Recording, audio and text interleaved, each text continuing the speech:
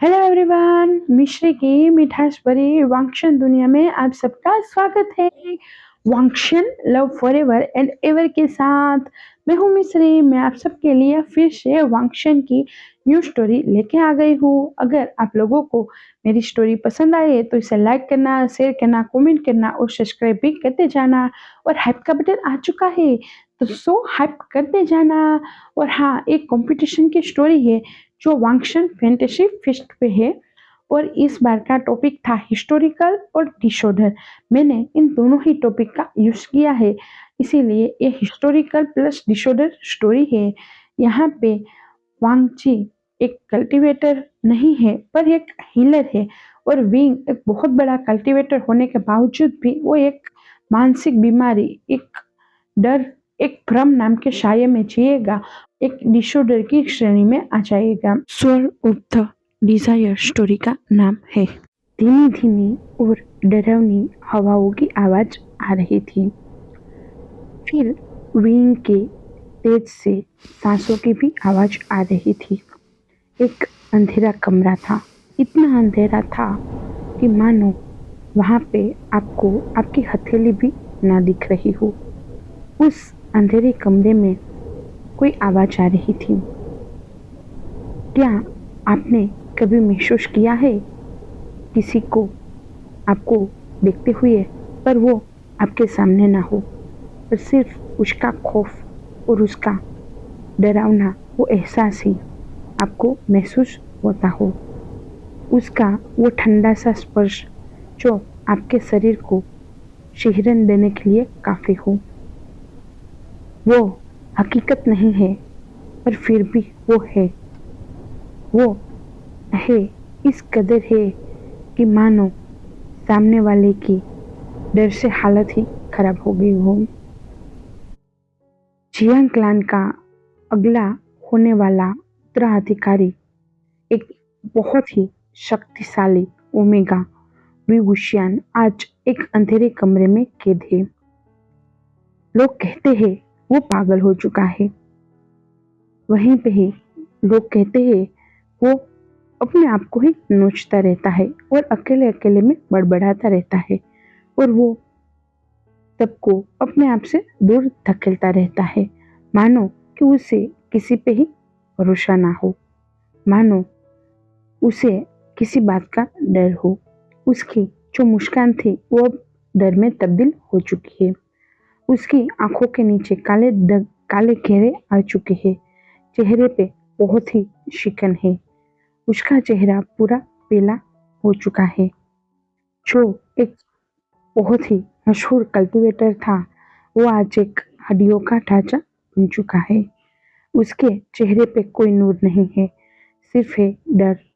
एक ऐसा डर मानो उसे कोई खा जाएगा। वो पागल है, सबको ऐसा लगता है कि वो पागल है, पर हकीकत उससे उलट है। जो लोगों को लगता है कि विंग को भ्रम है, वो भ्रम नहीं, वो हकीकत थी। विंग उस हकीकत से जूझ रहा था, डर रहा था और अपने आप को बचाने की कोशिश कर रहा था, पर पर फिर भी वो उससे अपने आप को नहीं बचा पा रहा था। उसकी आंखें हर पल अपने आप को अकेला महसूस कर रही थी और डर के साये में जी रही थी। जब भी उसकी आंखें बंद होती, वो डरावना साया उसके पास होता और उसे ऐसा लगता मानो वो जो भी है वो उसे मार डालेगा, उसे हार्म करेगा। एक अंधेरे कमरे में कोई था, बहुत ही डरा हुआ, सहमा हुआ, और वो बड़बड़ा रहा था और कह रहा था, मुझसे मुझसे दूर रहो, मुझसे दूर रहो, मेरे नजदीक मत आना, मुझसे दूर रहो, मुझे डर डर लगता है।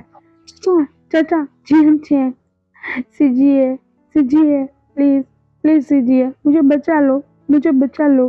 ये बहुत डरावना है, ये बहुत डरावना है, मुझे इससे बहुत डर लगता है, प्लीज सीजिए, प्लीज, मुझे मुझे इसे बचा लो, सीजिए।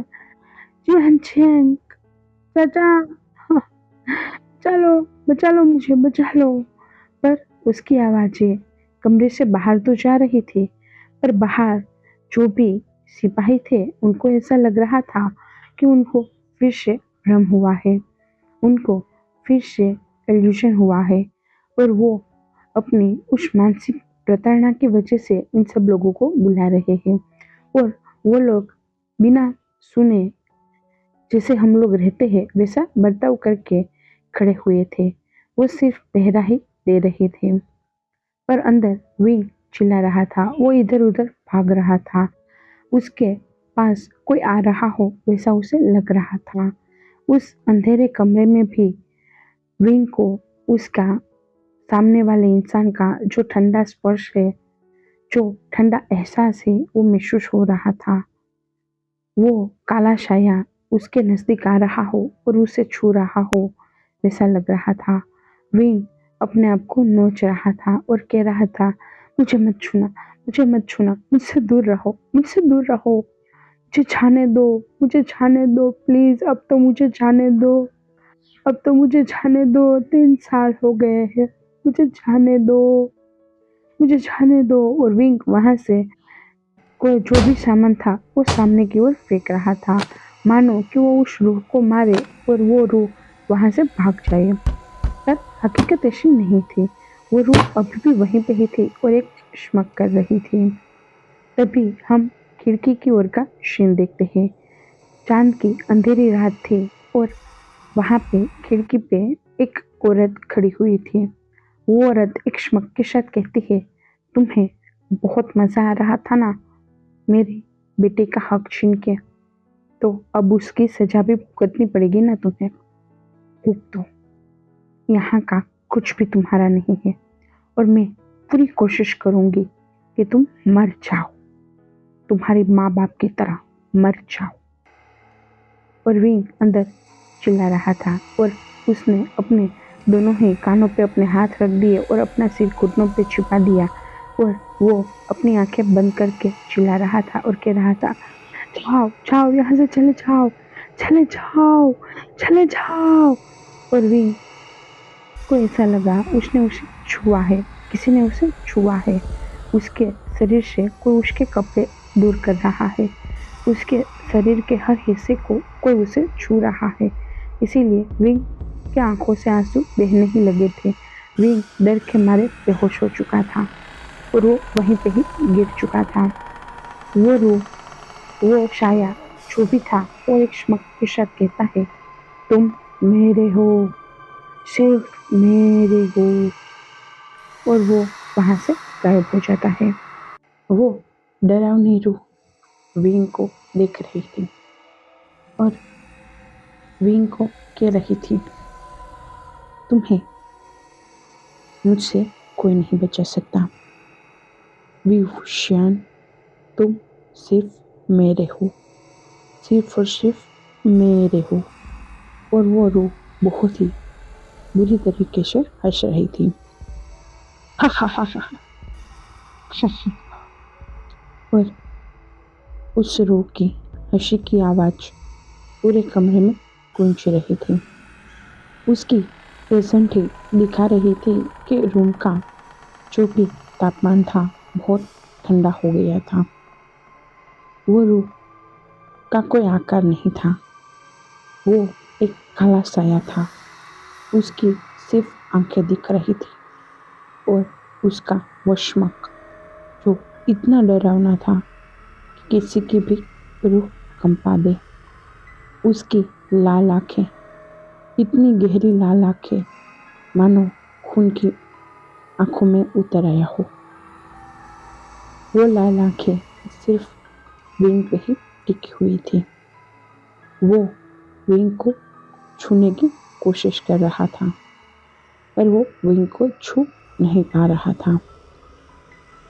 वो विंग को देखते हुए कहता है, विभूषण, एक दिन तुम पूरी तरीके से मेरे बन जाओगे, मुझे इस तरीके से तुम्हें छूने की कोई ज़रूरत नहीं होगी।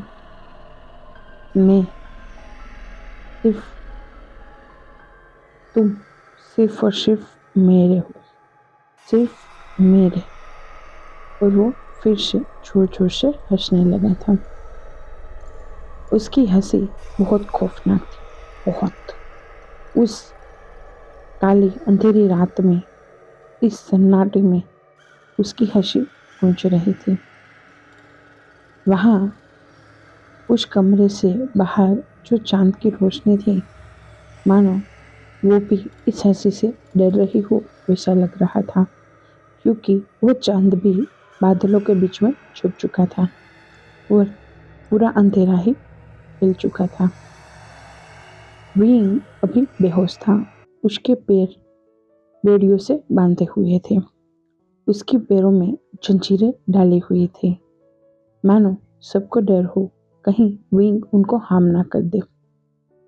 विंग के हाथों से उसके नाखूनों में खून था। उसके शरीर में चोटों के निशान थे, मानो उसने अपना खुद का शरीर ही नोच डाला हो। विंग का चेहरा पेल हो चुका था। उसकी आंखें अभी भी पानी से भीगी हुई थी। उसके चेहरे पे उसका डर साफ साफ दिख रहा था। उसके बाल बिखरे हुए थे। उसके होठ कपकपा रहे थे। वो अभी भी नींद में कह रहा था, मुझे छोड़ दो, मुझे जाने दो, मुझे बख्श दो, मुझे मत छूना, मुझे मत छूना, मुझे मत छूना। और वो डर से कपकपा रहा था, मानो कि कोई उसे उसकी नींद में ही उसके अंतरात्मा को हार्म कर रहा हो। हाँ, हकीकत भी वही थी। वो जो रूह थी वो विंग को सेक्सुअली हरेश करती थी, विंग के ड्रीम में जाके। विंग को हकीकत में छूना पॉसिबल नहीं था। उसके लिए उसने बार बार कोशिश की थी, पर वो कभी भी विंग को छू नहीं पाता था। इसीलिए वो रूह अपनी पावर से विंग के ड्रीम में जाता था और विंग को छूने की कोशिश करता था। जब विंग सोता था तब उसके ड्रीम का एटमॉस्फेयर जो था वो बहुत ही खूबसूरत रहता था।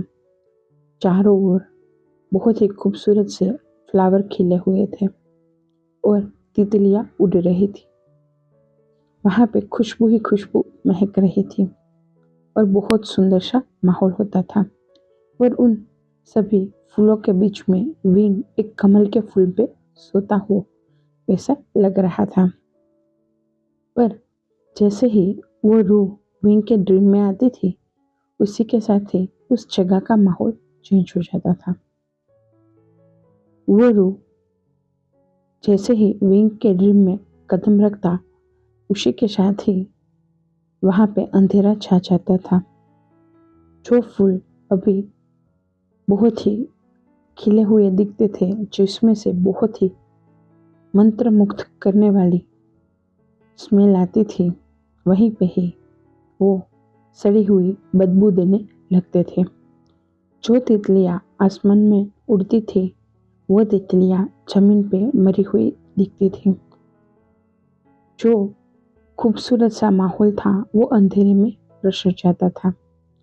अभी थोड़ी देर पहले वहां पे जितनी ही हैप्पीनेस थी, अभी उस रूह की वजह से वहां पे डार्कनेस छा जाती थी और मानो कई सारी रूह जो अपनी प्रताड़ना से बच रही हो, चिल्ला रही हो और कह रही हो, हम तुम्हें नहीं छोड़ेंगे, हम तुम्हें नहीं छोड़ेंगे, हम तुम्हें अपने साथ ले जाएंगे, हम तुम्हें अपने साथ ले जाएंगे, वैसा विंग के कानों में गूंजता था। जो विंग अभी फूलों पे सोया हुआ था, कमल पे, वही विंग उसे लगता था कि वो आग की लपटों के बीच में सोया हुआ है। विंग को ऐसा लगता मानो जो रूह उसके पास आ रही है, वो रूह उसके कपड़े खोल रही है। उसके हर स्पर्श पे विंग को ऐसा लगता मानो कोई बर्फ की सिल्ली पे उसे सुला रहा हो। उसका स्पर्श विंग को बहुत ही ठंडा लगता और बहुत ही गंदा लगता। विंग उस रूह को दूर धकेलने की बहुत कोशिश करता, उसे अपने आप से दूर करता। वो रूह के आने की वजह से वहाँ का जो भी खुशनुमा माहौल था वो सन्नाटे में प्रसर गया था। एक ऐसा सन्नाटा जो गहरे अंधेरे को दिखा रहा था, एक ऐसा अंधेरा जहाँ पे कुछ नहीं था, कुछ भी नहीं, सिर्फ था तो विंग को पाने की लालच, विंग के लिए डिजायर्स। वो रूह बेशक विंग को नहीं छुपा रहा था, वो बहुत कोशिश कर रहा था, वो ड्रीम में भी विंग पे हाथ नहीं लगा पा रहा था। वो अपनी हर कोशिश करता है पर उसे निराशा ही हाथ लगती है। तब वो विंग के माइंड के साथ छेड़खानी करता है, विंग को मैनिपुलेट करता है, विंग को ऐसा एहसास दिलाता है कि वो विंग को छू रहा है, विंग के बदन से वो कपड़े निकाल रहा है, वो विंग को सेक्सुअली हरेस कर रहा है। वैसा वो विंग को फील करवा रहा था और विंग को भी ऐसा ही लगता था। इसीलिए विंग अपने आप को नोचता था। जिस जिस अंग पे विंग को लगता, उस रूह ने, उस सोल ने उसे छुआ है, विंग उस हिस्से पे अपने नाखूनों से नोचता रहता। वो ड्रीम में ऐसा करता, उस रूह को धक्का देने की कोशिश करता, पर वो रूह हर बार विंग पे आक्रामक हो जाती। हर बार वो रूह विंग के साथ फोर्स करने लगती, पर विंग अपने आप को नहीं बचा पाता। उसी गिल्ट के कारण विंग आहिस्ता आहिस्ता अपना मानसिक संतुलन और भी बुरी तरीके से खोने लगा था। पिछले 3 सालों से बढ़ चुकी थी। वो सोल पहले तो विंग को हार्म ही करती थी, सिर्फ उसे डराती थी, उसे ऐसा महसूस करवाती थी कि उसके आसपास कई सारी सोलें हैं और वो सभी मिलके विंग को हार्म कर देगी। विंग एक बहुत बड़ा कल्टीवेटर था, इसीलिए विंग को मानसिक रीति हार्म करना इतना भी आसान नहीं था। पर वो सोल विंग को इस कदर डराने लगे कि मानो विंग अपने आप से ही डरने लगा था। वो अपने आसपास के हर लोगों से डरने लगा था। वो सोल विंग को पाना चाहती थी। उस सोल के लिए विंग के दिल में एक अलग ही डिजायर छप चुके थे और वो हर बार, हर रात, हर पल यही कोशिश करती थी कि वो कैसे विंग को अपना बना ले। पर पता नहीं क्यों, पर वो विंग के आसपास नहीं जा सकता था, वो विंग को नहीं छू पा रहा था। इसीलिए वो मानसिक रीति विंग को हम करने लगा था। वो विंग को ऐसे इल्यूजन में डाल चुका था जहाँ पे विंग को ऐसा लगता था कि वो रूह हर रात विंग के साथ जबरदस्ती करती है और विंग इसी गिल्ट के कारण अंदर से टूटने लगा था। विंग इसी गिल्ट के कारण अपने आप पे नफरत करने लगा था। उसे लगता था उसको गंदा कर दिया गया है, उसे लगता था वो अब किसी के काबिल नहीं रहा है, उसे लगता था वो अब किसी को अपना चेहरा नहीं दिखा पाएगा। इसीलिए विंग अपने चेहरे पे कभी कभार मास्क भी पहन लेता था या फिर कुछ मिट्टी जैसा लगा लेता था ताकि उसके चेहरे को कोई देख ना पाए। इसी सभी चीजों के कारण विंग को सभी लोग पागल समझने लगे थे। जो मंत्रिमंडल विंग की वाहवाही करता था, जो मंत्रिमंडल विंग को अगला उत्तराधिकारी मान के बहुत खुश था, विंग की पावर पे घमंड करता था। जब उन लोगों को पता चला कि विंग ऐसी हरकतें कर रहा है, जो अपने आप को नोचता है, अपने आसपास किसी को आने नहीं दे रहा है, सबके सामने वो तलवार लेके आ जाता है और खुद ही खुद में बड़बड़ाने लगता है और मानो कि वो पागल हो वैसी हरकतें करने लगा है, तो सब लोगों ने विंग को मानो निष्कासित ही कर दिया था। जिसे क्लान का अगला क्लान लीडर बनाने वाले थे, आज वही ओमेगा, वही कल्टीवेटर, वही विभूषण एक अंधेरे कमरे में जंजीरों के बीच में गिरा हुआ था। उसके पैरों को बांध रखा था, कभी कभार तो उसके हाथों को भी बांधना पड़ता था। विंग अपने आप को मारने की भी बहुत बार कोशिश कर चुका था, पर हर बार जियांग फेमिया उसे बचा लेते थे। विंग किसी को भी अपने पास नहीं आने देता था, पर जैसे तैसे जियांग फेमिया उसे बहला फुसला लेते थे और उसे संभाल लेते थे। विंग यानली तक को अपने पास नहीं आने देता था, पर विंग को जियांग फेमिया के पास एक कंफर्ट जोन मिलता था, एक बाबा वाली फीलिंग मिलती थी, जिससे विंग को ऐसा लगता था चाहे पूरी दुनिया उसकी दुश्मन क्यों न बन जाए, पर उसके चाचा, कहने को उसके बाबा, उसे कभी भी कुछ नहीं होने देंगे, कुछ भी नहीं। और आज भी वैसा ही था। विंग अभी बेहोश था, उसके सिर से खून बह रहा था, क्योंकि उसे जब ऐसा महसूस होने लगा था कि वो रूह उसे छू रही है, तब विंग नींद में ही अपने सिर को इधर उधर पटकने लगा था और वो जोर से पटक दे रहा था, जिस वजह से उसके सिर से खून बहना स्टार्ट हो चुका था। जियांग फेमिया हर रात को विंग को देखने आते थे, कहीं विंग को कुछ हुआ तो नहीं है ना, कहीं विंग ने कुछ कर तो नहीं लिया है ना।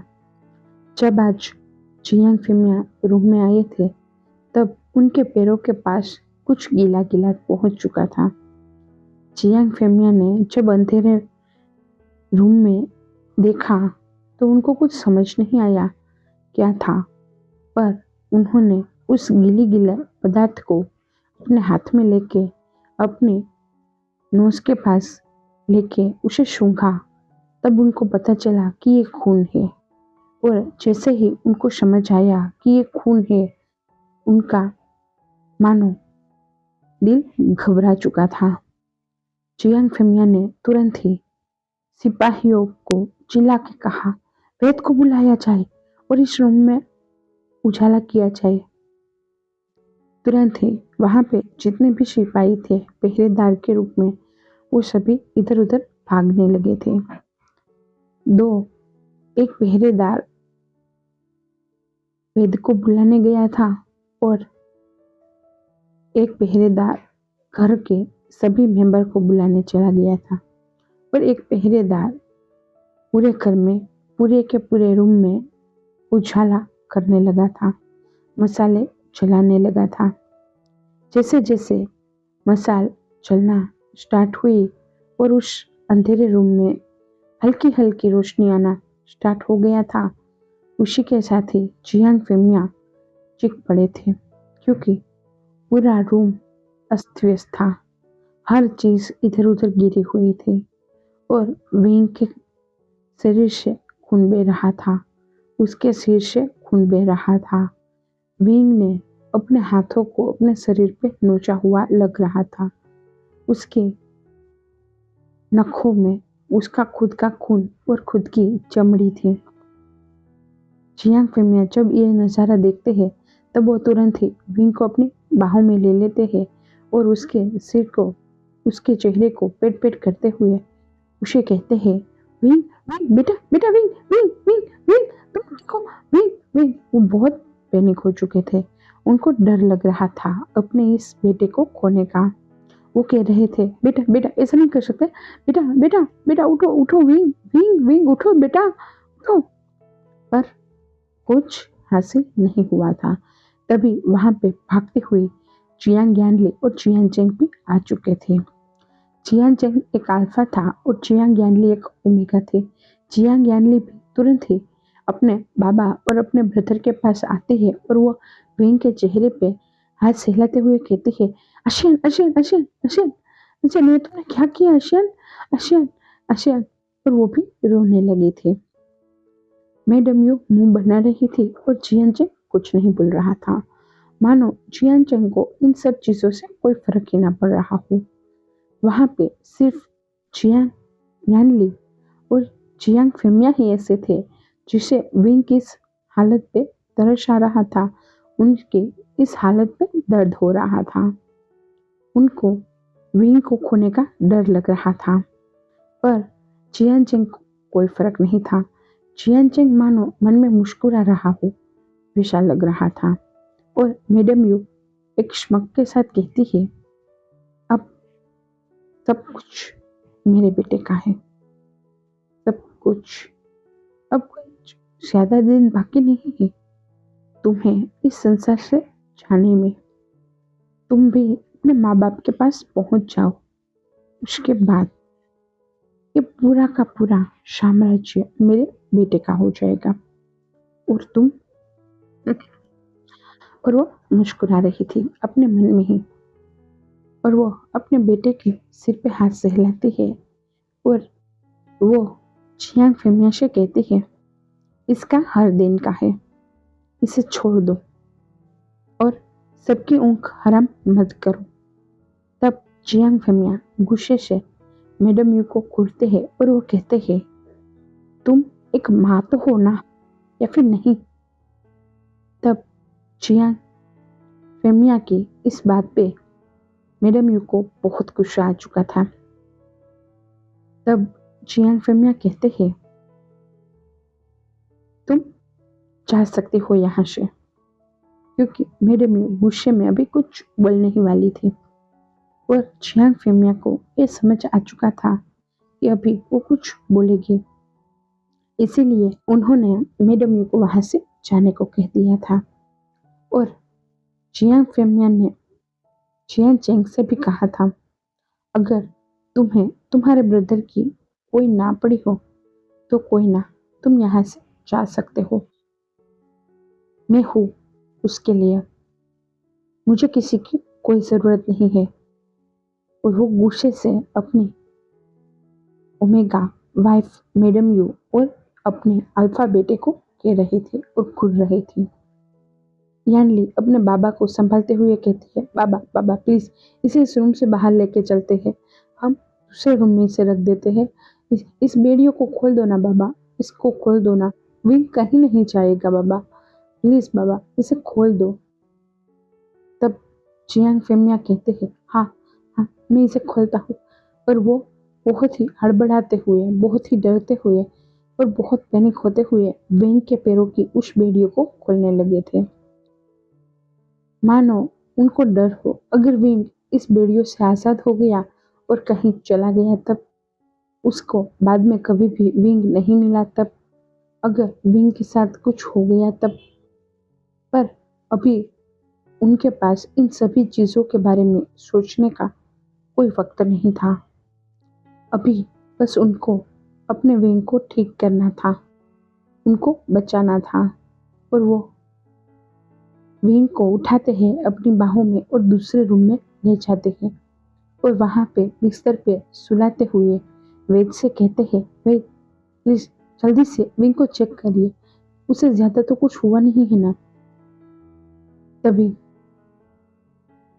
वो वेद भी बहुत ही हड़बड़ी से विंग के सिर पे पट्टी करते हुए उसके घावों को हील करते हुए कहते हैं, मैंने आपको कहा है आप इनको किसी हीलर, ऐसे हीलर को बुलाइए जो इनको मानसिक रूप से ठीक कर पाए।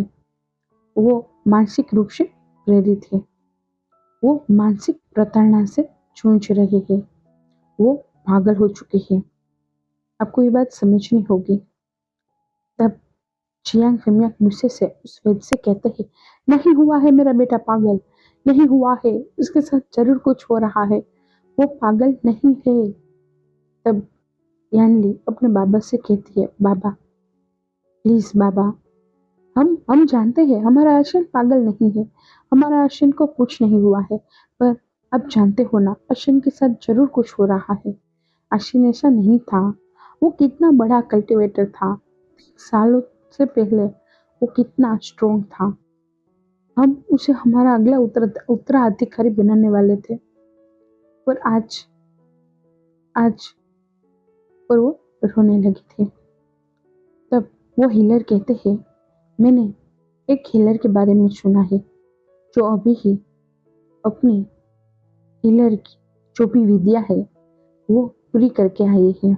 वो एक इमोर्टल से सारी की सारी जो आयुर्वेदिक विद्या होती है वो लेके आई है। वो उनके शिष्य थे। उनके गुरु का नाम भावशा शरण था और वो उनसे सारी विद्या लेके आई है। इतना ही नहीं है, उनके खुद के वंशज मैडम लानी है, गुरु लानी, जो लान क्लान की सिस्टर है, जो लान क्लान की स्थापक थी, जो बहुत बड़ी वैद्य थी। उन्होंने उनकी भी सारी शिक्षा को ग्रहण किया है।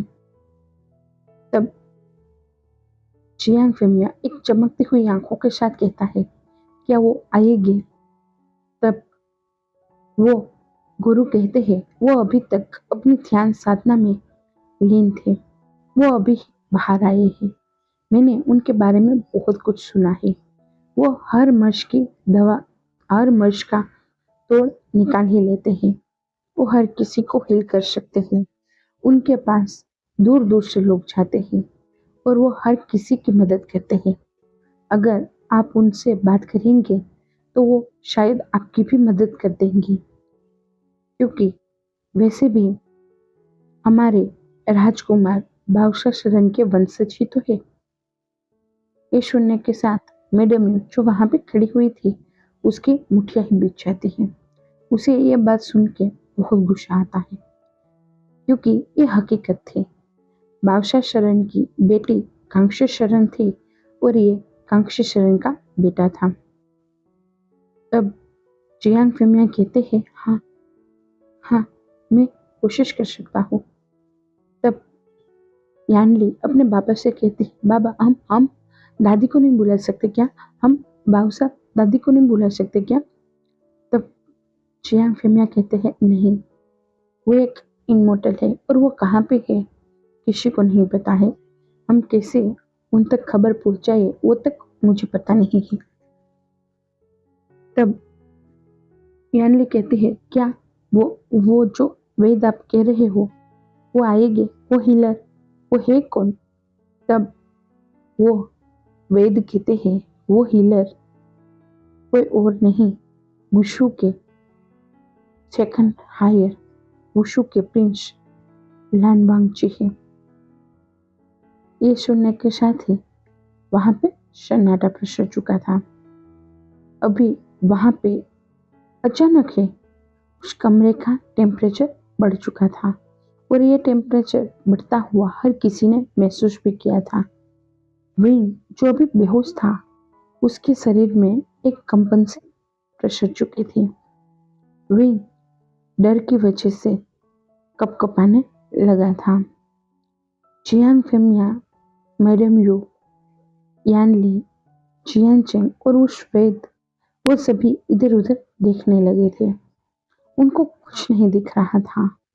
उनको महसूस हो रहा था इस रूम में अभी जो सन्नाटा प्रसर चुका है, जो ठंडी प्रसर चुकी है, वो घुटन दिला रही है, पर उनको समझ नहीं आ रहा था ऐसा क्यों था।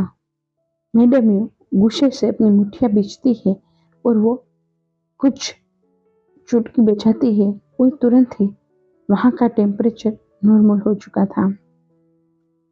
मैडम यू गुस्से से वहां से बाहर चली जाती है और वो एक अपने खुफिया रूम में चली जाती है। वो गुस्से से किसी से कहती है, तुम्हारी हिम्मत कैसे हुई कि सबके सामने तुम रिएक्ट करो। ये सुनने के साथ वरु, जो भी घुटनों पे बैठा हुआ था, वो सिर झुकाते हुए कह रहा था, मुझे माफ कर दीजिए, पर पता नहीं क्यों मुझसे रिएक्ट हो चुका था। ये बात सुनने के साथ ही मैडम यू उस रूह को एक मंत्र से बांधती है और उसका गला घोटते हुए कहती है, तुम जो कर रहे हो वो मैं जानती हूँ कि तुम क्या कर रहे हो, पर मैं तुम्हें इसलिए यहाँ पे नहीं लाई थी। मैंने तुम्हें क्या कहा था, मुझे वो मरा हुआ चाहिए, सिर्फ और सिर्फ मरा हुआ। वो इस तरीके से पागल हो जाए कि सब उसे देखना तक मंजूर ना करे और उसे खुद ब खुद मार डाले, या फिर वो खुद मर जाए अपने हाथों से। तब वो रूह कहती है, मालिक, पर मुझे वो चाहिए, मुझे वो चाहिए। मैं उसे मार नहीं सकता, मैं उसे हार्म कर सकता हूँ, पर उसे मरता हुआ नहीं देख सकता। ये बात सुनने के साथ ही मैडम और भी ज्यादा कड़ा मंत्र उस रूह पे यूज करती है और उसका गला रोंदने लगती है, मानो उस रूह के गले पे एक रस्सी आ गई हो और वो रस्सी और भी ज्यादा टाइट हो रही हो और वो रूह अपनी सांस तक ना ले पा रहा हो, वैसा लग रहा था।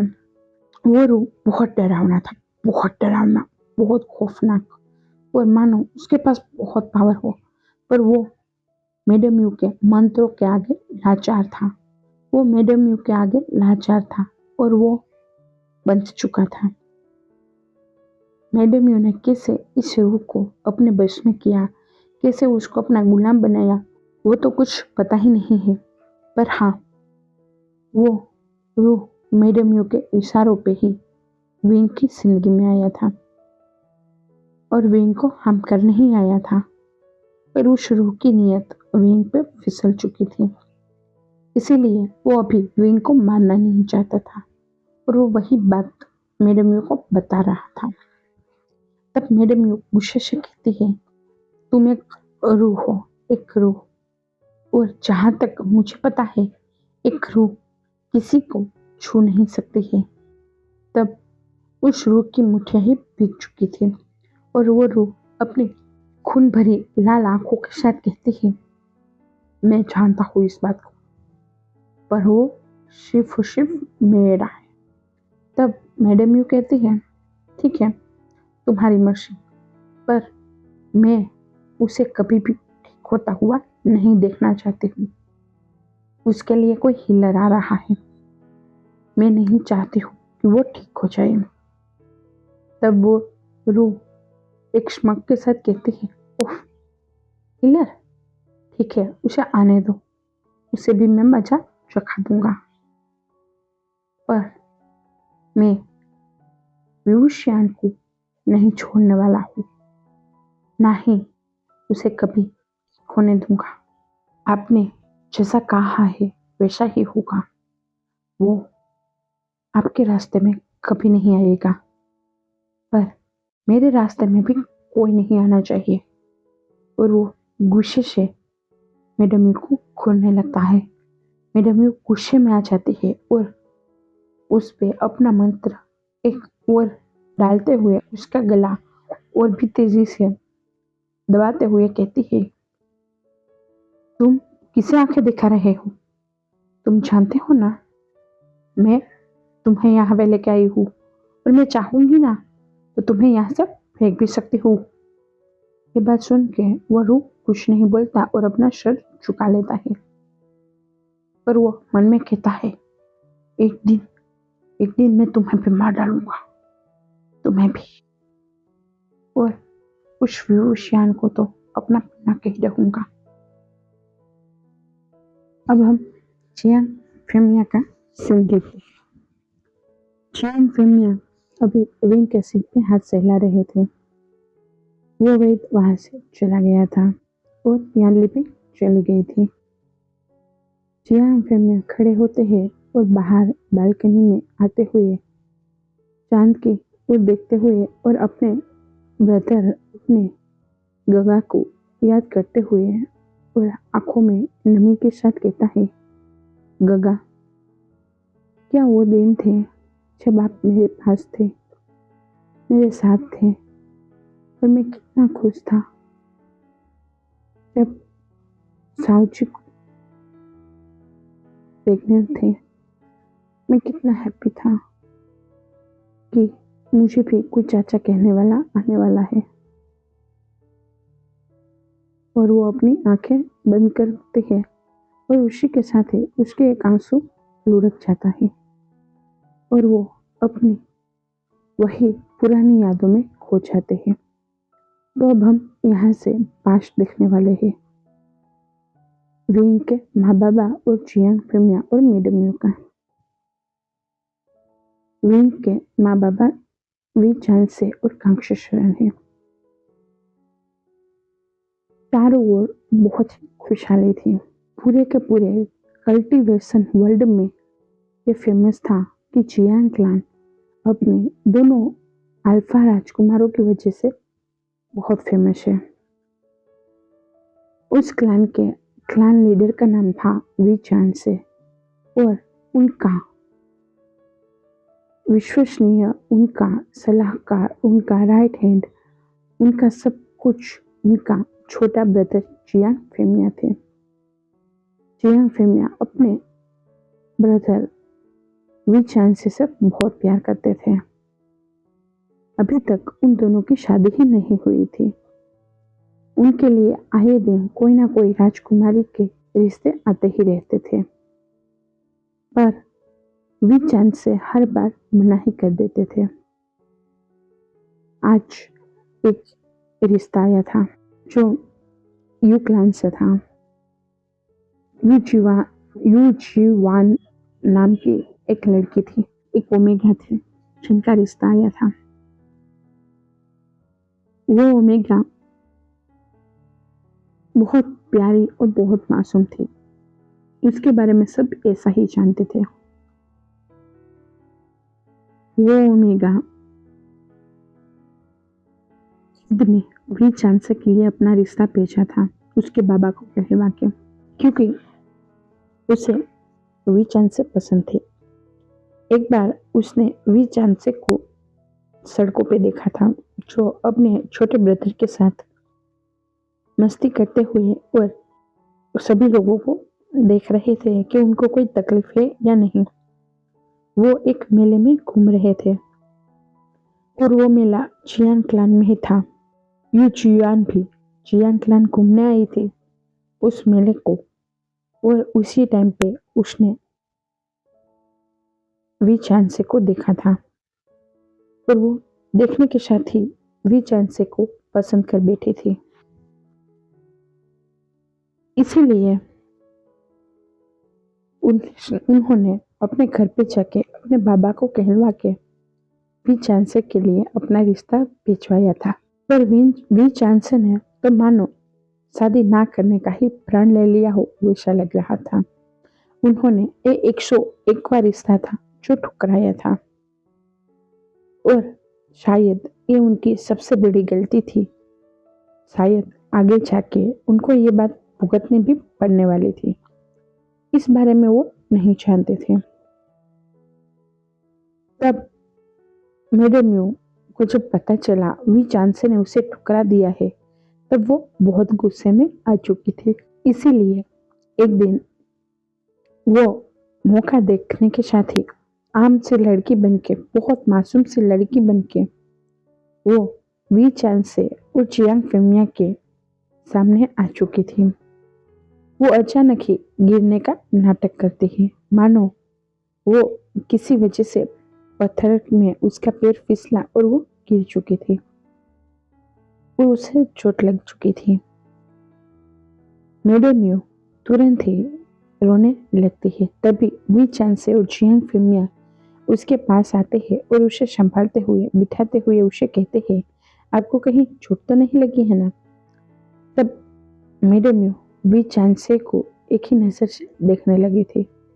अभी वी चांसे ने उसके शोल्डर पे हाथ रखा हुआ था और उसे संभाल रहे थे और जियांग फिमिया उसके पैर को सही कर रहे थे। मैडम यू वी चांसे की ओर देखते हुए कहती है, बहुत चोट लगी है, बहुत बहुत पेन हो रहा है। तब वी चांसे जियांग फिमिया से कहते हैं, फिमिया इसे सच में बहुत चोट लगी है, अब हम क्या करें। तब फिमिया एक बार यू जुआन की ओर देखते हैं और देखने के साथ ही जियांग फिमिया यू जुआन के प्यार में ही गिर चुके थे। उनको मैडम यू बहुत पसंद आ चुकी थी और शायद ये नजर उसके ब्रदर जियांग फेमिया की वी चांसे ने भाप ली थी। इसीलिए वी चांसे थोड़ा सा मुस्कुराते हैं और वह मैडम यू यानी कि यू जुआन से कहते हैं, तुम्हारा नाम क्या है, कहाँ से आई हो और कहाँ जा रही थी, कहो हम तुम्हें छोड़ देते हैं।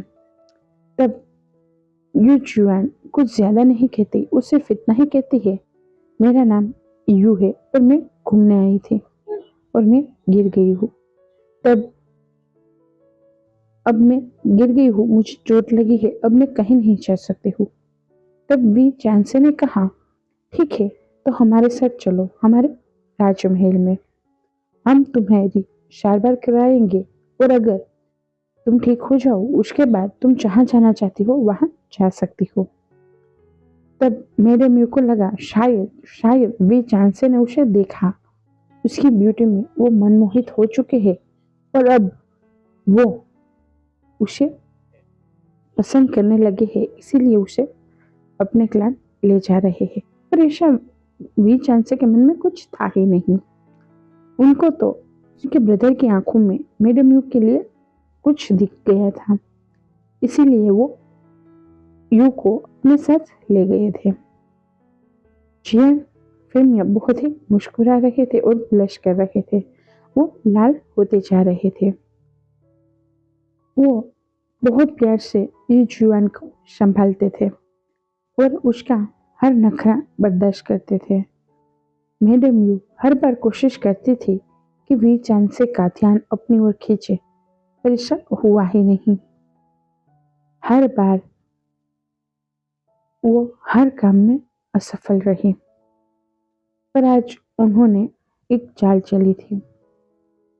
उन्होंने वी चांसे के खाने में जो रटे लाने की मेडिसिन होती है वो डाल दी थी, पर उनको पता नहीं था कि वो जियांग फेमिया ले लेंगे, जियांग फेमिया वो खा लेंगे।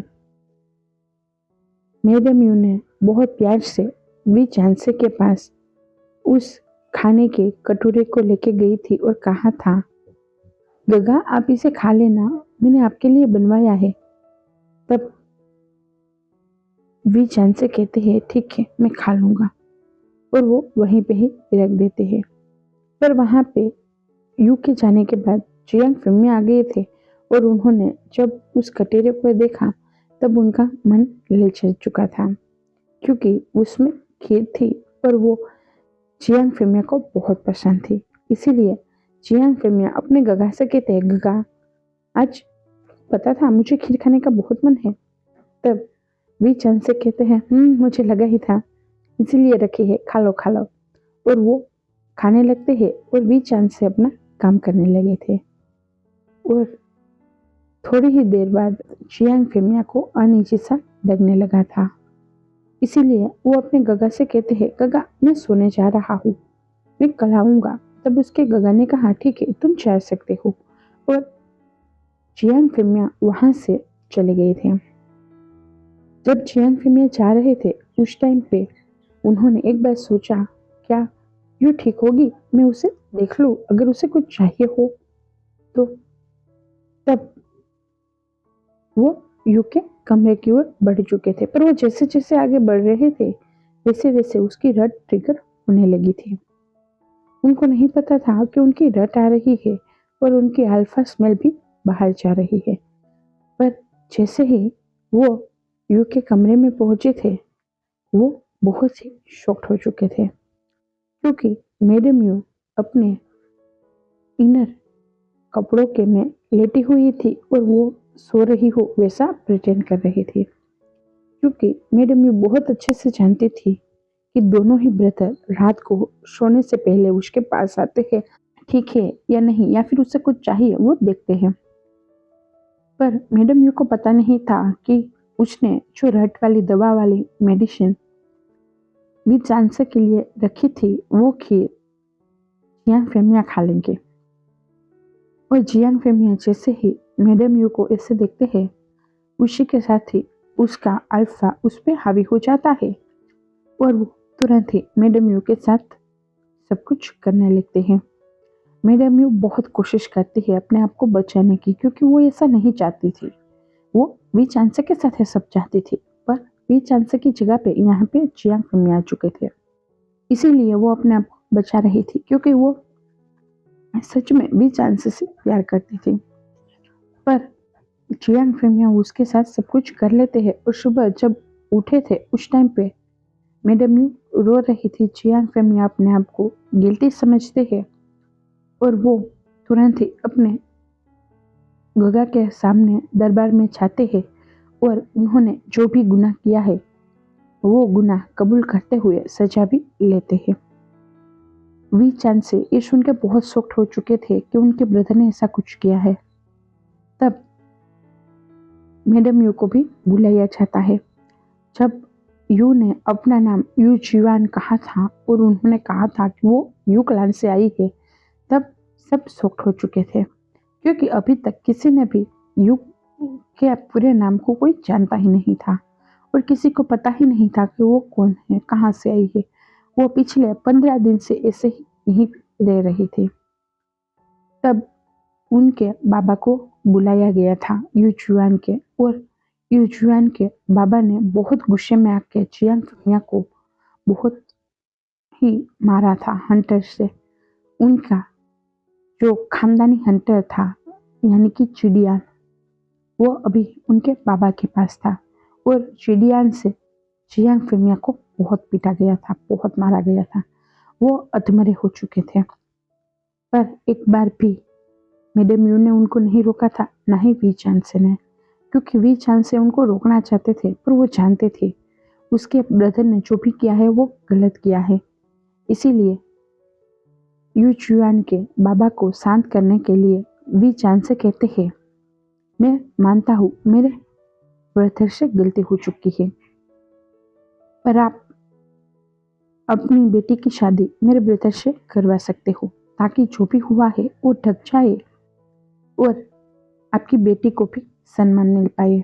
ये सुन के यूजुआन के बाबा कहते हैं, आपने सही कहा, यही होना चाहिए। और उसी दिन यूजुआन यानी कि मैडम यू और जियांग फेमिया की शादी हो जाती है। मैडम यू मना करती रहती है पर कोई उसकी बात नहीं सुनता है और उसकी शादी करवा दी जाती है।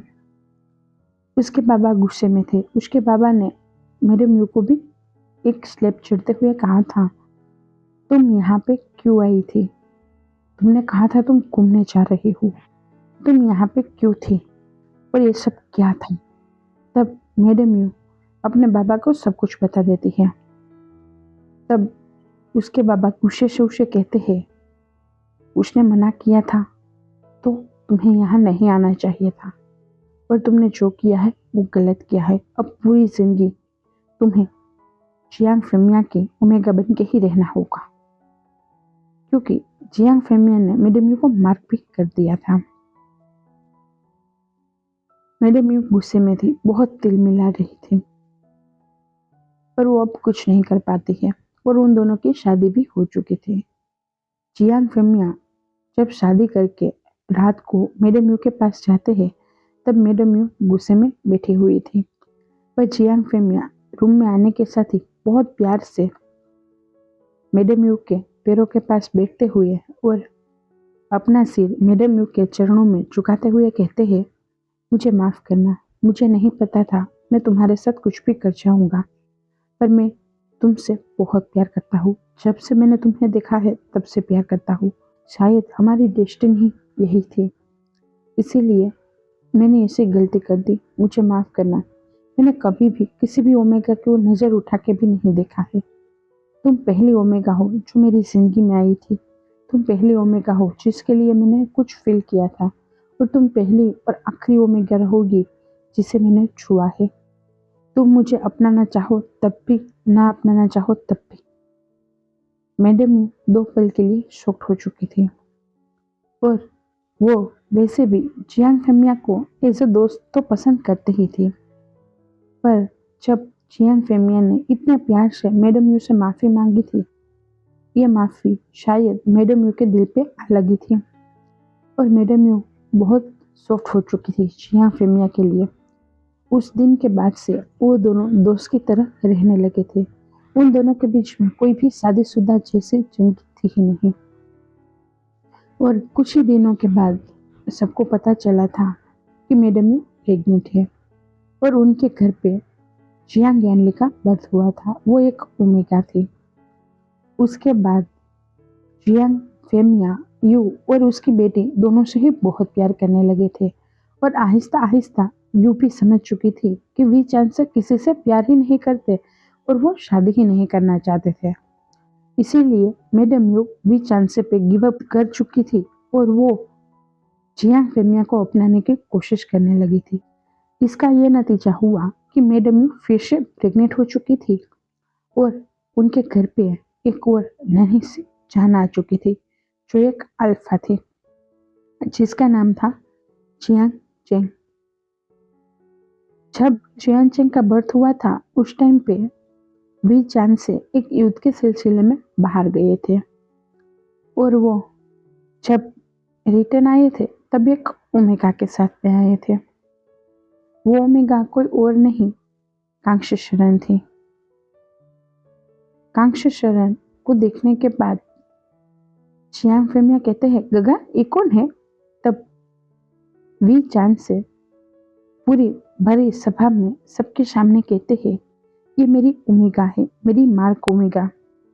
ये सुनने के साथ मैडम यू के पैरों से जमीन ही निकल चुकी थी। जहां तक वो वी चांसे को अकेला देखती थी तब तक वो ये बर्दाश्त कर पाती थी, और वो अच्छे से अपनी जिंदगी जी पा रही थी। पर जैसे ही उन्होंने कांक्षे को वी चांसे की ओमेगा के रूप में देखा, उसी के साथ ही उनका गुस्सा फूट पड़ा था। उनको लग रहा था वी चांसे ने उसका अपमान किया है, वी चांसे दोगले है। उन्होंने कहा था वो शादी नहीं करेगी, और एक खूबसूरत सी ओमेगा देखने के साथ ही उन्होंने शादी कर ली थी। तब जियांग फेमिया बहुत हैप्पी हो चुके थे, और वो कहते हैं, गगा ये सब कैसे हुआ? तब वी चांद से कहते हैं, मैं युद्ध के सिलसिले में जब बाहर गया था तब मैं बहुत हार्म हो चुका था, और मेरा घोड़ा मुझे जंगल में ले गया था। उस टाइम पे मैं बेहोश हो चुका था, और कांक्षे वहीं से ही गुजर रही थी, और वो मुझे उठा के अपनी कुटिया में ले गई थी, और वहां पे उसने मेरी बहुत सारवार की थी। मैं 3 दिन तक होश में ही नहीं आया था, और जब होश में आया तब मैंने वी कांक्षे को देखा। उसको देखने के साथ ही मुझे समझ में आ गया कि मैं जिसका इंतजार कर रहा था वो कोई और नहीं, कांक्षे ही थी। ये सुनने के साथ ही कांक्षे बहुत शर्माने लगी थी, बहुत ब्लश कर रही थी, और दूसरी ओर मैडम यू गुस्से से लाल हो रही थी, और उसकी हाथों की मुठ्ठियां बिछ रही थी। जियांग फेमिया कहते, ओहो गदा, आप भी आपको प्यार हो गया था? वाह वाह वाह सब्जी वाह, आपने तो क्या जादू कर दिया मेरे ब्रदर पे। तभी कांक्षे और भी शर्मा जाती है, और वो अपना सिर ही झुका लेती है। तब जियांग फेमिया वी चांसेस से कहते हैं, क्या शादी हो गई? तब वी चांद से कहते हैं, हाँ, उसकी माँ के सामने हमने की है। उनकी माँ का नाम बावशे शरण है। ये सुनने के साथ ही जो सभा में अभी कांक्षे को सब लोग गुस्से से देख रहे थे, सभी लोग उसे अपनाना नहीं चाहते थे, क्योंकि उनको अपनी बेटी यहाँ पे लानी थी, एक राजकुमारी यहाँ पे लानी थी। वही सभी खड़े हो चुके थे, क्योंकि बादशाह शरण कोई आम इंसान नहीं थी, वो एक कल्टीवेटर थी, वो एक इमोर्टल थी, और उनकी बेटी अगर उनके राज्य की एम्परर बनेगी तो सब लोग बहुत हैप्पी हो जाएंगे। उनके क्लैन की क्लैन लीडर की वाइफ बनेगी तो उनकी पावर और भी बढ़ जाएगी। ये बात सब समझ चुके थे, इसीलिए सबने हैप्पीली कांक्षे को अपना लिया था। जो अभी मंत्रीगण कांक्षे के खिलाफ बोल रहे थे, उसको नहीं अपना रहे थे, वो सभी ये सुनने के साथ ही कि ये बावशेश्वरन की बेटी है, वो बहुत ही हैप्पीली उसे अपना लेते हैं। और मैडम ये देखने के साथ और गुस्से में आ चुकी थी। और मैडम यू को तब झटका लगा जब उनको पता चला कि कांक्षा प्रेग्नेंट है। अभी जियानचंग 2 साल का हो चुका था और उसे पता चला कि कांक्षा प्रेग्नेंट है। इस वजह से उसका गुस्सा और भी तगड़ा हो गया था और उसने ठान लिया था कि अब तो वो विचान से मार के ही रहेगी। और इस कांक्षा को भी उसने गुस्से में ये प्लान कर लिया था। जब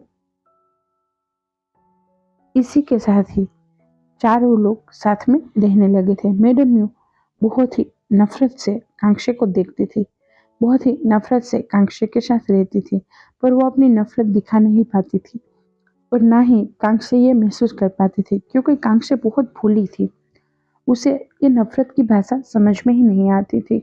उसने तो सिर्फ अपनी जगह पे सबके लिए प्यार ही देखा था, इसीलिए वो सबको प्यार ही करती थी।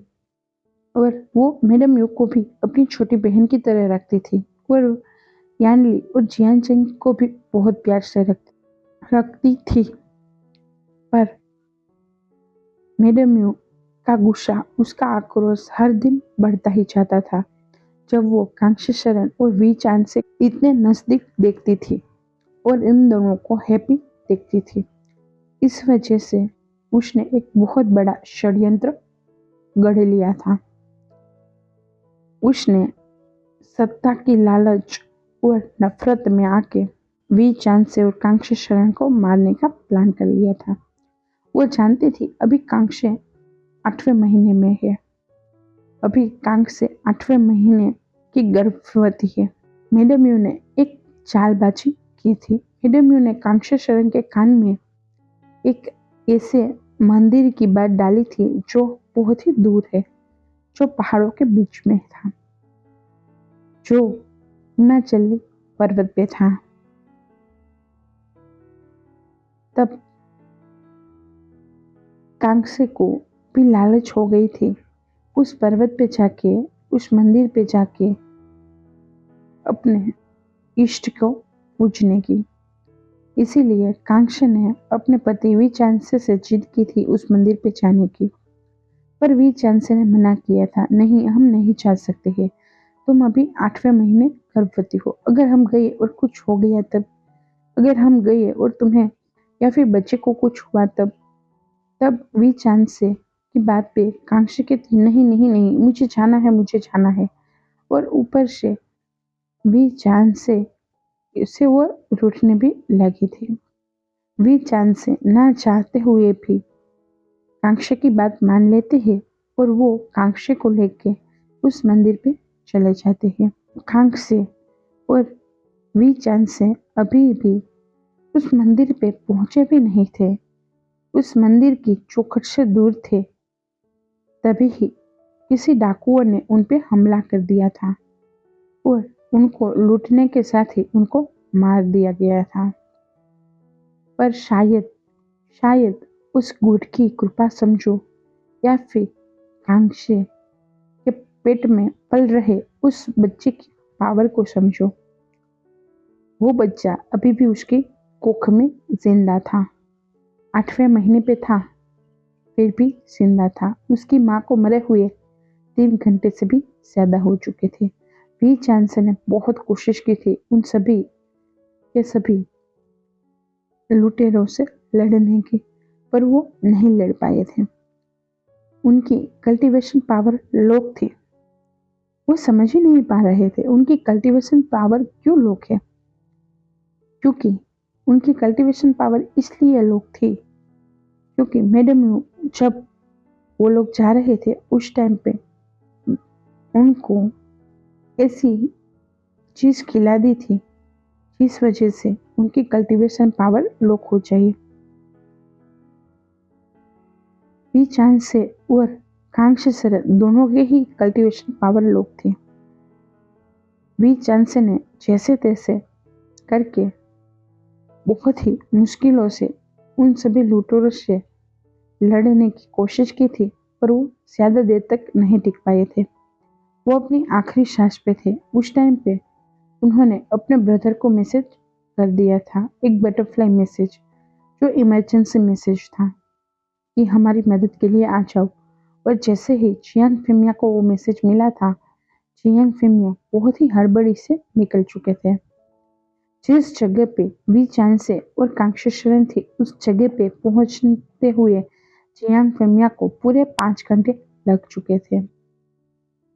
वी चांसे और मर चुके थे और कांक्षेश्वरन भी मर चुकी थी, पर वी चांसे ने देखा कांक्षेश्वरन की जो कोख थी वहां पे से रोशनी आ रही थी, बहुत ही तगड़ी वाली रोशनी।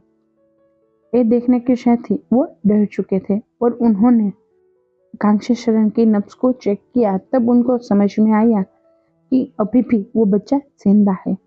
ये देख के वो शॉक्ड हो चुके थे। वो बच्चा जिंदा, पर कैसे? पर वो ज्यादा नहीं सोचे और उन्होंने अपने सिपाहियों के साथ कांक्षे को उस मंदिर के अंदर ले गए। वो सभी उस मंदिर से ज्यादा दूर नहीं थे, बहुत ही नजदीक पहुंच चुके थे। 10-15 मिनट में ही वो लोग मंदिर में पहुंच चुके थे और वहां के पुजारियों ने, जो अपनी कल्टीवेशन से लोगों को हील करते थे, अपनी कल्टीवेशन से लोगों की मदद करते थे, और वो संन्यास ग्रहण करे हुए एक बुद्धिस्ट कल्टीवेटर थे। उन्होंने सभी ने मिलकर कांक्षे की कोख से विंग को बाहर निकाला था। और जैसे ही एक बहुत ही प्रसिद्ध जो बुद्धिस्ट थे, जो सन्यासी थे, उन्होंने विंग को अपनी बाहों में लिया, उसी के साथ ही वो समझ चुके थे कि ये है कौन। और उन्होंने चियांग फेमिया की गोद में उस बच्चे को डालते हुए कहा था, ये तुम्हारे क्लान का क्लान लीडर बनेगा। ये कोई मामूली इंसान नहीं है, ये बहुत ही स्ट्रोंग ओमेगा बनेगा। इसे हर एक विद्या सिखाना, हर एक का मतलब हर एक। तुम समझते हो मैं क्या कह रहा हूँ? तब चियांग फेमिया अपनी सिर को हाँ में हिलाते हैं। तब वो बुद्धिस्ट चियांग फेमिया से कहते हैं, जब तुम इसको ब्लैक पावर सिखाओगे, उस टाइम पे किसी को भी पता नहीं चलना चाहिए कि ये ब्लैक कल्टीवेशन भी करता है। ये बात सुन के चियांग फेमिया हमें सिर हिलाते हैं। तब वो बुद्धिस्ट चियांग फेमिया को कहते हैं, इनका नाम विवुशियान है, इनको विंग कह के पुकारना। जैसे ही चियांग फेमिया ने विवुशियान नाम सुना, उसी के साथ ही वो तुरंत ही पैरों पे आ चुके थे, अपने घुटनों पे आ चुके थे और उस बच्चे को अपने सिर पे लगाते हैं, मानो उनके सिर को वो उस बच्चे से आशीर्वाद ले रहे हो। उस बच्चे के पैरों के पास अपना सिर ले जाते हैं। तब वो बोधिश कहते हैं, इसका मतलब तुम जानते हो ये है कौन? तब चियांग फेमिया कहते हैं, हाँ, ये हमारे इंसेस्टर किलिंग पेट्रियार्क है। ये सुनने के साथ ही वो बहुत मुस्कुराते हैं और वो कहते हैं, ये वही है, वो अपना अधूरा कार्य पूरा करने आई है, वो अपने अल्फा के लिए आए हैं, वो अपनी जिम्मेदारियां पूरी करने आए हैं, वो उस शक्ति को प्रोटेक्ट करने आए हैं जिनकी उन्होंने प्रोटेक्शन का वादा दिया था। ये बात सुन के चियांग फेमिया की आंखों में आंसू ही आ चुके थे। चियांग फेमिया बहुत ही गदगद आवाज से कहते हैं, हमारे घर पे आपका स्वागत है मास्टर विभूषण। हम बहुत ही कृतज्ञ हुए आपको हमारे घर पे देख के। हम बहुत खुशनसीब है कि आपने हमें चुना। वो बुद्धिस्ट कहते हैं इतना आसान नहीं होगा इनका रास्ता, तुम्हें समझना होगा। तब जियांग फेमिया कहते हैं मैं समझता हूँ। तब वो बोध कहते हैं किसी को पता नहीं चलना चाहिए। तब वो बोध की बात पे जियांग फेमिया कहते हैं मरते दम तक मैं कभी भी किसी को नहीं पता चलने दूंगा कि ये मास्टर इलिंग लाओशु है। तब वो बोध कहते हैं इनकी रक्षा करना और इनको बहुत प्यार करना। पिछले जन्म में ये प्यार के भूखे थे, इनको इनके माँ बाप का प्यार नहीं मिला था, ना ही अपनों का। तब जियांग फेमिया कहते हैं मैं पूरी कोशिश करूंगा इन पे अपनी जान लौटाने की। और वो उस बच्चे को अपनी गोद में लेते हुए बहुत ही प्यार से एक नाजुक पंखुड़ी को अपनी बाहों में लेते हुए वो जा रहे हो, ऐसा उनको लग रहा था मानो उनके छूने से शायद वो मुरझा जाए, वैसा उनको लग रहा था। वो फूल मुरझा जाएगा वैसा उनको लग रहा था। इसीलिए उन्होंने उसे बहुत ही नाजुक से बहुत ही प्यार से अपनी आलिंगन में छुपाते हुए और अपने गगा और अपनी सावजी का अंतिम संस्कार करते हुए उनकी जो भी अंतिम कार्य की विधि है वो करते हुए वो विंग को लेके अपने क्लान जियांग क्लान पहुंच चुके थे। जैसे ही मैडम यू ने जियांग फेमिया की गोद में एक बच्चे को देखा, उसी के साथ ही वो शॉक्ड हो चुकी थी। वो जियांग फेमिया के पास जाती है और उसे कहती है ये कौन है और आप इसे यहाँ पे क्यों लेके आए हैं। तब जियांग फेमिया कहते हैं ये मेरे गगा और मेरे सावजी की आखिरी निशानी है, ये मेरे गगा का मेगा सन है।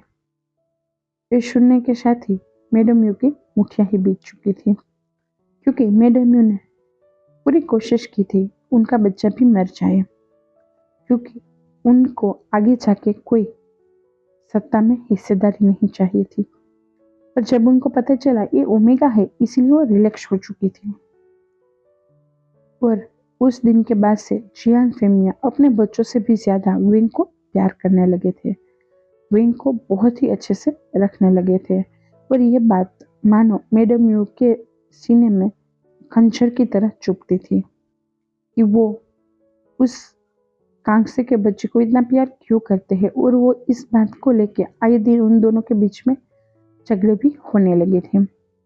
पर वी चांद से की आखिरी निशानी समझ के, अपने गगा की आखिरी निशानी समझ के जियांग फेमिया उसे बहुत ही प्यार से रखते थे। और वो अपने बच्चों को भी कहते थे ये तुम्हारा छोटा ब्रदर है, इसे बहुत प्यार से तुम्हें रखना है, बहुत प्यार से तुम्हें इसे बड़ा करना है। और यानली भी उस पे अपने ममता का आंचल फैला चुके थे और वो बहुत ही प्यार से उन दोनों बच्चों को संभालते थे। जियांग 2 साल का था, जियांग विंग 1 महीने का था।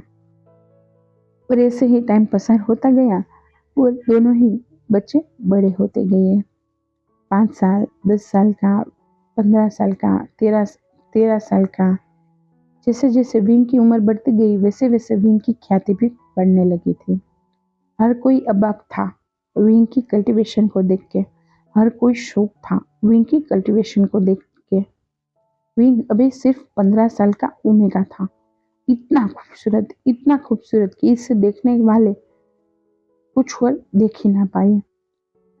विंग की मुस्कान मानो जियांग क्लान की रौनक थी।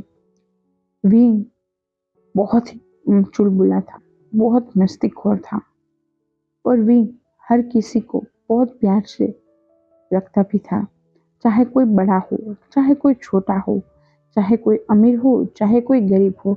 विंग सबके लिए एक ही भाव रखता था, वो है प्यार का। विंग सबके साथ प्यार से ही रहता था और विंग इसी वजह से प्रजा के बीच में बहुत ही प्रिय था।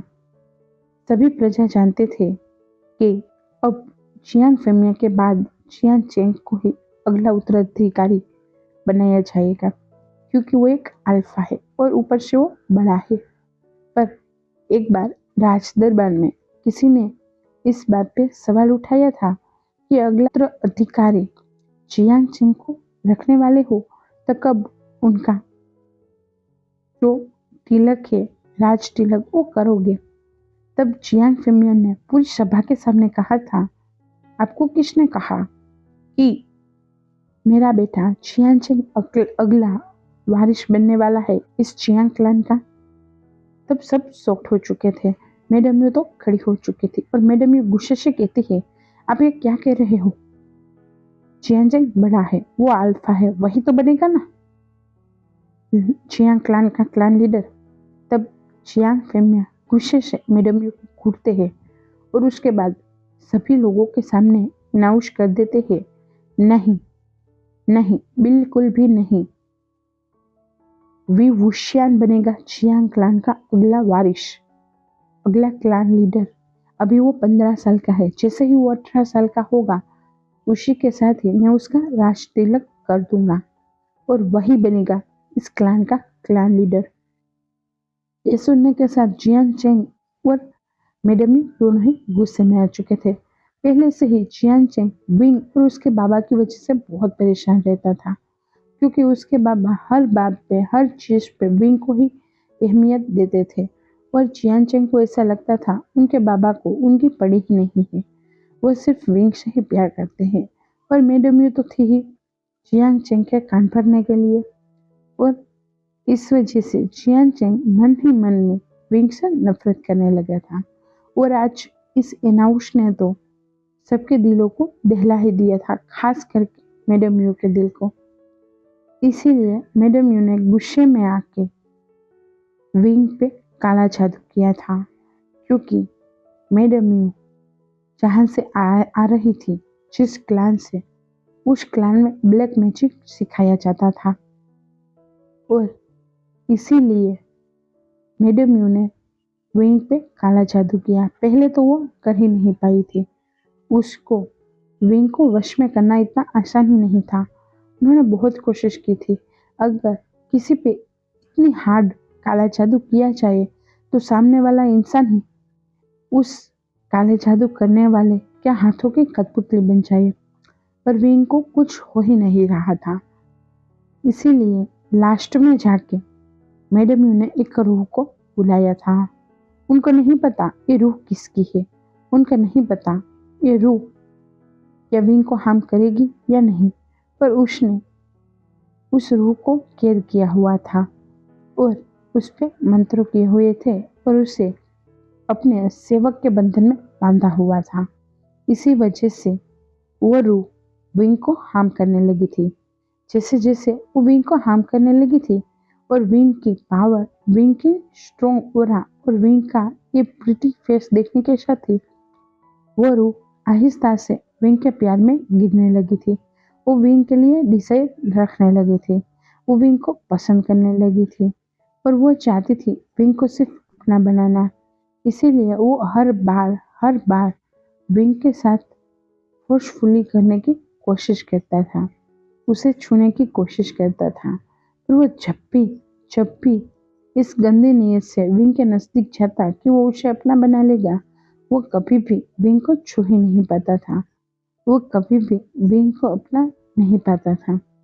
इसीलिए उसने बाद में विंग के माइंड के साथ खेलना स्टार्ट कर दिया था और जैसे जैसे टाइम बीतने लगा वैसे वैसे लोगों के बीच में एक चर्चा फैलने लगी कि विभूषण पागल हो चुके हैं, विभूषण लोगों से डरने लगे हैं और लोग अगर उसे छूना तो वो बहुत ही पीछे चले जाते हैं या फिर सामने वाले इंसान को ही हार्म कर देते हैं।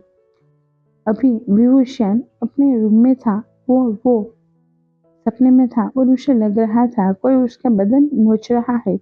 इसीलिए विंग भी ऐसा ही करने लगा था, विंग भी अपने बदन को नोचने लगा था और वो पूरी कोशिश कर रहा था उस रूह को अपने आप से दूर करने की, पर ऐसा हो ही नहीं रहा था। जियांग फेमिया बहुत कोशिश कर जियांग फेमिया ने बहुत कोशिश की थी विंग को क्या हो रहा है उस बारे में जानने की, पर उनको कभी भी कोई भी पता चला ही नहीं। और ऐसे ही टाइम बीतना स्टार्ट हो चुका था। जो लोग अभी विंग जो लोग विंग की काबिलियत की वजह से विंग को पसंद करते थे, जो लोग विंग को बहुत शक्तिशाली समझते थे, विंग को बहुत प्यार करते थे, आज वही लोग विंग के दुश्मन बने बैठे हैं।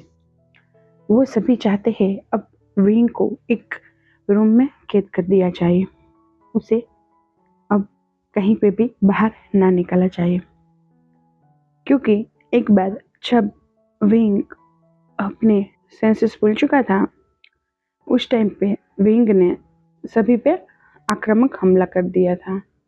विंग को ऐसा लग रहा था कि वो सभी मंत्रीगण उसे मारना चाहते हैं, क्योंकि विंग को अपने आसपास वो जो सोल दिखती थी, वो सभी सोल उसे कह रही थी ये सब तुम्हें मारना चाहते हैं, ये सब तुम्हें मार डालेंगे और तुम्हें हमारे पास भेज देंगे। इसीलिए विंग के मन में यही बस चुका था कि अगर वो मर गया तो ये सभी सोल उसे अपने साथ ले जाएगी और वो बुरी सोल जो है उसे हर पल जो सेक्सुअली हरेस करती है वो सोल उसे जिंदा नोच डालेगी।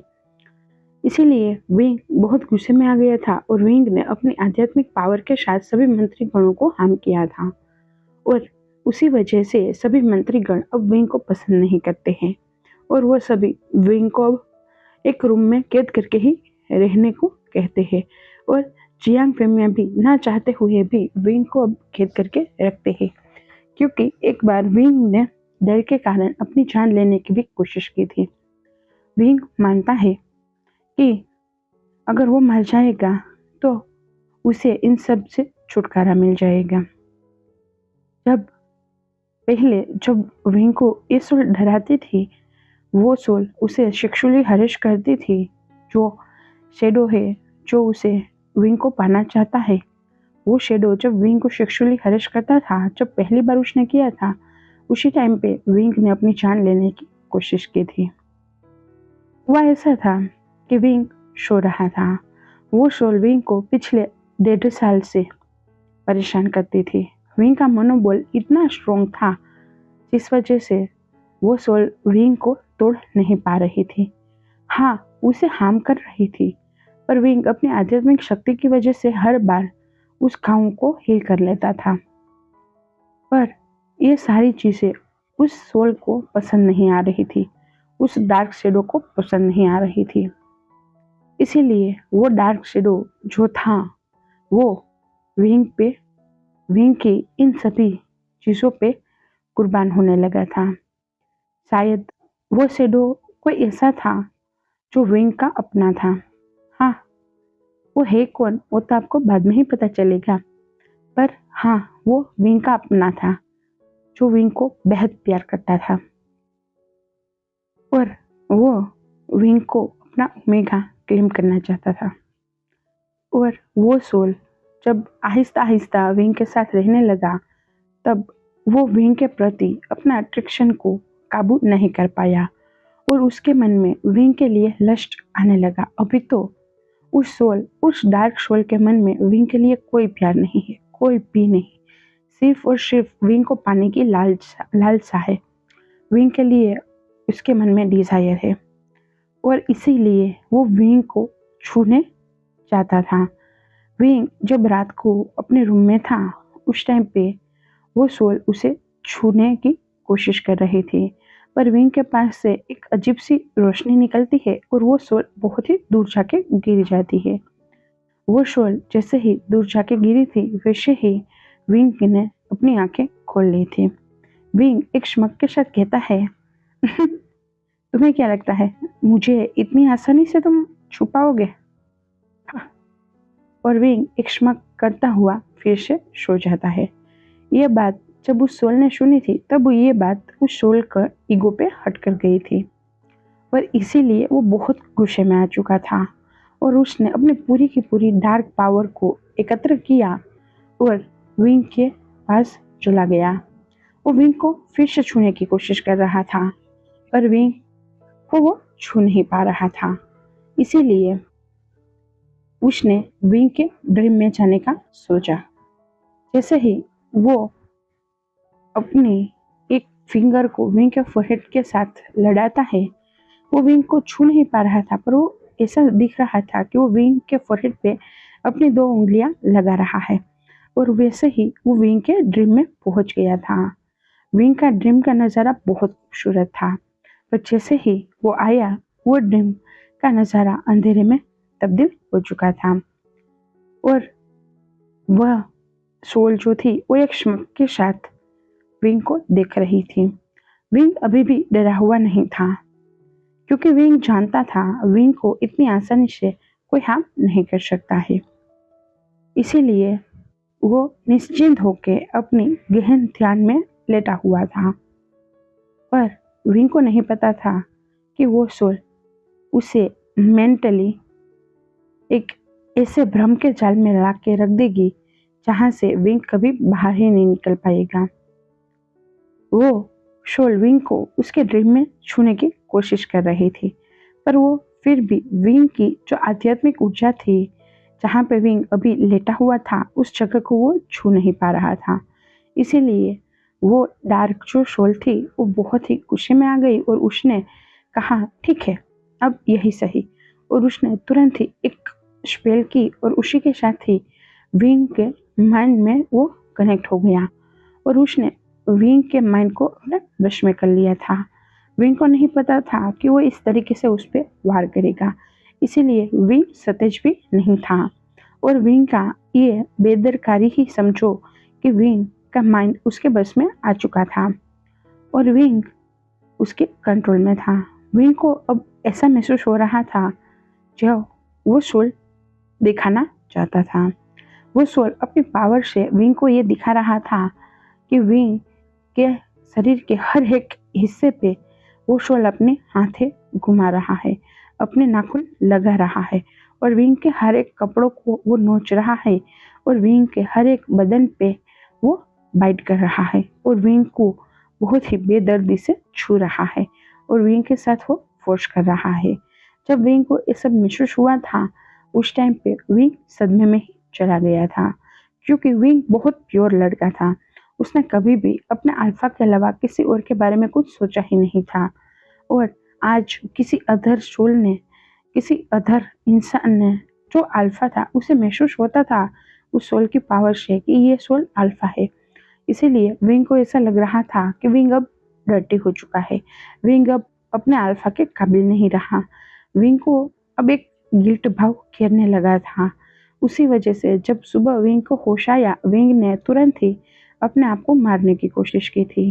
जब जियांग फेमिया को ये पता चला कि विंग ने अपने आप को मारने की कोशिश की, उसके बाद से विंग के हाथ और पैर दोनों को ही बांध के रखने लगे थे और विंग हर रात को ये चीज महसूस करने लगा था। वो सोल विंग को ना ही शारीरिक रूप से छुपाती थी, ना ही वो उसके ड्रीम में छुपाती थी, पर वो सोल एक ऐसे मंत्र के साथ, एक ऐसे जादू के साथ विंग के माइंड में अपना कब्जा करती थी और विंग को ऐसा एहसास दिलाती थी कि वो सोल विंग के साथ हर रात को फोर्स करता है। जब भी विंग अपनी आंखें बंद करता है, जब भी वो सोता है, तब वो फोर्स करता है। इसीलिए विंग पागल सा होने लगा था। विंग कुछ नहीं कर पा रहा था, वो सिर्फ अपने बदन को ही नोच पा रहा था। अब हम दूसरी ओर का सीन देखते हैं। लैंड क्लाइम का सीन। बर्फीले पहाड़ों के बीच में आज जश्न का माहौल था। वहां पे बर्फ की सफेद चादर पसरी हुई थी। उस सफेद चादर पे आज लाल कलर की रोशनी फैली हुई थी, क्योंकि सब जानते हैं कि लान क्लान कभी भी सजना संवरना पसंद ही नहीं करता है। पर आज की बात ही कुछ अलग थी।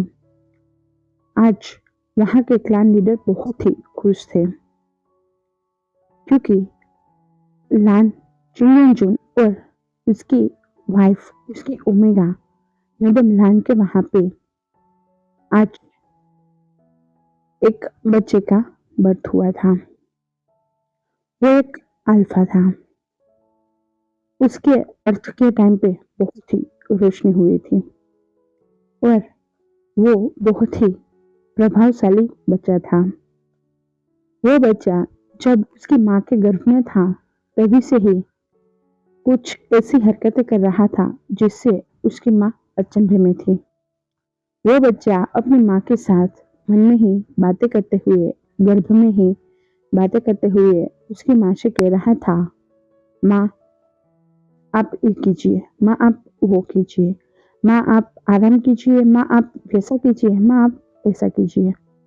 उसकी माँ इन सब चीजों से अचंभित तो थी, पर वो जानती थी कि ये उनके इंसेस्टर के आशीर्वाद है, क्योंकि मैडम लान और लान चिंगेजुन की शादी को 10 साल से भी ज्यादा हो चुका था, पर अभी तक उनको कोई बच्चा हुआ ही नहीं था।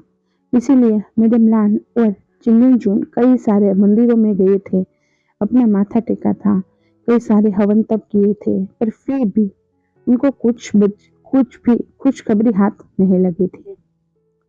आज थी। मैडम लान को एक सपना आया था जहाँ पे उनकी इंसिस्टर जो कोल्ड केव में अभी भी है वो उसे बुला रही थी। वो अपने गुज्जन के साथ म्यूजिक बजाते हुए लान मैडम लान से कह रही थी, मैं तुम्हारी राह देख रही हूँ, यहाँ पे जरूर आना।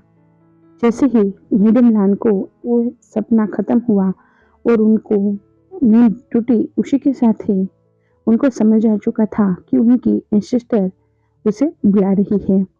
इसीलिए मैडम लान, जिसका नाम लान सिंह था, वो तुरंत ही अपने हस्बैंड लान चिंगेजुन को उठाती है और अपने सपने के बारे में बताती है।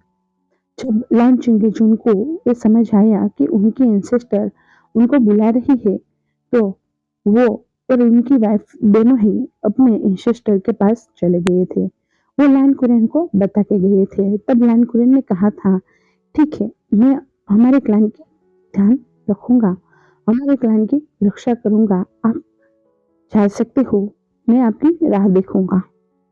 तब लान चिंगेजुन बहुत हैप्पी हो चुके थे और वहां से लान चिंगेजुन और उनकी वाइफ लान सिंह दोनों ही वही गुफा जो कोल्ड केव के पास थी, जो उनके एंसेस्टर के सभी शोलों की थी, वो वहां पे गए थे।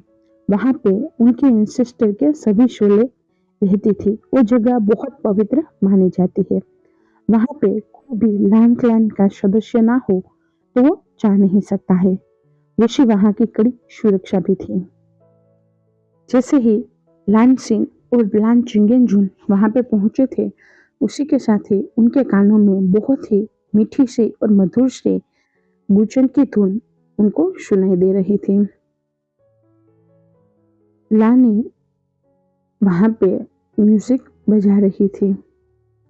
लान चिंगेजुन और लान सिंह दोनों ही बहुत ही हैप्पी फील कर रहे थे, क्योंकि वो धुन की सुर ही इतना मधुर थी कि वो किसी के भी मन को हैप्पी कर सकती थी। तब लान चिंगेजुन और लान सिंह दोनों ही अपने एंसेस्टर को बो डाउन करते हुए कहते हैं, आपने बुलाया, कुछ काम था क्या? तब लानी उन दोनों की ओर देखती है और मुस्कुराते हुए कहती है, हाँ, अब तुम दोनों के पास एक बहुत बड़ी जिम्मेदारी आने वाली है। एक ऐसी जिम्मेदारी जिसे तुम दोनों को बहुत ही नाजों से पालना होगा और उसकी पूरी कड़ी सुरक्षा भी करनी होगी। ये बात सुनने के साथ ही लानी की बात सुनने के साथ ही लान सिंह और लान चिंगेजुन शॉक होते हुए और एक दूसरे की ओर देख रही थी। तब लान चिंगेजुन अपनी सिस्टर लानी से कहते हैं, का बर्थ होने वाला है। ये सुनने के साथ ही लान सिंह की आंखों से आंसू ही बहने लगे थे। वो बहुत हैप्पी हो चुकी थी।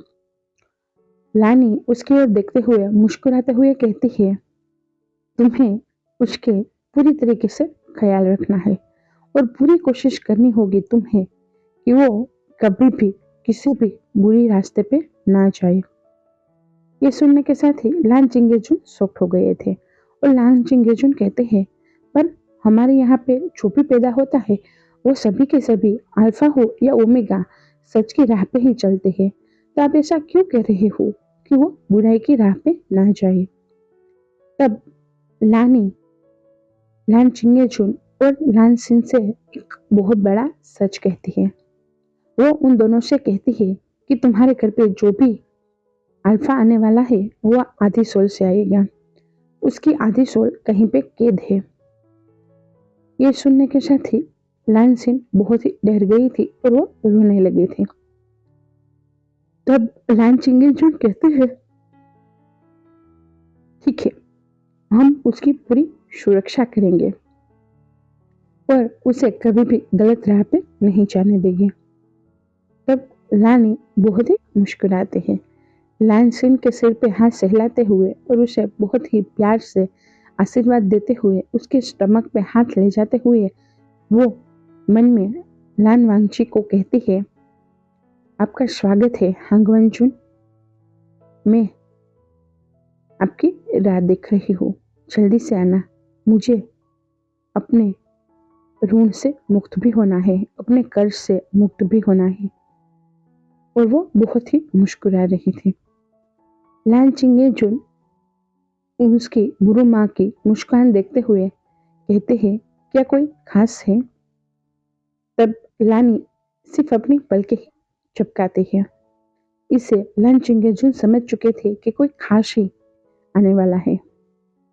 और बाद में जैसे ही वो बाहर आए थे वैसे ही सभी को पता चल चुका था कि वहाँ की लान फूरेन प्रेग्नेंट है और उनके घर पे अब नन्हा सा मेहमान आने वाला है। जब जब लानी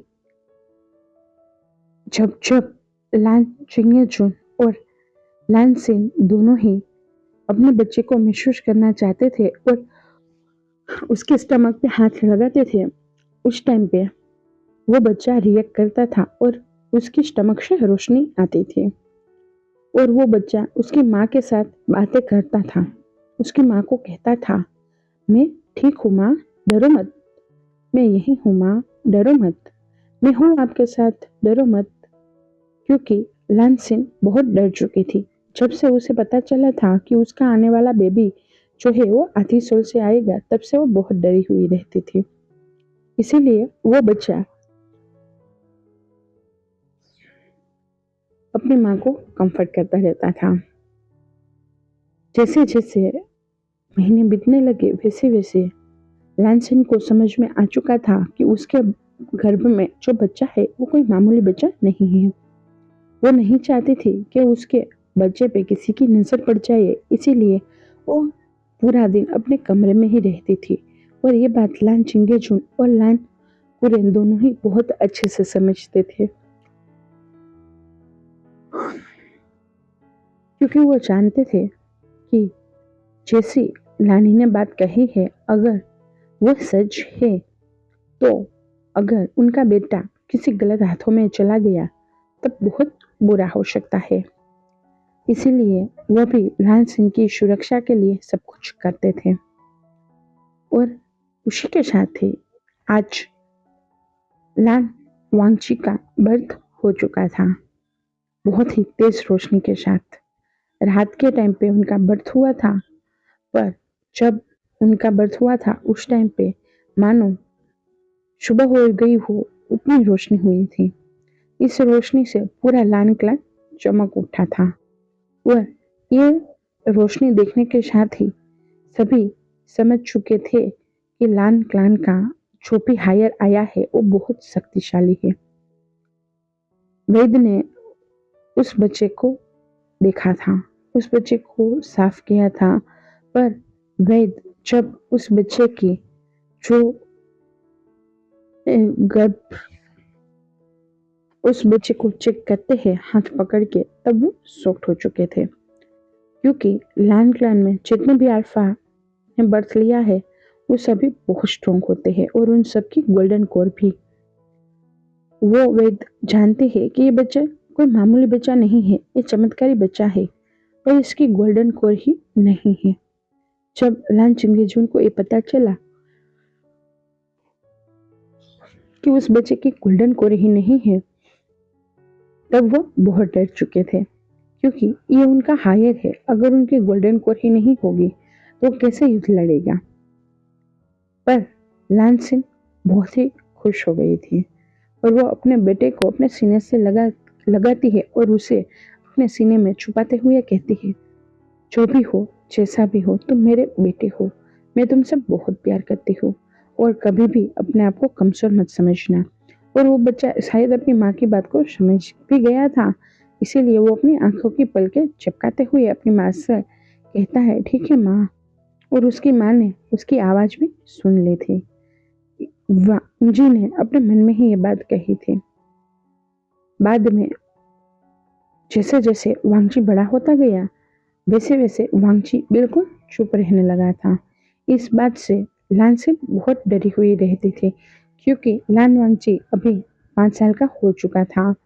पर फिर भी पर फिर भी वो कभी भी दूसरे बच्चों की तरह बाहर खेलने नहीं चाहता था, ना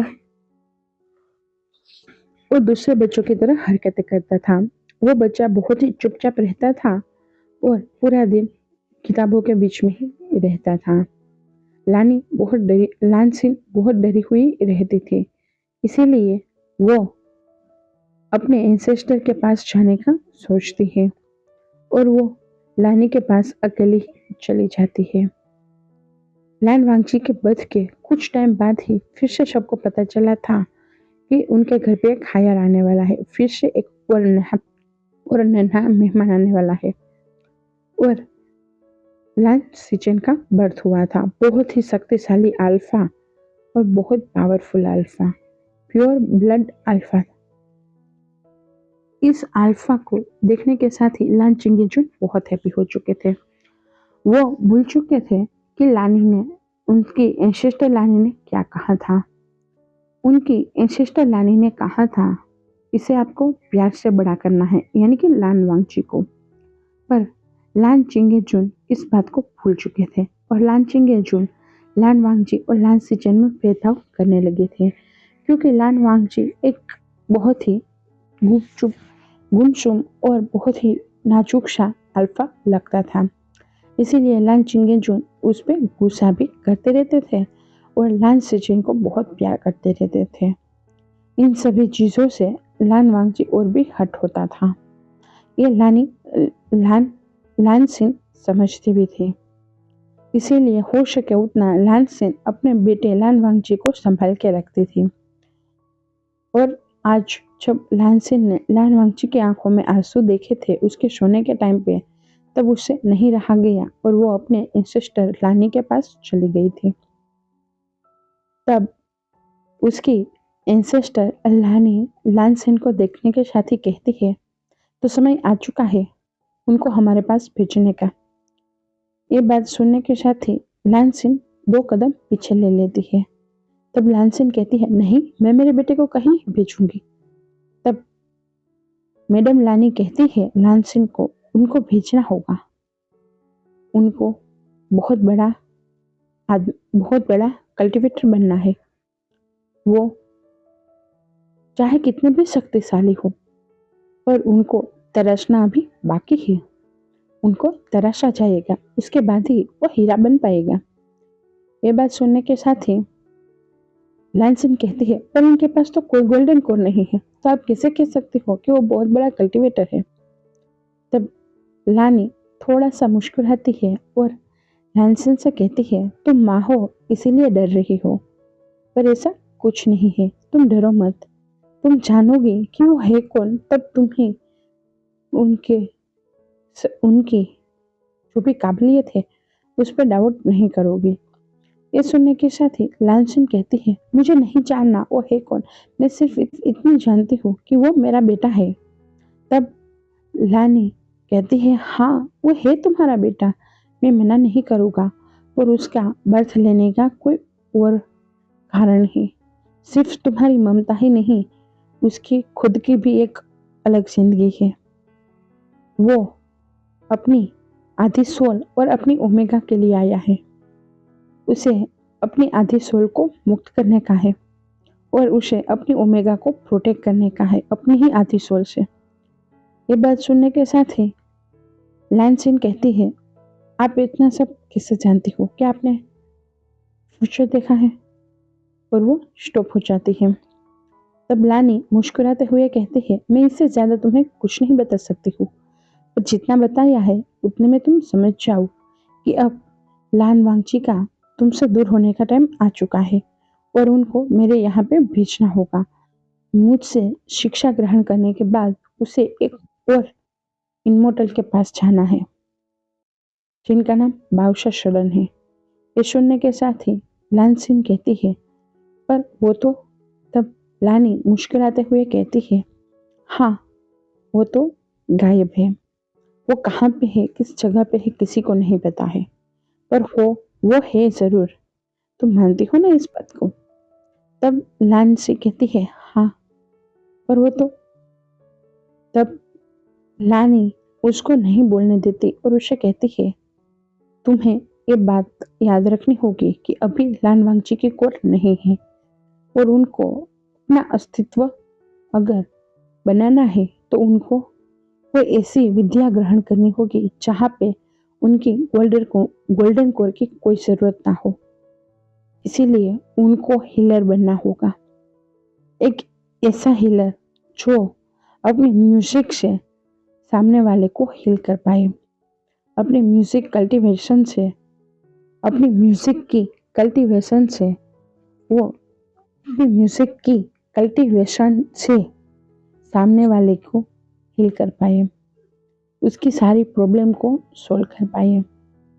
ये बात सुन के लानसिन कहती है, पर अगर लान वांगजी चला गया तो लान सिचन को मेरे अल्फा सब कुछ दे देंगे।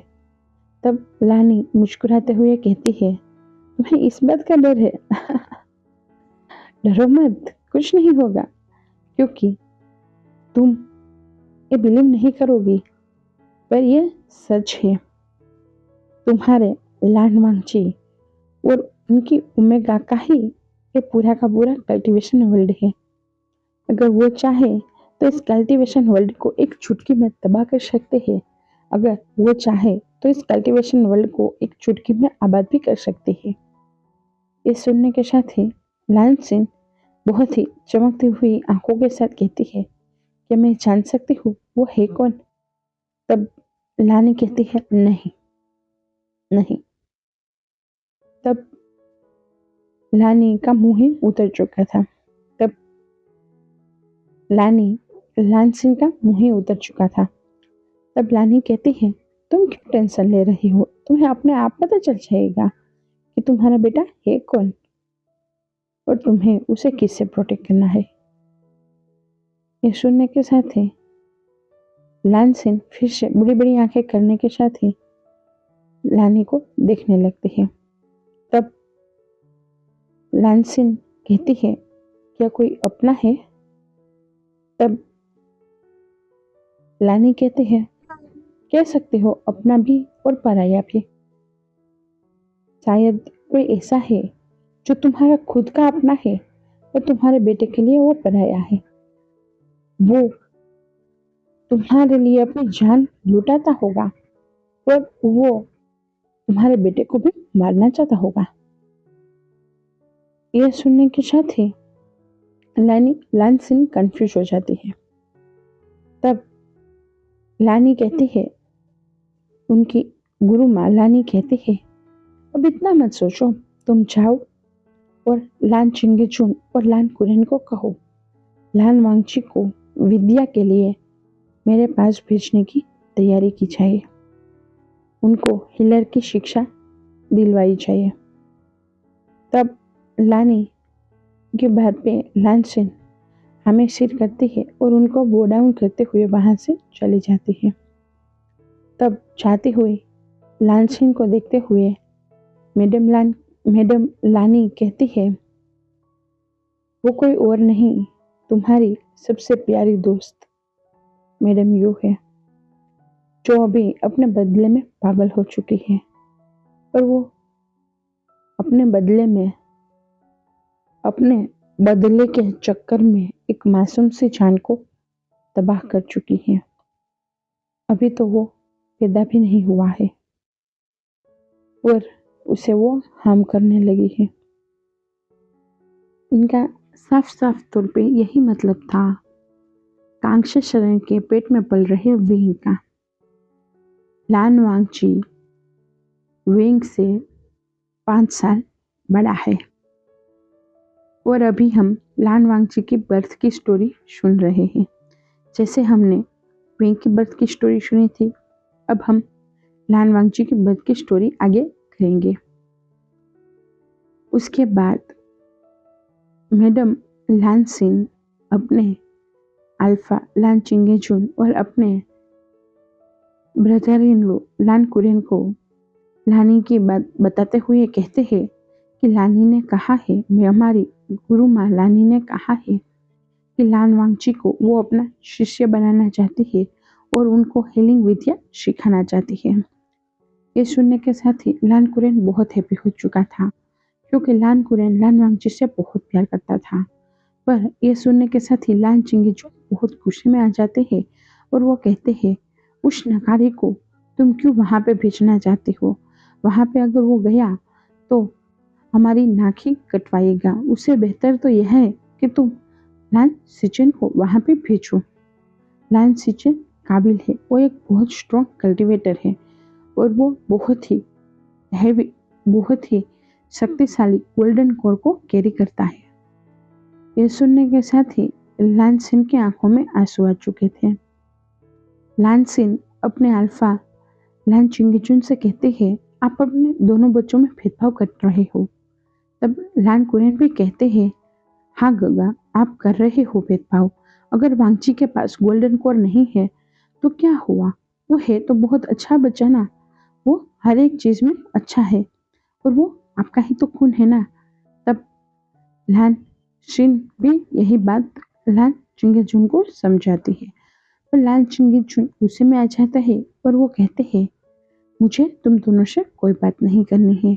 अगर तुम्हें लान वांगची को वहां पे भेजना है तो तुम भेज सकते हो, पर मेरे बेटे लान सिचन को भी भेजना होगा। तब लान सिन कहते हैं, पर बाउसर सिर्फ लान वांगची को ही कहा है। तब लान चिंगेजुन गुस्से से लान सिन पे हाथ उठाने वाले थे, क्योंकि उनको गुस्सा आ चुका था, क्योंकि लान चिंगेजुन को ऐसा लगा था कि उसके बेटे लान सिचन को लान से प्यार नहीं करती है और वो बहुत ही बुरी तरीके से लान सिचन को पीछे रखना चाहती है लान वांगची से। इसीलिए वो उसे पे हाथ उठाने ही वाले थे। तब लान कुरेन उनका हाथ रोकते हुए अपने ब्रदर का, वो अपने ब्रदर से कहते हैं, ब्रदर आप ये क्या कर रहे हो? तब लान चिंगेजुन कहते हैं, तुम्हारी भाभी अपने बच्चों में भेदभाव कर रही है।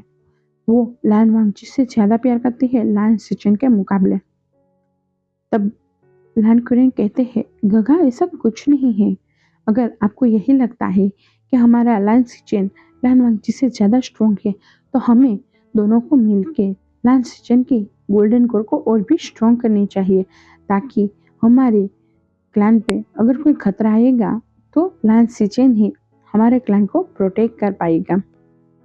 तब लान चिंगेजुन कहते हैं, हाँ, मैं मेरे बेटे लान सिचन को इतना स्ट्रॉन्ग कल्टीवेटर बनाऊंगा कि आगे जाके वो हमारे लान क्लैन का अगला उत्तराधिकारी बन सके। ये सुनने के साथ ही लान कुरेन और लान सिन दोनों के ही पैरों से जमीन निकल चुकी थी। लान सिन कहती है, नहीं, ऐसा नहीं हो सकता, लान वांगची बड़ा है।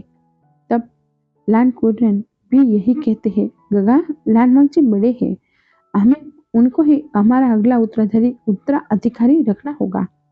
तब लान चिंगेजुन कहते हैं, नहीं, लान सिचन ज्यादा शक्तिशाली है, इसीलिए लान सिचन ही हमारे यहाँ का अगला उत्तराधिकारी बनेगा, ना कि लान वांगची। पर ये सारी बातें लान वांगची और लान सिचन दोनों ही सुन रहे थे। लान सिचन भी अपने बाबा की तरह थोड़े से घमंडी हो चुके थे और वो अपने घमंड में आके अपने ब्रदर को धक्का देते हुए कहते हैं, तुम कमजोर हो, तुम कमजोर, इसीलिए बाबा चाहते नहीं है कि तुम यहाँ की सत्ता को संभालो, आगे जाकर मैं ही यहाँ की सत्ता को संभालूंगा। और वो लान वांगची के हाथों पे अपने पैर रख के चले जाते हैं। लान वांगची के मुंह से आवाज निकल गई थी, चीख निकल गई थी, पर वो अपने मन में ही ये सारी आवाज़ें निकालते हैं। वो नहीं चाहते थे कि लाल सिचन की ये हरकत किसी को घर में पता चल जाए। इसीलिए लान वांगची वहाँ से चुपचाप बाहर चले जाते हैं और अपने रूम में चले गए थे। वो अपने जो जिंसी थी उसके पीछे की बरामदा था, वहाँ पे चले जाते हैं और अपने बगीचे में जाते हुए अपने खरगोशों को अपने हाथों में लेते हुए उसके सिर पे हाथ सहलाते हुए और उनकी आंखों में आंसू लेते हुए वो कह रहे थे, क्या सच में मैं इतना कमजोर हूँ? क्या सच में मैं इतना बेदर्द हूँ कि मेरे पापा मुझे देखना तक नहीं चाहते हैं? मेरे बाबा मुझे कुछ नहीं समझते हैं। मेरा जो हक है वो मेरे बाबा मेरे ब्रदर को क्यों देना चाहते हैं? मैं नहीं कहूँगा कि उसे अगर वो लाल सेचन को हमारे क्लैन का क्लैन लीडर बनाएगा तो मुझे कोई प्रॉब्लम होगी। मुझे कोई प्रॉब्लम नहीं होगी। मुझे कोई फ़र्क नहीं पड़ेगा। पर मुझे सिर्फ अपने बाबा की आंखों में अपने लिए इज्जत देखनी है, अपने लिए वो सम्मान देखना है, अपने लिए वो प्राउड दिखना है जो लाल सेचन के लिए है। क्यों बाबा आप मुझसे प्यार नहीं करते हो? और ये सारी बातें सोचते हुए लाल वांगची रोने लगे थे और लाल वांगची के आंसू उस खरगोश पे गिरे हुए थे। जैसे ही लाल वांगची के आंसू उस खरगोश पे गिरते हैं, उसी के साथ ही वो खरगोश लाल वांगची की ओर देखता है और बहुत प्यार से कहता है, आप क्यों रो रहे हो मास्टर? आप मत रोइए, आप रोओगे तो मुझे बहुत पेन होगा मास्टर। तब लाल वांगची उस खरगोश को अपने सीने से लगाता है और वो कहता है, तुम ही मेरे दोस्त हो, तुम ही अकेले से हो जो मुझे समझता है। मुझे कोई नहीं समझता है। मैं मेरी माँ को कुछ नहीं बता सकता हूँ, पर मेरी माँ सब समझ जाती है और वो पेन में रहती है। मैं नहीं चाहता हूँ मेरी माँ को पेन में रखना। तब वो खरगोश लाल वांगची को कहते हैं, आप चले जाइए, आप हमारी गुरु माँ लानी के पास चले जाइए। वो आपको सही रास्ता दिखाएगी और वो आपके जिंदगी का मकसद भी आपको दिखाएगी। ये सुनने के साथ ही लाल वांगजी उस खरगोश को अपने सीने से दूर करता है और उसके चेहरे की ओर देखते हुए कहता है, क्या मकसद? मेरी जिंदगी का मकसद? नहीं हो सकता मेरी जिंदगी का कोई मकसद। क्या तुम नहीं जानते हो मेरे पास कोई पावर नहीं है, मेरे पास कोई गोल्डन कोर नहीं है। मैं एक कमजोर सा अल्फा हूँ, एक कमजोर जिसके पास कोई गोल्डन कोर नहीं है। तब लाल वांगजी के चेहरे पे आ रहे आंसुओं को अपने हाथों से पोंछते हुए बहुत प्यार से कहता है, नहीं मास्टर, अब जितना शक्तिशाली इस दुनिया में कोई नहीं होगा। सिर्फ आपको अपनी शक्ति को पहचानने की ज़रूरत है। इसीलिए आपको गुरु माँ के पास जाने की ज़रूरत है। आपको उनको अपना गुरु बनाने की ज़रूरत है। तब लाल वांगजी कहता है, ठीक है, अगर तुम कह रहे हो तो यही सही। उसके बाद से लाल वांगची को लानी के पास भेजा गया था। लानी लाल वांगची के साथ मैडम लानी उनकी गुरु माँ लानी के पास लाल वांगची को 10 साल की कड़ी ट्रेनिंग के लिए भेजा गया था। उस 10 साल के दौरान लाल वांगची कहाँ पे थे किसी को पता ही नहीं था। वो गुफा जो उनकी थी कोल्ड केव, वहाँ पे अगर कोई जाता तो उनको लाल वांगची दिखते ही नहीं थे, ना ही उनकी एंसेस्टर लानी दिखती थी। लाल वांगची को बहुत ही कड़ी ट्रेनिंग दी गई थी। कौन सी औषधि क्या है, कौन सी औषधि से किस किस चीज़ की दवाई बन सकती है और किस किस रोग से कैसे कैसे लोगों को बचाया जा सकता है, वैसी सारी विद्याएं सिखाई गई थी। पूरे 5 साल तक उनको वही सिखाया गया था। उसके बाद के 5 सालों में उनको म्यूजिक साधना सिखाई गई थी। कैसे आप म्यूजिक से सामने वाले लोगों के मन के अंदर के सारे भावों को समझ सके, उनको हील कर सके और उनकी हर एक व्यथा को समझ सके। इसीलिए लाल वांगची को म्यूजिक साधना भी सिखाई गई थी और गुरु मालानी ने लान वांगची को एक गुचन दिया था।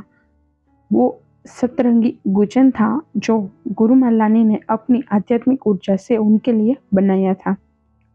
गुरु मालानी जब लान वांगची को उनकी पूरी विद्या कंप्लीट करते हुए जाने वाली थे, उस टाइम पे उनके सामने 90 डिग्री बो डाउन करते हुए गुरु मालानी कहती है, हमने हमारा पूरा कर्म कंप्लीट कर दिया है, अब आपकी बारी है और मेरे इस दुनिया से जाने का समय आ चुका है।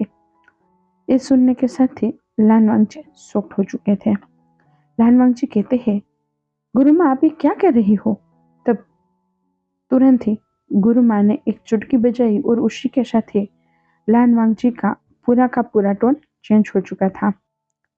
लान वांगची गुरु माँ लानी को देखते हुए कहते हैं, लानी आपने सही किया है, आपने अपना पूरा कर्म बहुत ही अच्छे से और बहुत ही निष्ठा से कंप्लीट किया है। अब आप चैन से अपने देह का त्याग कर सकते हो। तब लानी की आंखों में आंसू आ चुके थे।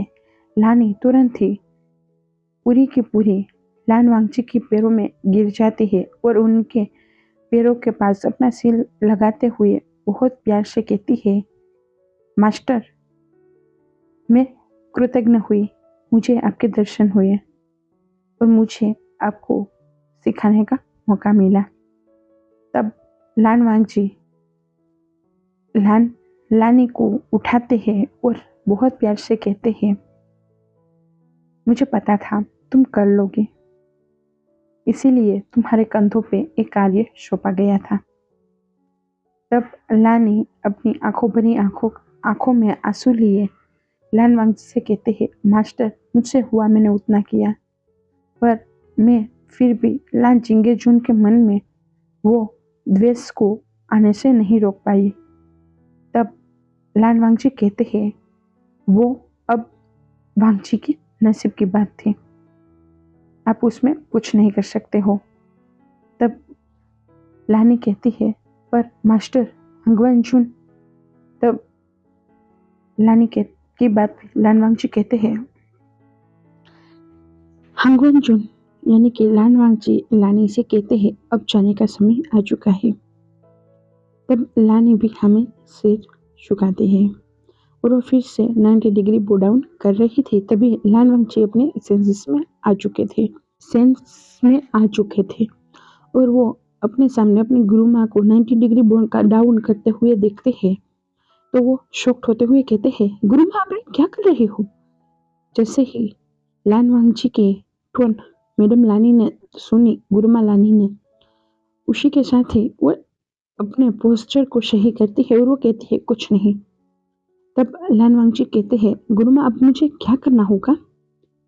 तब लानी वांगची के सिर पे हाथ से हिलाती है और उसे कहती है, अब कुरेन की बारी है तुम्हें पूरा कल्टीवेशन सिखाने की, शोडमैनशिप सिखाने की। तब लान वांगची कहते हैं, पर मेरी तो गोल्डन कोर ही नहीं है, तो मैं किसी सोड को कमांड कर सकता हूँ? कैसे कोई सोड मेरे हुक्म का तामील करेगी?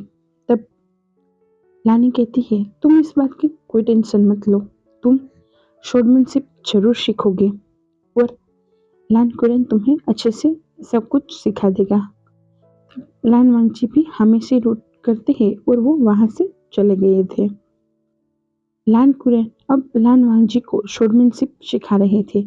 पहले स्टार्ट में तो लान वांगची कुछ भी अच्छे से नहीं कर पा रहा था, क्योंकि उनकी गोल्डन कोर थी ही नहीं, इसीलिए उनको तलवार को उठाना बहुत ही मुश्किल पड़ता था।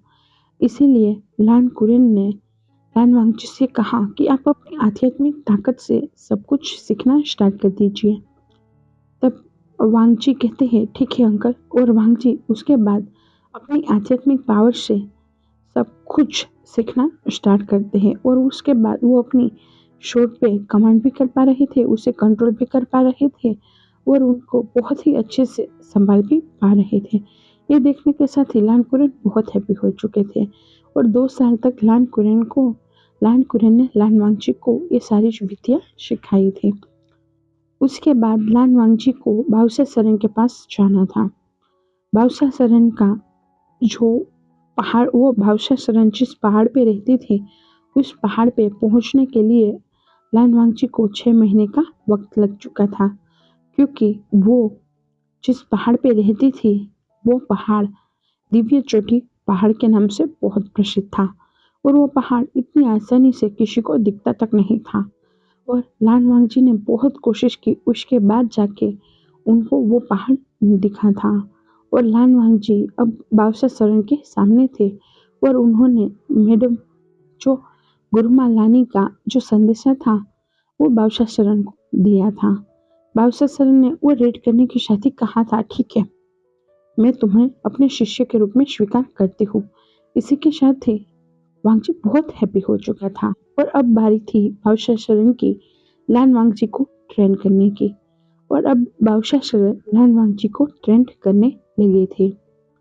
जो लान वांगजी के गोल्डन कोर नहीं थी, जो लान वांगजी को सब लोग कमजोर समझ रहे थे, वही लान वांगजी कल्टीवेशन वर्ल्ड के सबसे बड़े महारथी गुरुमा लानी और बादशाह शरण के शिष्य बने हुए थे, और लान कुरैन के भी वो शिष्य बने हुए थे। ये बात सबके लिए बहुत हैरान करने वाली थी, पर फिर भी लान चिंगेजोन लान वांगजी को इतनी अहमियत नहीं देते थे। वो लान सिचिन को ही अहमियत देते थे, क्योंकि उनकी नज़र में गोल्डन कोर का स्ट्रोंग होने का मतलब ही यही है कि वो इंसान बहुत ही शक्तिशाली है। वो नहीं जानते थे कि वो गलती कर रहे हैं अपने दोनों के बच्चों में भेदभाव करके, और वो ये भी नहीं जानते थे अगर उसने ऐसा किया तो क्या पता लान सिचन के मन में भी कोई रोष आ जाए, क्या पता लान सिचन आगे जाके कोई ऐसी गलती कर दे जिसका पछतावा लान चिंगेजुन और लान सिचन को आजीवन रहे। पर वो अभी अपने घमंड में चूर हो चुके थे, और उनको अपने घमंड के आगे कुछ नहीं दिख रहा था, क्या सही क्या गलत बिल्कुल भी नहीं। और वो बस सिर्फ अपने छोटे बेटे लान सिचन को ही अब सब कुछ मानने लगे थे, और उसी के साथ ही उसे सब सिखाने भी लगे थे। लान वांगजी अपनी पूरी की पूरी कल्टीवेशन पावर, अपनी हीलिंग प्रोसेस को सीखने के बाद अब वापिस आ चुके थे। लान वांगजी 15 साल की उम्र में लानी के पास से शिक्षा लेके आए थे। उसके बाद 2 साल उन्होंने लान कुरैन के पास बिताया था, यानी कि 16 और 17 साल। 17 साल के बाद 18 साल के 6 महीने तक वो ऐसे ही भटके थे, और 18 साल के 6 महीने के बाद उनको बाउसा सरन मिली थी, और बाउसा सरन के पास वो 19 बाउसा सरन के पास भी वो 5 साल रहे थे, यानी कि 19, 20, 21, 22 और 23 साल के, और उसके 6 महीने अभी कम थे। वापिस आते आते लान वांगजी अब 23 साल के हो चुके थे, और दूसरी ओर विंग अभी 17 साल का ही, विंग अभी 18 साल का हो चुका था।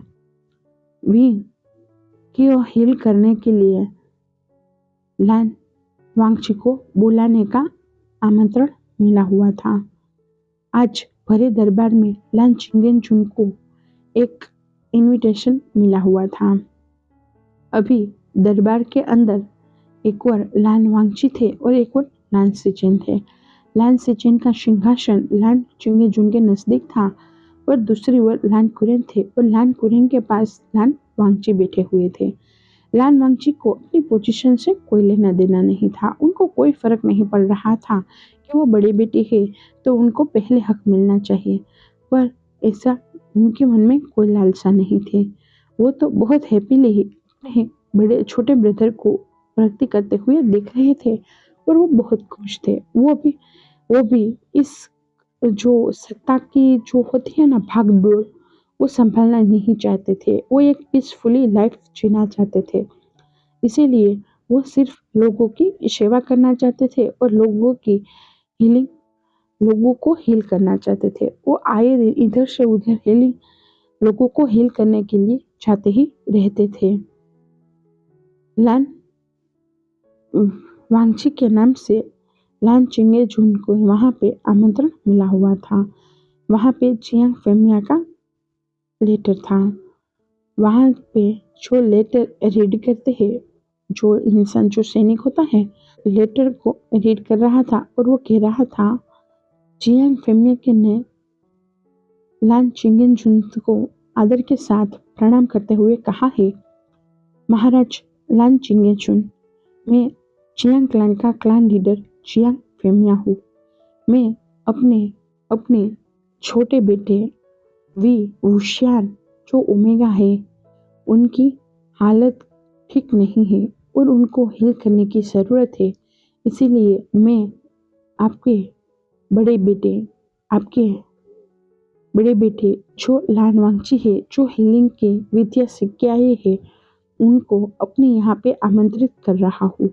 अगर आप सही समझे तो मैं आपके बड़े बेटे लान वांगची को अपने घर पे बुलाना चाहता हूँ ताकि वो मेरे बेटे की समस्या को देख पाए, समझ पाए और उसे हील कर पाए। मेरे बेटे का नाम विभूषण है। जैसे ही लान वांगची के कानों में विभूषण गूंजा, उसी के साथ ही उनकी आंखों के सामने कुछ दृश्य आ चुके थे। वहां पे लान वांगची को किसी का हंसता हुआ चेहरा दिख रहा था और किसी की नोटी आवाजें सुनाई दे रही थी। लान वांगची मन में बुदबुदाते हुए कहते हैं, विभूषण वी। उसी के साथ ही लान चिंगेजुन लान वांगची की ओर देखते हुए कहते हैं, ठीक है, तुम्हें वैसे भी और कुछ तो आता है नहीं लोगों को हील करने के अलावा। ठीक है, तुम जा सकते हो। तुम्हें क्या है, तुम्हें थोड़ी ना इस क्लान को संभालना है। इस क्लान को संभालने के लिए मेरा अल्फा सन लान सीजन है ही। तुम यहाँ से जा सकते हो। और लान चिंगेजुन भरी दरबार में लान वांगची की बेइज्जती कर डालते हैं। इसी वजह से पूरा का पूरा जो दरबार था वो सभी लान वांगची पे हंस रहे थे, क्योंकि सभी जानते थे कि उनके पास कोई गोल्डन कोर नहीं है और वो कमजोर है, इसीलिए उसके बाबा उनको पसंद नहीं करते हैं। ये बात सभी जानते थे। और जब लान वांगची को परी दरबार में इस तरीके से इंसल्ट किया गया तो लान वांगची ने कुछ नहीं कहा। वो सिर्फ थोड़ा सा मुस्कुराए और वो सबके सामने आते हुए 90 डिग्री बो डाउन करते हैं अपने बाबा की ओर। और वो सभी सभागणों के सभी मंत्री गणों को भी 90 डिग्री बो डाउन करते हुए उनको आदर देते हुए कहते हैं, जैसी महाराज की मर्जी, मैं आज ही जाना चाहूंगा, मुझे आज्ञा दी जाए। मैं आज ही लोटस पियर जाना चाहूंगा, मुझे आज्ञा दी जाए। तब लान चिंगेजुन कहते हैं, तुम जा सकते हो। और वहां से सभी चले जाते हैं। लान सीजन ने बीइंग के लिए बहुत कुछ सुना हुआ था।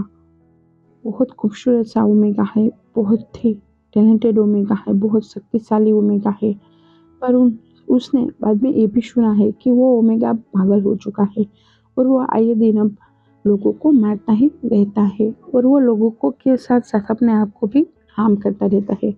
इसीलिए जो लान सीजन के मन में विंग के लिए थोड़ा सा ही सही जो भाव आया था, खराब विचार आए थे, वो सभी दूर हो चुके थे। इसीलिए लान सीजन मन में एक स्मक के साथ कहते हैं, जैसे आपको ऐसे ही ओमेगा के पास जाना चाहिए और मैं चाहूँगा कि आप इस पागल ओमेगा को अपनी लाइफ पार्टनर बना लें और मैं और मेरी ओमेगा इस क्लान पे रूल करें। और ये मन में हंस रहे थे।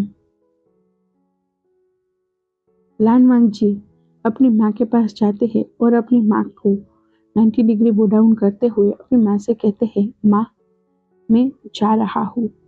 और दूसरी ओर चियांग क्लान में भी सबको पता चल चुका था कि लान वांगजी आने वाले हैं। चियांग फीमेल बहुत हैप्पी हो चुके थे और मैडम यू को तो कोई फर्क ही नहीं पड़ रहा था। मैडम यू को लग रहा था इतने सारे लोगों ने ट्राई किया, कोई भी कुछ नहीं कर पाया, तो ये पिद्दी साल्फा क्या कर पाएगा। और वो एक स्मक कर रही थी। बेशक वो जानती थी कि वो जो अल्फा है वो उसके दोस्त का अल्फा है, जिस पे वो जान लुटाती थी वो वाला अल्फा है।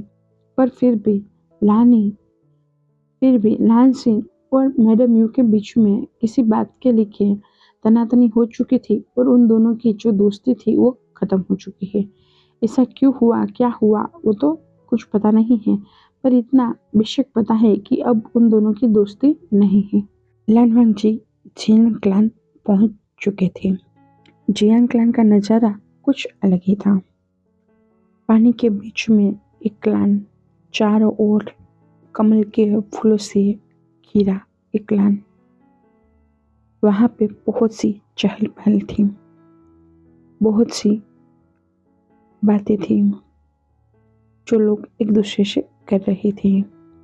वहां पे लान क्लान की जैसी शांति नहीं थी। यहाँ पे लान वांगची को कुछ अलग ही दिख रहा था।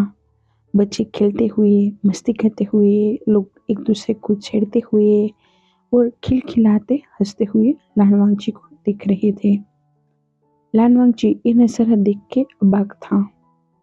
वो मन में कह रहा था, हमारे क्लान में कितनी शांति होती है और यहाँ पे कितना शोर। शायद इसीलिए यहाँ के लोग इतना जिंदा दिल लगते हैं और हमारे यहाँ के लोग एक कठपुतली। शायद इसीलिए सबको लान क्लान इतना पसंद भी नहीं है। कोई ना, अब हम क्या कर सकते हैं। और लान वांगजी यही सब सोच रहे थे। लान वांगजी जैसे जैसे अंदर बढ़ रहे थे वैसे वैसे वो कुछ और भी सुन रहे थे। लान वांगजी के कानों में एक बात पहुंची थी, जो बात थी क्लैन लीडर जियांग फेमिया की। कोई कह रहा था, हाँ बहुत बुरा हुआ उनके साथ। कोई कह रहा था, उन्होंने बचपन से उसे अपनी बेटी की तरह पाला था। मैंने तो यहाँ तक सुना है वो अपने खुद के बच्चों को इग्नोर करते थे पर उसे नहीं। पर आज आज वो ऐसा फरमाश हमारे क्लैन लीडर को ही मारने चला है। तब कोई कहता है, उसमें उस बेचारे की भी क्या गलती है, वो तो पागल हो चुका है।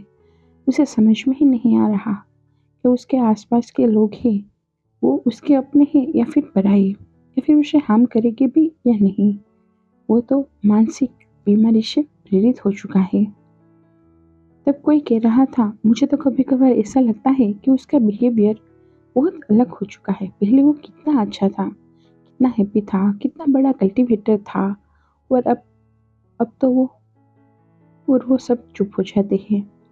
उन सब की आंखों में विंग का वो हंसता हुआ चेहरा दिख रहा था। कोई कहता है, अब तो उसके चेहरे पे सिर्फ डर ही दिखता है, और जब वो ठीक था तब उसके चेहरे पे ऐसी जाती ही नहीं थी। कितना चुलबुला था वो। पता नहीं कब वो ठीक होगा। और वैसे ही सारी बातें लान वांगची के कानों में जा रही थी। लान वांगची सुन पा रहे थे और समझ पा रहे थे कि ये सभी लोग उसी पेशेंट के बारे में बात कर रहे हैं जिसे हील करने लान वांगची आए हैं। लान वांगची सोच रहे थे, ऐसा क्या हुआ होगा जिस वजह से वो पूरा का पूरा बदल चुका है। लान वांगची ये भी सुन पा रहे थे कि वो ओमेगा जो है वो बहुत ही खूबसूरत ओमेगा है, पर अभी उसकी हालत कितनी दयनीय हो चुकी है। लान वांगची आहिस्ता आहिस्ता जियांग क्लैन के राज दरबार तक पहुंच चुके थे। लान वांगची के आने का समाचार जियांग फेमिया को दिया गया था। लान वांगची राज दरबार में आते हैं और सबके सामने वो बो डाउन करते हैं और सबको सम्मान देते हैं। जब लान वांगची अपनी नज़र उठा के सामने बैठे जियांग फेमिया को देखते हैं तो वो शौक थे, क्योंकि जियांग फेमिया के चेहरे पे एक कट लगा हुआ था। उनके सिर पे एक पट्टी बंधी हुई थी और उनके हाथों पे भी कुछ लगा हो और पट्टी बंधी हो वैसा लग रहा था। लानवांगची कहते हैं, मुझे यहाँ पे बुलाया गया था किसी को हेल करने के लिए। तब मैडम यू गुस्से से कहती है, वो एक मनुष्य है, उसे मार क्यों नहीं डालते हो? आपको समझ में नहीं आता उसने आपके साथ कितना बुरा किया है जियांग फेमिया। अब तो उसे जाने दो, उसे मार डालो, वो अब कभी ठीक नहीं हो पाएगा। तब जियांग फेमिया गुस्से से मैडम यू से कहते हैं, मैंने तुम्हें कुछ भी बोलने को नहीं कहा है, और हाँ, वो यही पे रहेगा, और आइंदा से तुम्हारे मुंह से मैं कभी भी ये ना सुन लूं कि तुम उसे मारना चाहते हो। बात सुन के मैडम यू बहुत ही गुस्से में आ चुके थे। मैडम यू कहती है, हाँ हाँ, मैं ही तो बुरी हूँ, बाकी सब कहाँ बुरे हैं। पे हमला करते हैं फिर भी वो लोग बुरे नहीं होते हैं, और मैं आपकी चिंता करती हूँ तो मैं बुरी हूँ। सही बात है, भलाई का तो जमाना ही नहीं रहा। और मैडम यू ऐसे ही बड़बड़ा रही थी। मैडम यू को देखते हुए लान वांगची मन में सोचती है, शायद वो अपने पति के लिए बहुत परेशान है। कोई भी पत्नी अपने पति के लिए इतनी परेशान हो ही जाएगी अगर उसके पति को इस तरीके से चोट लगी हो। लान वांगची मैडम यू के बारे में अच्छी राय रख रहे थे।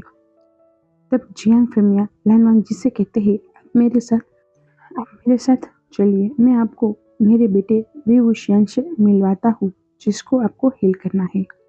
तब लान वांगची कहते हैं, क्या आप मुझे बता सकते हो एग्जैक्टली इनके साथ हो क्या रहा है? लान वांगची और जियांग फेमिया चलते ही जा रहे थे और वो दोनों बातें कर रहे थे।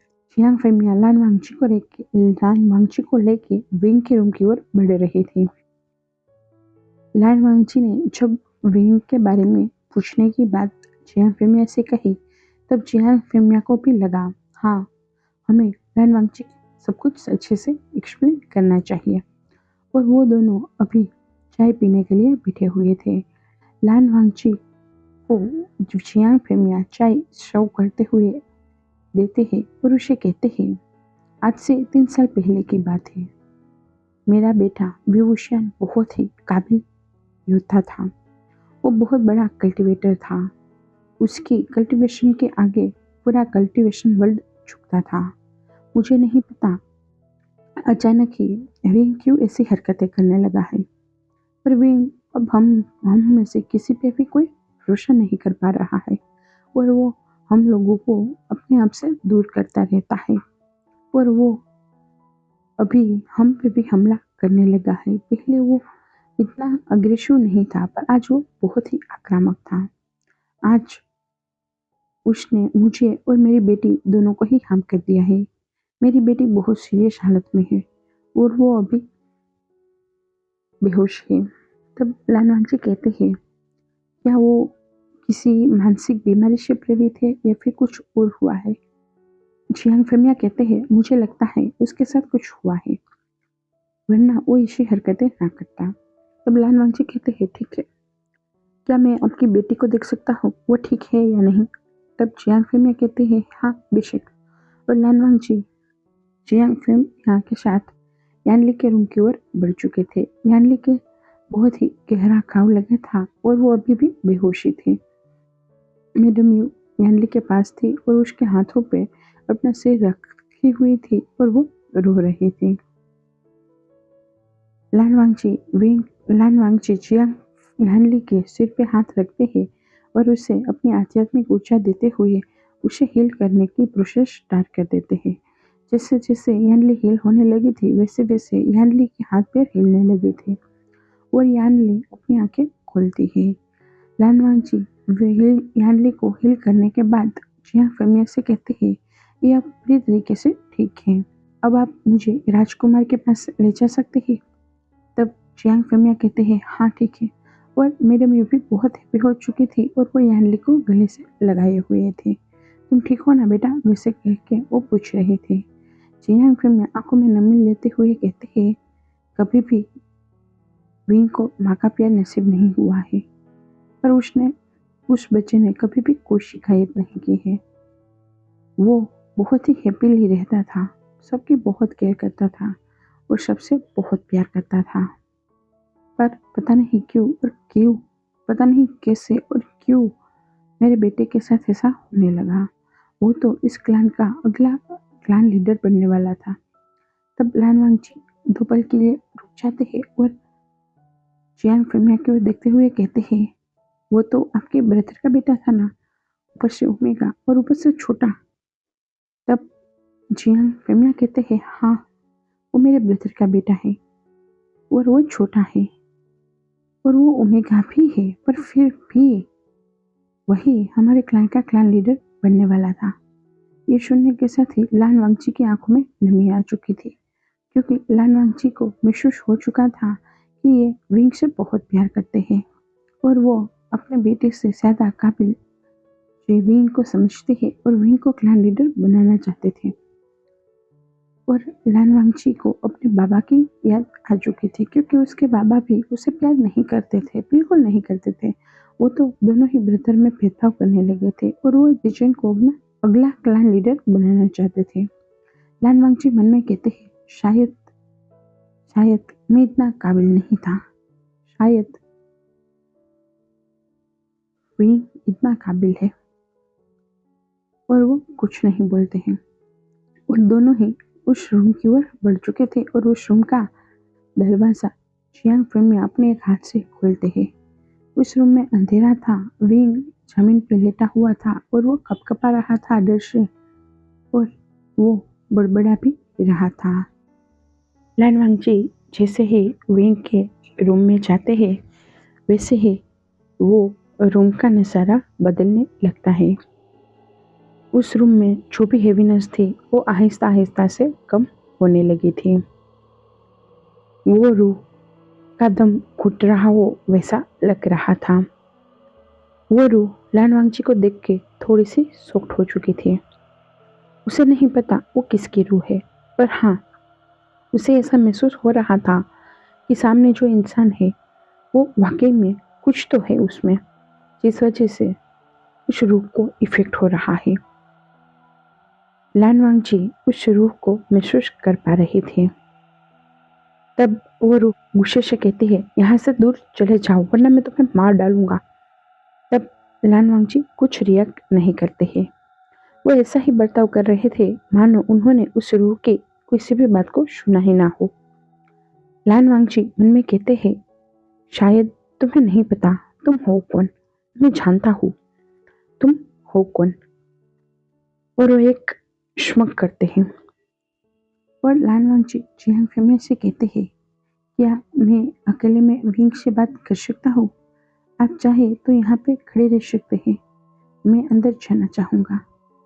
तब जियांग फेमिया कहते हैं, अगर आप अंदर गए तो आपको भी हार्म करेगा।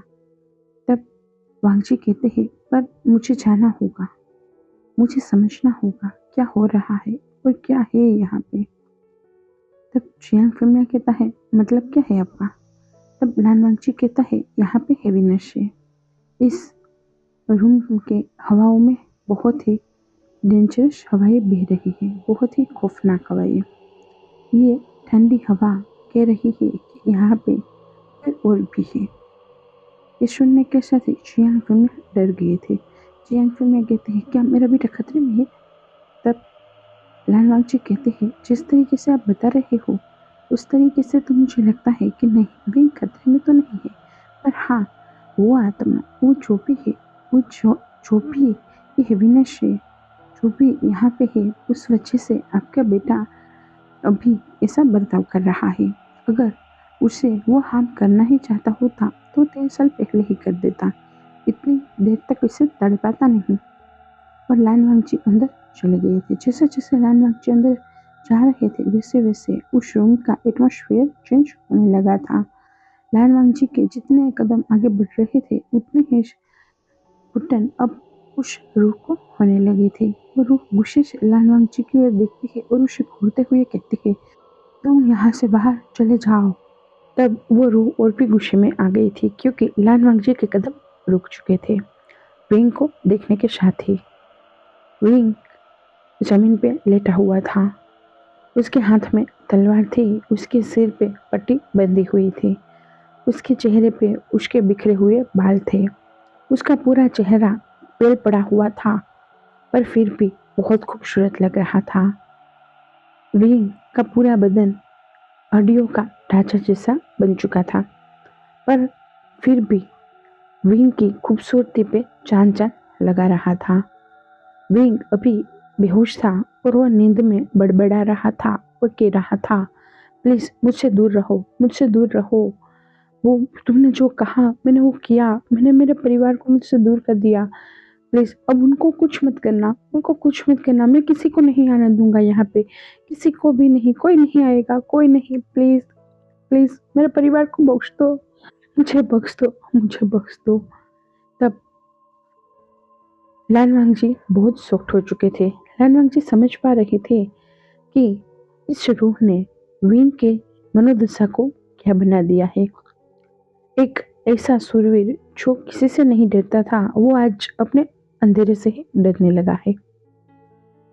लानवांग जी विंग के पास जाते हैं और उसके सिर पे हाथ लगाने की कोशिश करते हैं। उस टाइम पे वो रूह लानवांग जी को रोक देती है। उसके हाथ पे ऐसा प्रेशर बनाती है कि वो विंग को छू ही ना पाए। लानवांग जी को वो धक्का देती है, पर लानवांग जी वहां से 2 कदम भी नहीं हिलते हैं। लानवांग जी फिर से विंग को छूने की कोशिश करते हैं। इस बार वो रूह बहुत गुस्से में आ चुकी थी, क्योंकि उसे विंग को लेके बहुत डिजायर थे और विंग को लेके वो बहुत पॉजिटिव भी था। वो नहीं चाहता था कि कोई और अल्फा विंग को छुए भी, इसीलिए वो लानवांग जी को बहुत तेज धक्का देता है।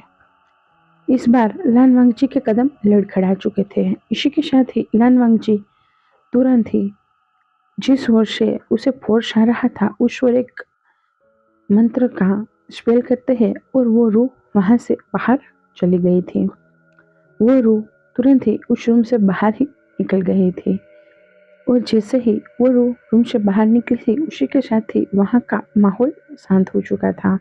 जहाँ पे अभी हेवीनेस फील हो रही थी, उस रूम के आवरण में वहीं पे ही अभी सुकून महसूस हो रहा था। वो रूह के बाहर जाने के साथ ही उस रूम के अंदर थोड़ी सी रोशनी भी आना स्टार्ट हो चुकी थी। उसकी रूम के आसपास जो भी चिड़िया चिचहा रही थी, उन सब की आवाजें भी आ रही थी। विंग जो अभी डर की वजह से डर के साये में गिरा हुआ था, उसके चेहरे पे भी अचानक कामनश आ चुकी थी और वो आराम से सो रहा था। अभी लानवांग जी फिर से विंग के नजदीक गए थे और वो विंग को उठाने ही वाले थे। उसी टाइम पे जियांग फेमिया आ चुके थे और जियांग फेमिया ने कहा था, मैं उसे सुला देता हूँ बेड पे। और जियांग फेमिया ने बहुत प्यार से विंग को बेड पे सुलाया और उसके हाथ से वो तलवार लेते हुए विंग के सिर पे हाथ सिलाया और उसके फोरहेड पे एक किस किया और उसे कहा, बेटा जल्दी से ठीक हो जाओ, तुम्हारे चाचा तुम्हारी राह देख रहे हैं।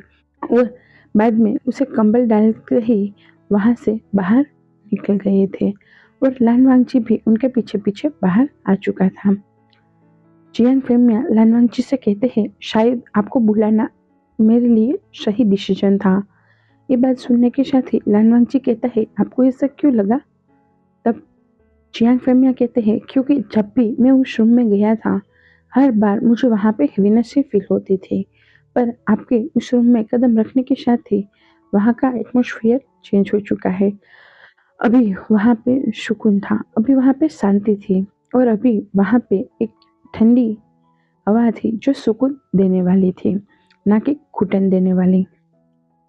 तब लानवांग जी थोड़ा सा मुस्कुराते हैं, पर किसी को दिखने वाला नहीं था और वो मन में कहते हैं, मेरा यहाँ आना नक्की था, मेरी डेस्टिनी जो यहाँ से है। और वो एक बार विंग की ओर और दूसरी बार जिस ओर वो सोल बाहर फेंक गई थी उस ओर देखते हैं। जियांग फेमिया लानवांग जी से कहते हैं, आप चलिए मैं आपको आपका रूम दिखा देता हूँ। तब वांग जी कहता है, ठीक है। तब जियांग फेमिया कहता है, क्या आपको लगता है विंग ठीक हो पाएगा? तब लानवांग जी कहते हैं, हाँ मैं उनको ठीक करने के बाद ही यहाँ से जाऊंगा।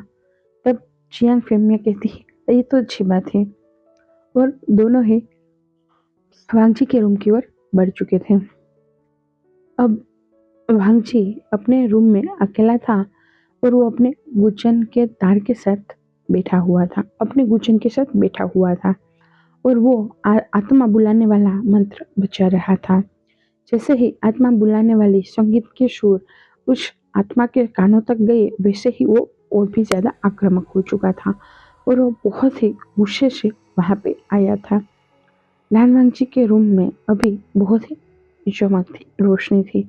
जैसे ही वो रू वहां पे आई, उसी के साथ ही अंधेरा छा चुका था। हवाओं में अजीब सी गंध आ चुकी थी और पूरा का पूरा एटमॉस्फेयर बहुत ही डरावना हो चुका था, दम घुटने वाला हो चुका था। लालवांग जी उस रूह से कहते हैं, तुम जानते हो तुम हो कौन? तब वो रूह कहती है, नहीं मैं नहीं जानता हूँ, पर मैं सिर्फ इतना जानता हूँ कि वो मेरा है। ये सुनने के साथ ही वो लालवांग जी कहते हैं, वो तुम्हारा कैसे हो सकता है? तब वो रूह कहती है, वो मेरा है, मैं उसे अपने साथ लेके जाऊंगा, मैं उसे अपना बना के रखूंगा, मैं किसी और को उसका नहीं होने दूंगा। तब वांग जी एक और तेज सुर बचाते हैं, जिससे उस सोल के आंखों से और कानों से खून निकलने लगा था। जो लाल आंखें चमक रही थी, वहां से लाल खून बहने लगा था और उसके कानों से भी खून बहने लगा था। ये सीन बहुत डरावना था। तब लानवांग जी कहते हैं, उसके छूने से पहले तुम्हें मेरा सामना करना होगा। तब वो रूह कहती है, तुम होते कौन हो? तब वांगजी कहता है, मैं, तुम जान जाओगे मैं हूँ कौन। तब वो रूह थोड़ा सा श्मक करते हुए कहती है, ठीक है, तो अब हम बाद में ही देखते हैं कि कौन जीतता है, तुम या मैं उसे अपने साथ लेके ही जाने वाला हूँ। तुमसे हो पाए तो उसे बचा लेना, और ना ही उसके पास ज्यादा टाइम है ना ही तुम्हारे पास। तब लानवांग जी शॉक्ड हो चुके थे, क्योंकि लानवांग जी को नहीं पता था कि उसके आने की वजह से, उस रूह को उसके रहने की वजह से वो रूह और भी ज्यादा आक्रामक हो जाएगी और वो रूह तुरंत ही विंग के ड्रीम में चली गई थी और वो विंग के ड्रीम में विंग के साथ बहुत ही हार्श बर्ताव करने लगी थी। वो विंग को जमीन पे पछाड़ती है और विंग के सारे कपड़े फाड़ने लगती है और उसे बहुत ही ब्रूटली, जैसे कोई जानवर किसी शिकार को किस तरीके से नोचता है, उस तरीके से नोचते हुए वो रूह कह रही थी, तुम्हारी हिम्मत कैसे हुई? तुम्हारी हिम्मत कैसे हुई उसके पास जाने की? तुम्हारी हिम्मत कैसे हुई अपने आप को उसे दिखाने की? मैं तुम्हें मार डालूंगा, मैं तुम्हें मार के अपने साथ ले जाऊंगा, तुम सिर्फ मेरे हो, तुम्हें समझ में नहीं आ रही ये बात? और विंग बाहर, जो विंग हकीकत में सो रहा था, वो इन सभी चीज़ों से बहुत डर चुका था। उस वजह से वो विंग इधर उधर अपनी करवटें लेने लगा था और चीखने लगा था और कहने लगा था, नहीं नहीं नहीं, बचाओ मुझे, बचाओ, मुझे, मुझसे दूर रहो, मुझसे दूर रहो, मुझसे दूर रहो, मुझे मत छूना, मुझे मत छाना, मुझे मत छूना, मुझे मुझसे दूर रहो, मुझसे दूर रहो। पर वो रूह और भी ज्यादा गुस्से में आ चुकी थी। उस रूह को बहुत ही जेलसी हो रही थी। उस रूह को ऐसा लग रहा था कि कैसे कैसे कोई और अल्फा इसे देख सकता है। इसलिए वो विंग के साथ बहुत ही बुरी बर्ताव कर रहा था। विंग अपनी आंखें तो ऊँख से तो विंग अपने ऊँख से तो बाहर आ चुका था, पर वो अपनी आंखें नहीं खोल पा रहा था। विंग अपने बेड से उतर चुका था और वो उस रूह को मारने की कोशिश करने लगा था। वो वहां पे इधर उधर भटकने लगा था और सामान गिराने लगा था और अपने आप को बचाने की कोशिश करने लगा था। विंग इधर उधर भागने भी लगा था, पर वो रूह विंग को नहीं छोड़ पा रही थी और विंग की आंखें बंद थी। उस वजह से विंग को वो रूह उसके साथ क्या कर रही है वो दिख रहा था। इसीलिए विंग और भी ज्यादा पैनिक हो चुका था और विंग की ऐसे सामान गिराने की, इसे चिल्लाने की आवाज सभी को सुनाई दे रही थी। सभी भाग के विंग के रूम में आ चुके थे। जियांग फेमिया जब जियांग फेमिया और यानली दोनों ही विंग को पकड़ने की कोशिश कर रहे थे, पर विंग हाथ में आ ही नहीं रहा था। उस टाइम पे लान वांगजी भी अंदर आ चुके थे। लान वांगजी ने जब विंग की हालत को देखा, तब वो बड़ी बड़ी आंखें करके विंग की ओर देख रहे थे। वो समझ चुके थे कि वो जो रूह है वो अभी विंग के माइंड के साथ खेल रही है और अगर ऐसा ही चलता रहा तो शायद शायद विंग कमज़ोर हो जाएगा, पागल हो जाएगा और वो अपने आप को मार डालेगा। मैडम यू ये सारा नज़ारा देख रही थी, पर उनका सीना कँपकँपा नहीं रहा था। वो तो मन में मुस्कुरा रही थी और कह रही थी, अगर तुम कल मरने वाले हो तो कल नहीं आज मर जाओ और मेरी जान को बख्श दो। मेरी मेरी नफ़रत से मुझे आज़ाद कर दो। और वहाँ पे जियांग चंग भी था, पर जियांग चंग भी उसके माँ की तरह साइड में ही खड़ा हुआ था। उसे भी कोई फ़र्क नहीं पड़ रहा था। लान वांगजी विंग को काम डाउन करने के लिए अपनी गुचन को निकालता है और टेबल पर बैठते हुए बहुत ही स्टाइल से वो अपनी गुचन को अपने चिंतियान पाउंड से निकालते हैं और वो म्यूजिक बजाना स्टार्ट कर देते हैं। जैसे ही पहला सुर म्यूजिक का लगा, उसी के साथ ही सभी जगह पे अचानक ही शांति छा चुकी थी। मैडम यूं इधर उधर देखने लगी थी, क्योंकि वो महसूस कर पाती थी हर बार कि वो रूह वहीं पे ही है और क्या कर रही है। पर जैसे ही गुचन बजना स्टार्ट हुआ, जैसे ही गुचन पे सुरों का बजना स्टार्ट हो चुका था, वैसे वैसे वहाँ का माहौल चेंज होने लगा था। जो विंग अभी किसी के हाथों में नहीं आ रहा था, वो अचानक ही शांत हो चुका था और वो गिरने वाला था। अगर वो गिरता उससे पहले ही उसे जियांग फेमिया ने पकड़ लिया था। विंग ने बहुत ही तेजी से जियांग फेमिया को थोड़ी देर पहले विंग ने बहुत तेजी से जियांग फेमिया जब उसे पकड़ने आए थे, उस टाइम पे उसे अपनी सारी पावर से धक्का दे दिया था, क्योंकि विंग को ऐसा लग रहा था उसे जो छू रहा है वो रूह है। इसीलिए विंग डर के मारे अपनी सारी पावर का यूज कर लेता है और जियांग फेमिया को फेंक देता है, जिस वजह से जियांग फेमिया को उसके मुंह से खून निकलना स्टार्ट हो चुका था। पर फिर भी जियांग फेमिया अपनी कोई भी परवाह नहीं करते हैं और वो तुरंत ही विंग को संभालने चले जाते हैं। विंग जैसे ही नीचे गिरने वाला था, उस टाइम पे जियांग फेमिया उसे अपनी बाहों में ले लेते हैं और उसे संभालते हुए बेड पे सुला देते हैं। लान वांगजी वहाँ पे ही बैठे रहते हैं और वो म्यूजिक बजाते रहते हैं।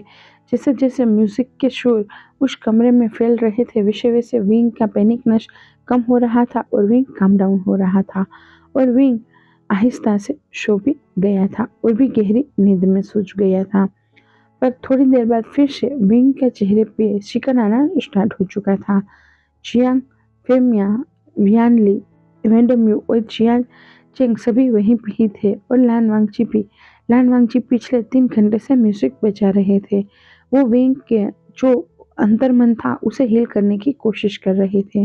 विंग को जो लग रहा था कि जिस वो रूह उसे नोच रही है, वो उसका जो दर्द था, जो घाव था, उसे लान वांगची हील कर रहे थे, बजा रहे थे, हीलिंग म्यूजिक बजा रहे थे और वो शायद विंग पे असर भी कर रहा था। ये सब देखते हुए वो रूह और भी ज़्यादा गुस्से में आ जाती है और वो रूह फिर से विंग पे अपनी पूरी ब्लैक पावर का यूज़ करती है और विंग के ड्रीम में चली जाती है और वो विंग को हिलाते हुए कहती है, तुम चाहे कुछ भी कर लो, पर मैं तुम्हें कभी भी आज़ाद नहीं होने दूंगा। मैं तुम्हें अपने साथ ले जाऊंगा, तुम सिर्फ मेरे हो, सिर्फ मेरे। और उसे फिर से छूने की कोशिश करता है, पर इस बार विंग के सामने कोई अदृश्य दीवार आ गई थी, जो दीवार को वो रूह आर पार नहीं कर पा रहा था और विंग जो भी पैनिक हो चुका था, जो भी डर रहा था, वहाँ पे अचानक ही कामनश आ चुकी थी। विंग का जो सोता हुआ चेहरा था, वहीं पे भी उसकी पैनिकनेस दिख रही थी, पर अचानक ही उसके चेहरे पे कामनश आ चुकी थी। ये देखने के साथ ही सब शॉक्ड हो चुके थे और लान वांग जी अपनी आंखें बंद करते हुए और भी गहरे ध्यान में म्यूजिक बजाने लगे थे। लान वांग जी जान चुके थे कि उनको किस तरीके से विंग को ठीक करना है। विंग जब पूरी तरीके से काम डाउन हो चुका था, तब तक तो 5 घंटे से ज़्यादा हो चुका था और विंग जब अपनी आंखें खोलता है और वो अपने सामने अपने अंकल को देखता है और अपनी शिचिए को और अपने ब्रदर को और अपनी आंट को देखता है। विंग सब अभी नॉर्मल तरीके से बर्ताव कर रहा हो वैसा लग रहा था। विंग जैसे ही अपनी आंखें खोलता है, उसी के साथ ही वो अपनी शिची से कहता है, शिची मुझे माफ़ करना, मैंने आपको बहुत हार्म कर दिया ना। और वो उसके चेहरे पे हाथ लगा रहा था, उस जहाँ पे उसको चोट लगी थी, उसके सिर पे। तब यानली विंग के हाथ को अपने हाथ में पकड़ती है और वो कहती है, मैं जानता हूँ विंग, तुम किसी प्रॉब्लम में हो, और तुम ये जानबूझ के नहीं कर रहे हो, इसीलिए मुझे कोई फर्क नहीं पड़ता है। तुम चाहे मुझे कितना भी हार्म कर लो। तब मैडम युताना देते हुए कहती है, हाँ हाँ, कोई फर्क नहीं पड़ता है। अगर तुम्हें वो मार भी डाले ना, तब भी कोई फर्क नहीं पड़ेगा। क्यों? तब जियांग फेमिया कहते हैं, यू जुबान संभाल के बात करो। तब मैडम यू कहती, हाँ मैं ही तो कड़वी जुबान वाली हूँ, इसीलिए तो तुम्हें मेरे बच्चे पसंद नहीं है और यह ज्यादा पसंद है। कोई ना, हम क्या कर सकते हैं? हम तो वैसे भी आपकी जिंदगी में जबरदस्ती से आए हुए थे ना। और वो वहां से चली जाती है। ये सुनने के साथ ही जियांग फेमिया की मुठ्ठियां बीत चुकी थी, क्योंकि जियांग फेमिया को मैडम यू अपना पास्ट याद दिला के चली गई थी और वो उसके मन को हट कर चुकी थी। तब विंग अपने चाचा के हाथों पे हाथ रखता है और बहुत प्यार से कहता है, चाचा अब क्यों टेंशन ले रहे हो? मुझे कुछ नहीं होगा, पर मैं सच में चाहूंगा कि आप जियांग चेंग और सीजी पे ज्यादा ध्यान दो, ताकि आंट को ऐसा ना लगे कि आप मुझसे ज्यादा प्यार करते हो। तब जियांग फेमिया विंग के सिर पे हाथ सहलाते हैं और वो कहते हैं, मेरा प्यारा बेटा हर बात अच्छे से समझता है। तब विंग भी थोड़ा सा मुस्कुरा जाता है। विंग अभी भी काम डाउन ही था और उसे अभी एक मीठी सी धुन सुनाई दे रही थी। विंग इधर उधर देखता है कि यह धुन कहाँ से आ रही है। तब उसकी नजर सामने खड़े बैठे एक गोट पे जाती है, जो पूरा का पूरा सफेद वस्त्रों में सज था। उसके फोरहेड पे एक फोरहेड रिबन थी, सिर में एक छोटा सा ही सही पर एक्सेसरीज पहनी हुई थी। उसके चेहरा एकदम शीतल था, एकदम शांत थे। उसकी आंखें बहुत ही छोटी थी, उसकी आईब्रो बहुत घनी थी, उसका चेहरा बहुत ही गोरा था। उसके चेहरे पे अभी कोई शिकन नहीं थी, सिर्फ सुकून था और शायद शायद उसने कुछ हासिल कर लिया हो, उस बात की खुशी उसके चेहरे पे चमक रही थी। उसकी लंबी लंबी उंगलियां उस गुच्छन पे घूम रही थी और उसका वो सतरंगी गुच्छन बहुत ही खूबसूरत लग रहा था। लान वांगजी का पूरा बदन एक एक फिक्स पोस्चर में था, मानो कि वो कोई स्टेच्यू हो, ना कि कोई इंसान हो। विंग बस वांगजी को देखता ही रह गया था। जियांग फिल्म और जियांग यानली भी देखते हैं कि विंग किस ओर देख रहा है। तब उनकी नजर भी वांगची पे पड़ी थी। तब जियांग फेमिया हंसते हुए कहते हैं, वो लान वांगची है, लान क्लान के सेकंड हायर। वो हीलर है, वो तुम्हें हील करने के लिए आई है। तब विंग कहता है, समझ गया। तब जियांग फेमिया कहता है, वो बहुत अच्छा इंसान है और बहुत बड़ा कल्टीवेटर भी है। हमें लगा था कोई नहीं कुछ तुम्हारी मदद कर पाएगा, पर उन्होंने दी थी। सच में वो बहुत ग्रेट है।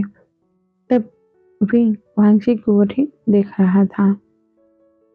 जियांग एनली विंग से कहते हैं, विंग तुम ठीक से फ्रेश हो जाओ, मैं तुम्हारे लिए लोटस रिब सूप बनाती हूँ। तब विंग कहता है, ठीक है। और वहां से जियांग फिमिया और यान ली दोनों ही चले जाती है। उसके बाद उस रूम के अंदर वो रू, वांगची और विंग तीनों ही बचते हैं। वो रू बार बार कोशिश कर रही थी विंग के ड्रीम में जाने की, पर अभी उस रू को विंग के ड्रीम में जाना नहीं हो रहा था, क्योंकि लान वांगची के गुचन के तार जब तक बचते रहेंगे तब तक उस रू विंग के आसपास नहीं जा पाएगी। और अगर लान वांगची उसके कुछ फिक्स टाइम जोन है, उस टाइम जोन के दौरान अगर वांगजी एक निश्चित मर्यादा के दौरान हीलिंग म्यूजिक बजाएगा, तो वो विंग के अंतर्मन के हर एक घाव को हील कर पाएगा। इसीलिए वांगजी एक निश्चित समय तक अपनी सारी आध्यात्मिक पावर लगा के विंग के लिए हीलिंग म्यूजिक बजा रहा था। उससे विंग को होश आ चुका था और वो वांगजी की ओर ही देख रहा था। विंग एक ही नजर से लान वांगजी को ही देख रहा था। उसे देखने में वो खो चुका था। उसे पता नहीं वो क्यों लान वांगजी को इस तरीके से देख रहा है, पर उसका दिल लान वांगजी को देखने के साथ ही बहुत हैप्पी हो चुका था। वो लान वांगजी को ऊपर से अपनी नजरें नहीं हटा पा रहा था। और ये देखने के साथ ही वो रूह बहुत गुस्से में आ चुका था। वो रूह बार बार कोशिश कर रहा था विंग के ड्रीम में जाके विंग को फिर से हार्म करने की, उसे डराने की। पर लान वांगची की गुचन जब बज रही थी तब तक वो रूह विंग को हार्म नहीं कर पा रही थी। विंग पता नहीं कैसे पर बेध्यान होते हुए वो लान वांगची के सामने, उसकी गुचन के सामने आके बैठ गया और वो वांगची को बहुत ही प्यार से निहारने लगा था। उसका एक हाथ उसके घुटन पे था, उसके पैरों पे था और दूसरा हाथ की हथेली उसके चेहरे पे थी। और वो अपने हथेली पे अपने सिर का, जैसे हम कैसे दोनों हथेली को गाल पे रख के बैठते हैं, उस तरीके से वो बैठ गया था और वो वांगची को देख रहा था। वांगची को महसूस हो रहा था कोई ओमेगा यहाँ पे आके उसे देख रहा है और वो जानता भी था वो ओमेगा कौन है। तब विंग कहता है आपकी अल्फा स्मेल बहुत अच्छी है। ये सुनने के साथ ही वांगची अपनी आंखें खोल देता है और जैसे ही वांगची अपनी आंखें खोलता है उसी के साथ ही विंग भी बहुत शॉक्ड हो चुका था, क्योंकि वांगची की आंखें देखने के साथ ही उसकी आंखें विंग की आंखों के साथ लॉक हो चुकी थी और दोनों ही समझ चुके थे कि वो दोनों एक दूसरे के मैट हैं। विंग वांगची को देखने के साथ ही मन में कहता है अल्फा और वांगची कहता है ओमेगा। और वो रूह जब ये सुनता है तब वो और भी ज्यादा शॉक्ड हो चुका था और वो रूह गुस्से से पूरे रूम का सारा सामान इधर उधर पटकने लगा था। अचानक ही पूरे रूम का नज़ारा बदल चुका था और रूम बहुत ही गुस्से वाले फेरोमोन से भर चुका था। अभी जो अल्फा रूह वाला अल्फा था, उस अल्फा की स्मेल भी आने लगी थी। वो अल्फा अपनी स्मेल रिलीज कर रहा था। उसकी सड़ी हुई स्मेल थी। उसकी स्मेल बहुत ही गंदी थी और उसकी स्मेल में चंदन की खुशबू भी थी, पर सड़ी हुई चंदन की खुशबू थी, जिस वजह से विंग को थोड़ा सा हेवीनेस और भी महसूस हो रहा था।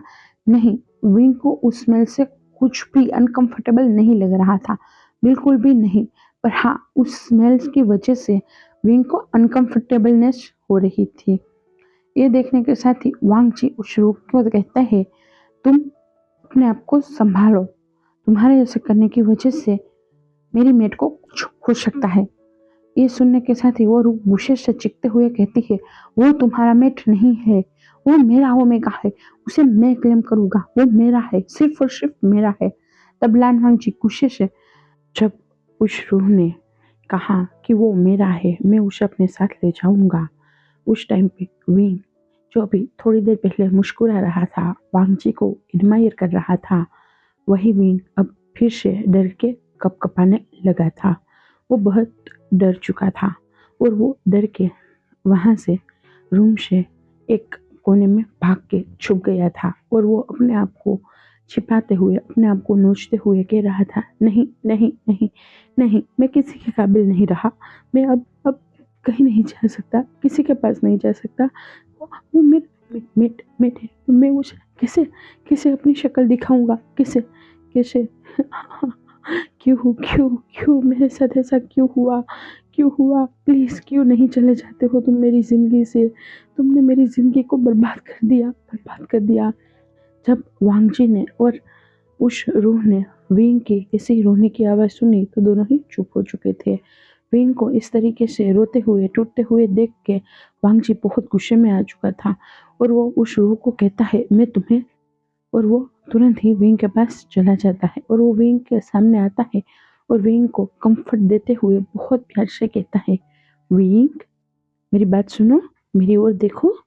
तब विंग अपना सिर ना उठाते हुए और नाम में करते हुए कहता है नहीं नहीं नहीं, मैं किसी के काबिल नहीं रहा, मैं नहीं रहा काबिल, मुझे मुझे नहीं देखना, आपको नहीं देखना, मैं मैं इस गिल्ट के साथ कैसे जी रहा हूँ मैं ही जानता हूँ। मुझे नहीं जीना, पर मैं मर भी नहीं सकता, अगर मैं मर गया तो वो रूह मुझे ले जाएगा, मैं कैसे मरूं, मैं कैसे उस रूह से पीछा छुड़ाऊं, कैसे कैसे हाँ, मुझे मुझे बहुत डर लग रहा है, बहुत डर। तब वांगची विंग के सामने अपने कामिंग फेरोमोन्स को रिलीज करता है और उसे बहुत ही कंफर्ट देते हुए बहुत प्यार से कहता है, विंग मेरी बात को सुनो, मेरी बात को समझो विंग, मैं हूँ, मुझे कोई फर्क नहीं पड़ता किसी भी बात से, तुम डरो मत, कुछ नहीं हुआ है, कुछ भी नहीं, वो सिर्फ मन का भ्रम है, मन का भ्रम है विंग, सिर्फ मन का भ्रम, कुछ नहीं हुआ है विंग। तब विंग कहता नहीं नहीं, और वांगजी विंग को छूने ही वाला था। उस टाइम पे विंग मना करते हुए कहता नहीं, मुझे मत छूना, मुझे मत छूना।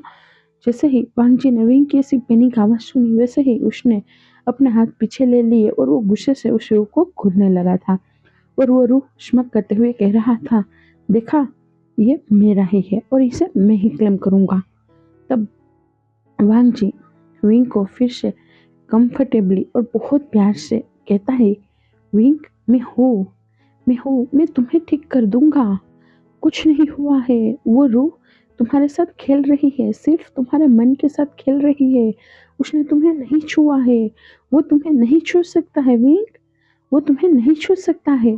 ये सुनने के साथ ही विंग अपनी चेहरा बाहर निकालता है और वांगजी की ओर देखते हुए बहुत बहुत ही पेन के साथ कहता है, क्या क्या सच है वो, उसने मुझे नहीं छुआ है, क्या सच है वो सिर्फ एक इल्यूजन है, क्या वो हकीकत नहीं थी, कि वो सच में मुझे नहीं छुआ था उसने। तब वांगजी बहुत प्यार से विंग के दोनों गालों पे हाथ लगाता है और उसे कहता है, नहीं विंग नहीं, वो सिर्फ एक भ्रम क्रिएट कर रहा था तुम्हारी ओर, वो तुम्हें कमजोर करना चाहता था, वो तुम्हें डराना चाहता था, वो जानता था तुम बहुत स्ट्रांग हो, वो तुम्हें इस तरीके से हार्म नहीं कर सकता है, इसीलिए वो तुम्हारे सेंसिटिव पॉइंट पे वार कर रहा था, वो इसीलिए ही तो तुम्हें ऐसा महसूस करवा रहा था कि उसने तुम्हें छुआ है, पर ऐसा कुछ नहीं है विंग, ना ही वो तुम्हारे ड्रीम में, ना ही वो तुम्हारी हकीकत में, कहीं पे भी वो तुम्हें नहीं छू सकता है, वो नहीं छू सकता है विंग, नहीं, तुम्हें कुछ नहीं हुआ है, तुम प्योर हो, प्योर, तुम डरो मत इस बात से। जब विंग ये बात सुनता है तब वो बहुत हैप्पी हो जाता है, पर अचानक ही वो रूह विंग को फिर से कहती है, वो तुम्हें झूठ कह रहा है, तुम्हारे हर एक हिस्से पे, तुम्हारे हर एक कतरे पे, तुम्हारे शरीर के, तुम्हारे जिस्म के हर एक अंग पे सिर्फ मेरा हक है और मैंने उसे छुआ है, महसूस किया है, और मेरे हर स्पर्श को तुमने महसूस किया है। ये सुनने के साथ ही विंग डर के मारे बेहोश हो गया था और विंग इस तरीके से बेहोश हुआ। तब वहीं वांगजी विंग को अपनी बाहों में संभाल लेता है और बहुत प्यार से वो विंग को उठाता है और बेड पे सुलाते हुए उसके सिर पे हाथ सहलाता है और वो कहता है, विंग कुछ नहीं हुआ है, ना ही उसने तुम्हें छुआ है, ना ही वो तुम्हें छू पाएगा, और ना ही वो कोई गलत है। जब तुम्हें सारी हकीकत पता चल जाएगी तब तुम्हें उसका छूना भी बुरा नहीं लगेगा विंग, और उसका होना भी। तुम डरो मत, तुम्हें अब बस हकीकत जानने की जरूरत है। और वो फिर से अपने गुज्जन के पास बैठ जाता है। उस टाइम पे वो रूह वांगजी के सामने आती है और वो गुस्से से वांगजी को घूरते हुए कहती है, वो मेरा है, सिर्फ मेरा। ये सुनने के साथ ही वांगजी बहुत गुस्से में आ गया था और वो उस रूह को कहता है, अभी विंग के ऊपर से नजर हटाता है और वो उस रूह की ओर, वो रूह जहाँ पे है उस ओर देखता है और उसे कहता है, तुम पहले हो कौन वो तो जान लो, उसके बाद तुम विंग पे अपना हक जताना। ये सुनने के साथ ही वो रूह और भी गुस्से में आ चुका था। वो रूह कहता है, मुझे नहीं जानना है कि मैं हूँ कौन। तब वांगजी कहता है, जानना तो होगा, इसके बिना नहीं रह सकते हो तुम। तब वो रूह कहती है, ठीक है, मैं जानूंगा, तुम जानते हो मैं हूँ कौन। तब लान वांगजी उस रूह को कहता है, ठीक है, तुम्हें जानना है तुम हो कौन, तो सुनो, एक हिस्सा हो तुम किसी का, एक आधी सोल हो तुम किसी की। आईना को देखने के बाद तुम समझ जाओगे कि तुम हो कौन। तुम्हारी हिस्से में मैं हूँ, मेरे हिस्से में तुम हो। तुम्हारी जिंदगी में हूँ, मेरी जिंदगी तुम हो। मैं तुमसे, तुम मुझसे, अब ढूंढो मैं हूँ कौन। ये सुनने के साथ ही वो शॉल और भी गुस्से में आ चुकी थी।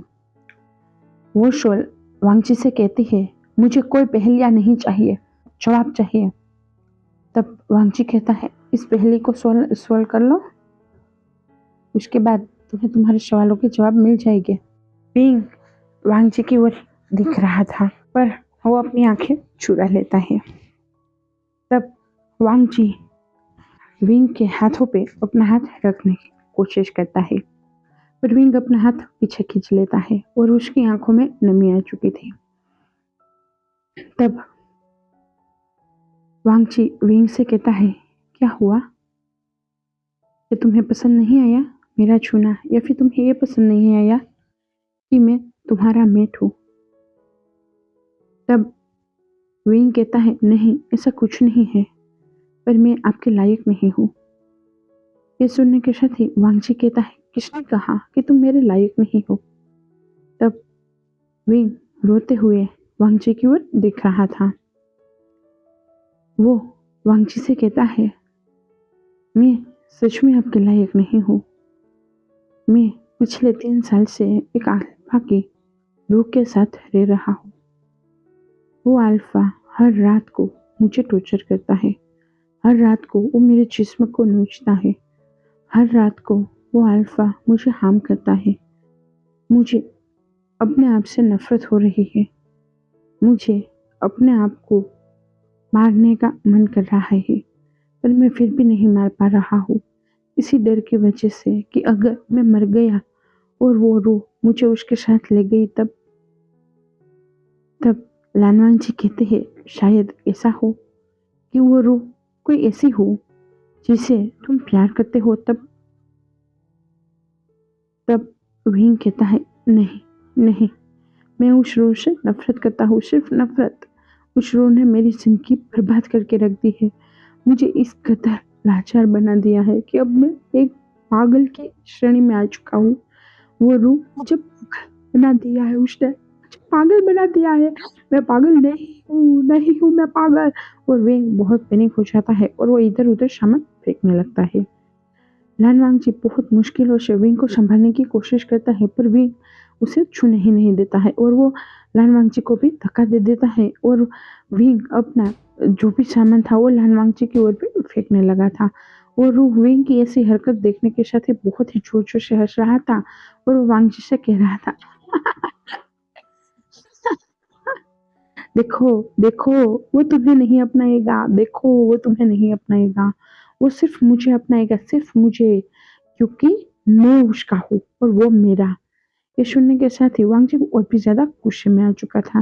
वांगजी कहता है, अगर अगर तुम वो, उससे ज्यादा वो कुछ नहीं कहता। तब विंग बहुत ही रोते रोते पैनिक हो चुका था और वो बेहोश हो जाता है। जैसे ही विंग बेहोश हुआ था वैसे ही वांगजी उसे संभालता है और उसे बेड पे सुलाते हुए उसकी फोrehead पे अपनी 2 उंगली रखता है और उसके मन को शांत करने की वो कोशिश करने लगता है। पर इतनी आसानी से विंग का मन शांत नहीं हो पा रहा था। उन्होंने अपनी पूरी की पूरी हीलर की जो कल्टीवेशन की पावर थी वो उसमें झोंक दी थी, पर फिर भी विंग शांत नहीं हो पा रहा था। उसके बाद फिर से लानवांगची हीलिंग म्यूजिक बजाने लगे थे। लानवांगची ने पूरे 3 दिन तक हीलिंग म्यूजिक बजाया था। विंग बेहोशी था और वो रूह वहीं पे ही थी। वो रूह बहुत कोशिश करती है लानवांगची के इस हीलिंग म्यूजिक को बंद करने की और विंग के माइंड में जाके फिर से विंग को हार्म करने की, पर वो ऐसा नहीं कर पा रही थी क्योंकि इस बार लानवांगची ने विंग के ऊपर एक कड़ा कवच, अल्फा का जो कड़ा कवच होता है वो लाके रख दिया था।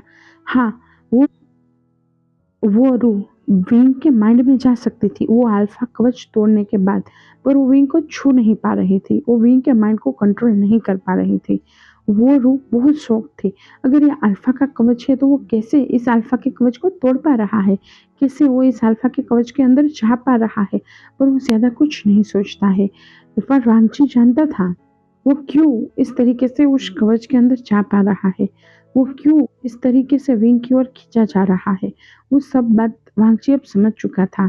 पर वांगची अभी कुछ नहीं कर सकता है जब तक कि विंग खुद ब खुद वांगची को ना अपनाए और वो वांगची को अपना ना माने।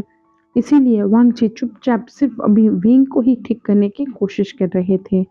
वांगची 3 दिन तक 3 रातों तक लगातार हीलिंग म्यूजिक बजा ही जा रहे थे और उनकी हीलिंग म्यूजिक की वजह से पूरे के पूरे जियांग क्लान में भी बहुत ही सुकून और बहुत ही शांति छा चुकी थी।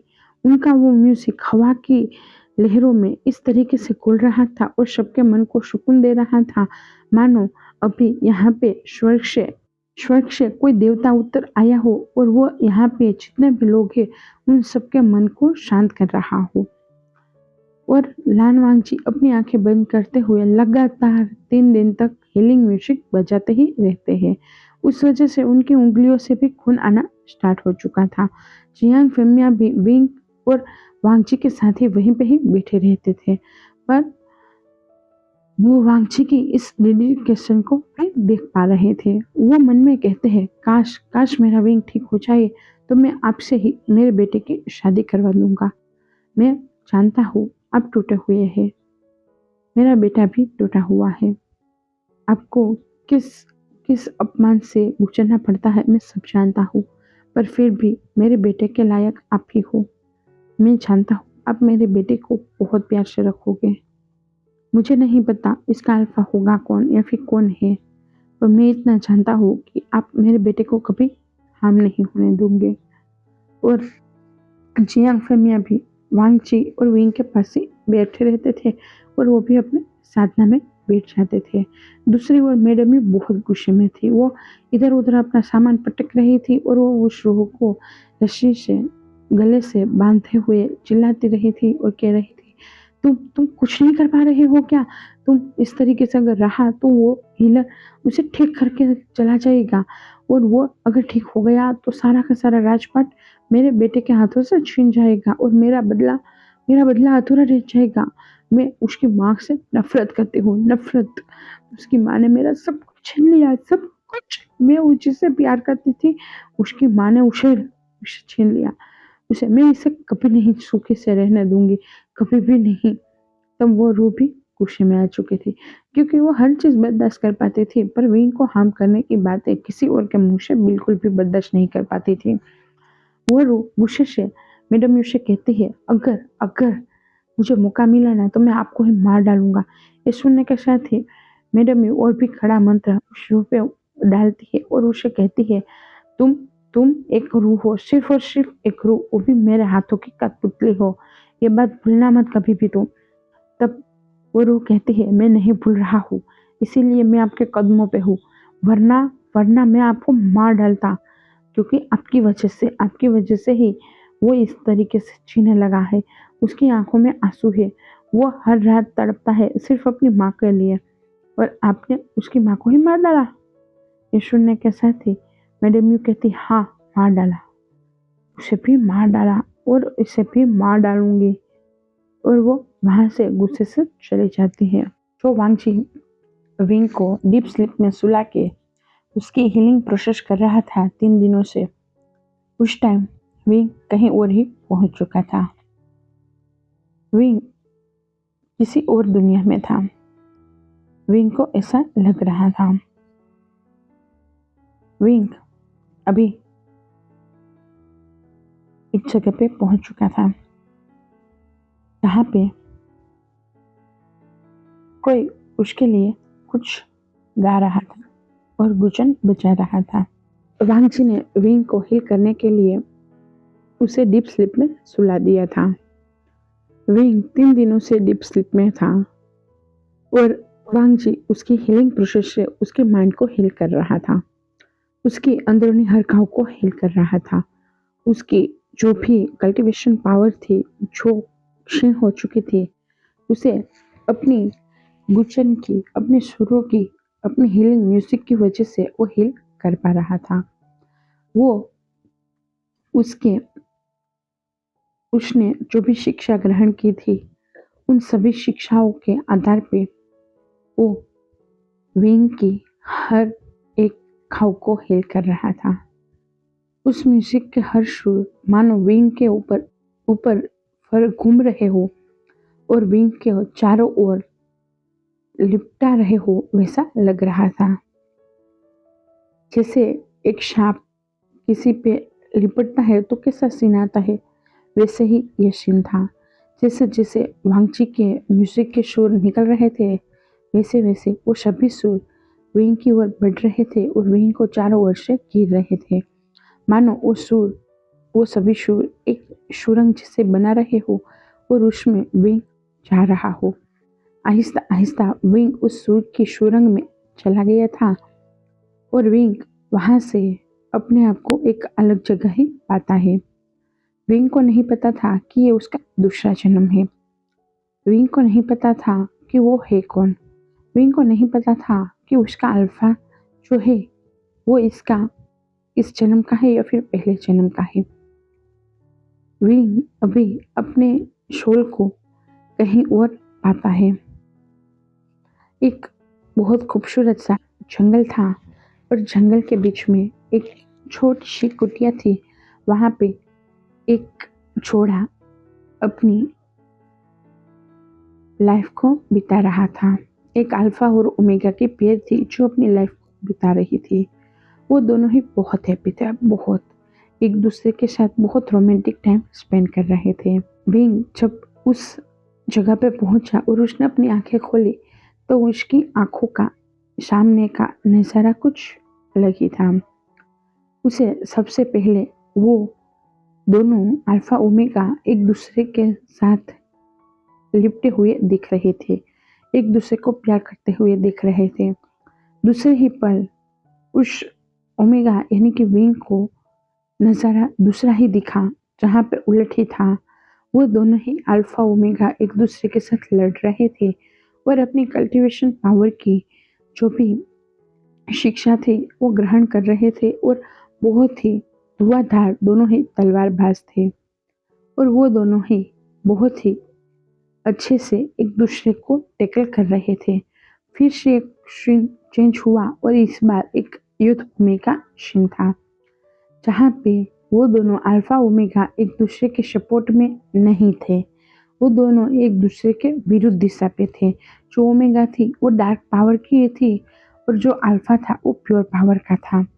दोनों को ही मिलके किसी एक ऐसी पावर थी जिसे प्रोटेक्ट करने का था। उस पावर का नाम था, एक इन नाम की पावर थी जिसे उन दोनों को प्रोटेक्ट करना था। जो पावर एक इंसानी रूप में थी, वो पावर का इंसानी रूप भी अपने आप ही आया हुआ था और उस पावर को उन दोनों को प्रोटेक्ट करना था। इन पावर का जो मेट था वो यान था और वो भी उसके साथ ही जुड़ा हुआ था। वो जो पावर थी उसके दो चेहरे थे, एक चेहरा इन का था, एक चेहरा यान का था और वो दोनों एक ही शरीर में थे और वो दोनों इस पूरी दुनिया पे राज करना चाहते थे, एक पूरी दुनिया को काबू करना चाहते थे, क्योंकि वो दोनों समझ चुके थे कि इन और यान की जो पावर है वो दुनिया को बैलेंस करती है और वही दुनिया पे रूल कर सकती है। इसीलिए वो दोनों अच्छाई की जगह पे बुराई के रास्ते पे जुड़ चुके थे। जो थी इनकी पावर, यान की जो पावर थी वो प्योर पावर थी और इनकी जो पावर थी वो नेगेटिव पावर थी। और कभी कभार ऐसा हो सकता है कि हमारी अच्छी मनोकामना पे हमारी बुरी मनोकामना ज्यादा हावी हो जाती है और इन और यान के साथ भी ऐसा ही हुआ था, जिस वजह से वो दोनों ही बुराई के रास्ते पे जुड़ चुके थे और वांगची और वेंग को उन दोनों की प्रोटेक्शन का और उन दोनों को सही रास्ते पे लाने का काम दिया गया था। और उसी बीच वांगची और वेंग दोनों ही एक दूसरे के मेट थे। वो अल्फा ओमेगा जो थे वो कोई और नहीं, हमारे वांगची और वेंग थे, जिसे पहले जमाने में इलिंग पेट्रियार्क और यांगवान जून के नाम से संबोधा जाता था। उन दोनों का नाम व्यूहुशियान और लान वांगची था। वांगची अपनी लान क्लान में ही था और वेंग अपने जियांग क्लान में ही था। बाओशा शरण विभूषियान के वंशज में से आती है और लानी वांगची के वंशज में से आती है। वांगची और विंग दोनों ही कल्टीवेटर थे और वो दोनों इमोर्टल थे। उस वजह से उन दोनों को इन और यान की प्रोटेक्शन का भार सौंपा गया था गॉड के द्वारा। वो दोनों भी इन और यान की प्रोटेक्शन करते थे, पर इन और यान ऐसा नहीं चाहते थे कि वो दोनों उसकी प्रोटेक्शन करें। इसीलिए इन और यान दोनों ने ही मिलकर वांगची और विंग के माइंड को इस तरीके से डाइवर्ट किया और उन दोनों को एक दूसरे के दुश्मन बना दिया था। वांगची और विंग दोनों ही एक दूसरे को बहुत प्यार करते थे। वो दोनों कभी भी एक दूसरे को हार्म नहीं कर पाते थे। इसीलिए इन और यान दोनों को ही इस तरीके से वांगची और विंग पे आक्रमण करना था, जिस वजह से वांगची और विंग एक दूसरे के दुश्मन हो जाए और बैटल फील्ड में वो दोनों एक दूसरे के खिलाफ आ जाए। और शायद उन दोनों की ये चाल कामयाब भी हो गई थी और उन दोनों के बीच में फूट डाल दी गई थी। उन दोनों के बीच की फूट जो थी वो किसी और ने नहीं, विंग की मदर, यानी कि उसकी मदर का नाम था madam you Gyan. Madam you पहले जमाने में, पहले जब उनका बर्थ था, पहला बर्थ, उस टाइम पे मैडम यू ने उनको बर्थ दिया था, यानी कि विंग को। और वो विंग से नफरत करती थी क्योंकि वो एक ओमेगा थी और वो पूरी की पूरी ब्लैक पावर का आधीन था। फिर भी उसने अपने कल्टीवेशन से ब्लैक पावर को कंट्रोल किया और उसने कभी भी बुराई की राह नहीं चुना। इस वजह से मैडम यू बहुत गुस्से में थी विंग से, और ऊपर से उसने वांगची को चुना जो प्योर पावर का था। इसीलिए मैडम यू विंग से नफरत करती थी, क्योंकि मैडम यू चाहती थी पूरे के पूरे कल्टीवेशन वर्ल्ड पे अपना आधिपत्य जमाना और अपने आप को सबसे बड़ा शक्तिशाली बनना। वो जानती थी अगर विंग कभी भी अच्छाई की राह की जगह पे बुराई की राह चुनेगा तो वो इस संसार पे हुकूमत कर सकता है, इस संसार को अपना बना सकता है, और वो उसके विंग के सहारे पे वो भी इस साम्राज्य पे रूल कर सकती है।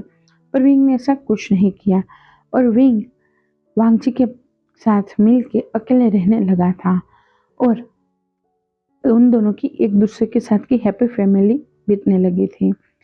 पर ये बात ना ही मैडम यू को हजम आई थी और ना ही इन और यान को हजम आई थी, क्योंकि अगर वांगची और विंग एक दूसरे के साथ ही रहेंगे, एक दूसरे के सहारे ही रहेंगे और एक दूसरे को इसी तरीके से प्यार करते रहेंगे ना, तो इन और यान में जो इन था, जो ब्लैक पावर के अधीन था, वो जो सत्ता को पाना चाहता था उसे वो सत्ता नहीं मिलेगी, उसे सत्ता में बंटवारा करना पड़ेगा। इसीलिए वो मैडम यू को भड़काना स्टार्ट कर चुका था और मैडम यू भी और भी ज़्यादा भड़क चुकी थी और वो विंग और वांगची को अलग करने में जुट चुकी थी। और आज जब बैटलफील्ड थी उस टाइम पे वांगची और विंग एक दूसरे के खिलाफ खड़े हुए थे और इसी बात का फायदा इन और यान उठाते हैं और वो विंग पे वार करते हैं, क्योंकि वो जानते थे कि विंग के पास बहुत ही ज़्यादा ब्लैक पावर है, जिस वजह से वो ब्लैक पावर को कंट्रोल करता है और वो यान को भी कंट्रोल करता है और यान ये नहीं चाहता था कि उसे कोई कंट्रोल करे। इसीलिए वो छल से विंग पे हमला करने वाला था और वांगची की नज़र ये बात पे पड़ चुकी थी कि इन विंग पे वार करने वाला है। इसीलिए वांगची विंग को पीछे धक्का दे देता है और वो तुरंत ही उस वार के सामने आ चुका था।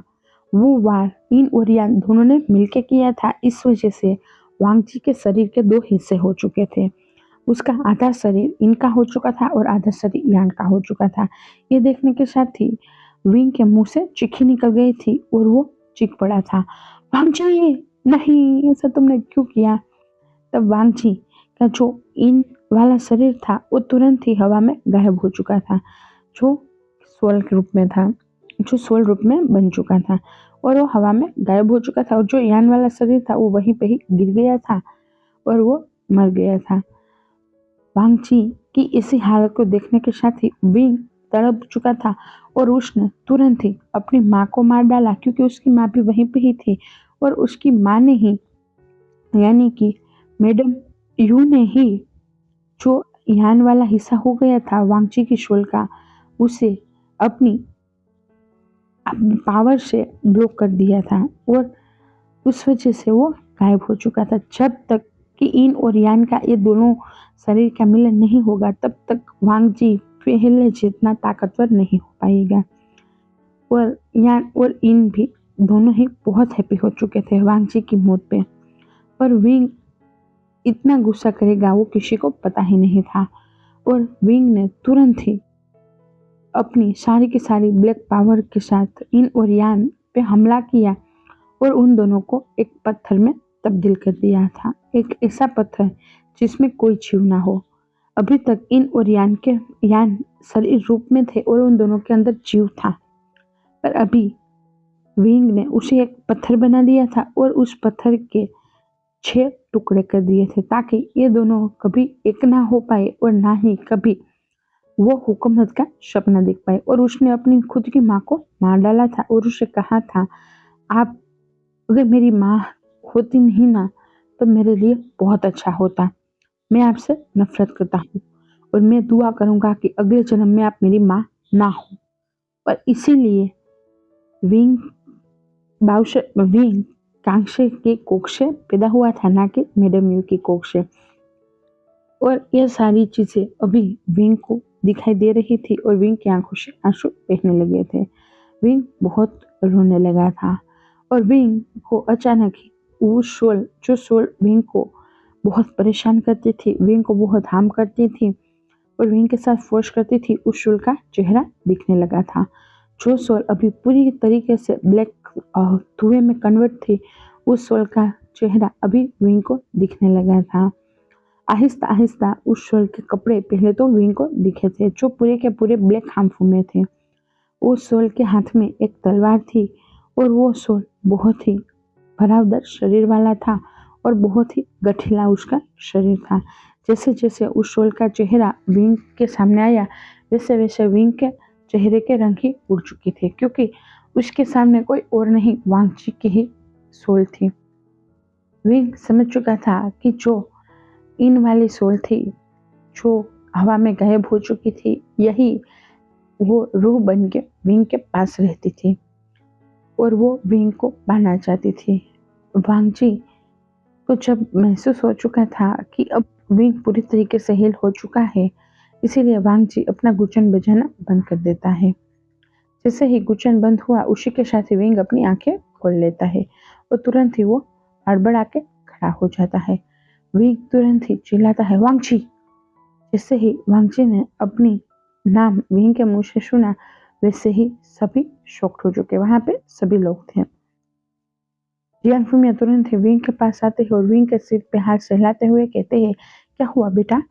तब विंग अपने चाचा यानी कि अपने पहले जन्म के बाबा की ओर देखता है और उसे गले लगाते हुए रोते हुए कहता है, कुछ नहीं हुआ बाबा, कुछ नहीं हुआ। आज पहली बार जियांग फुमिया के लिए विंग ने बाबा वर्ड यूज किया, इसीलिए जियांग फुमिया बहुत हैप्पी हो चुके थे।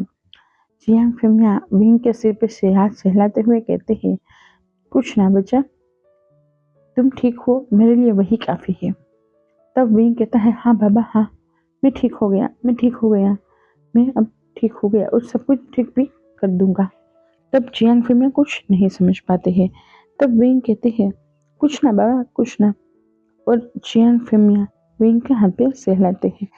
जियांग यानली भी विंग के पास जाती है और विंग को गले लगाते हुए कहती है, आसियान तुम ठीक तो हो ना? तब विंग अपने शिष्य के जहाँ पे उनको चोट लगी थी वहां पे हाथ लगाते हुए बहुत प्यार से कहता है, मुझे माफ करना शिष्य, मेरी वजह से आपको चोट लग गई। तब उसकी शिष्य कहती है, ये तो चलता रहता है, इससे कुछ बड़ी बात नहीं है, तुम डरो मत, कुछ नहीं हुआ है मुझे। तब विंग कहता है और विंग वांगची की ओर देख रहा था। वो मैडम यू की ओर देखता है और वो बाद में उस सोल की ओर भी देख रहा था। वो सोल बहुत हैप्पी हो चुकी थी जब उसने विंग की ओर देखा था। विंग ने उस सोल की ओर देखा था। विंग मन में कहता है, मैं क्या करूँ, कैसे मैं उस सोल को ठीक करूँ, कैसे मैं वांगची की पूरी सोल को एक करूँ। मैं क्या करूं, मेरी वजह से वांगची के सोल के आधे हिस्से हो चुके हैं और वो आज ऐसी जिंदगी जी रहा है। तब लाल वांगची विंग की आंखों के सामने एक चुटकी बजाते हैं और उसे कहते हैं, क्या हुआ, क्या सोच रहे हो आप? तब विंग कुछ नहीं कहता और नाम में सिर हिलाता है। यानली भी बहुत हैप्पी हो गई थी क्योंकि उसका ब्रदर ठीक हो चुका है। अभी उस रूम के अंदर फिर से कोई नहीं था। वहां पे सिर्फ वो छाया था और विंग था। रात हो चुकी थी। वांगजी भी अपने रूम में चला गया था। वो शोल विंग के नजदीक आती है और उससे कहती है, तुम ठीक हो गए हो ना? ये सुनने के साथ ही विंग कहता है, वांगजी। ये नाम सुनने के साथ ही वो शोल गुस्से में आ जाती है और वो तुरंत ही विंग का गला दबाते हुए कहती है, तुम्हारी हिम्मत कैसे हुई मुझे वांगची कहने की? मैं कोई वांगची नहीं हूँ, मैं कोई वांगची नहीं हूँ, तुम्हें समझ नहीं आता? तब विंग उस स्वल का हाथ पटकते हुए उसे अपने गले से हटाते हुए कहती है, नहीं नहीं, आप मेरे वांगची हो, आप मेरे अल्फा हो, आप मेरे अल्फा के आधे हिस्से हो, आप मेरे वांगची हो, मेरे वांगची हो।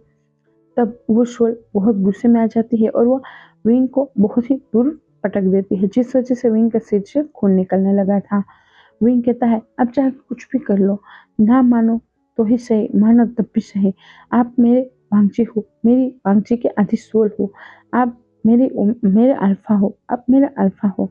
तब वो शोल जो थी और भी गुस्से में आ जाती है और वो विंग को बहुत ही गुस्से से पटकते हुए कहती है, तुम्हारी हिम्मत कैसे हुई, तुम्हारी हिम्मत कैसे हुई कि तुम मुझे किसी और का आधा हिस्सा कहो?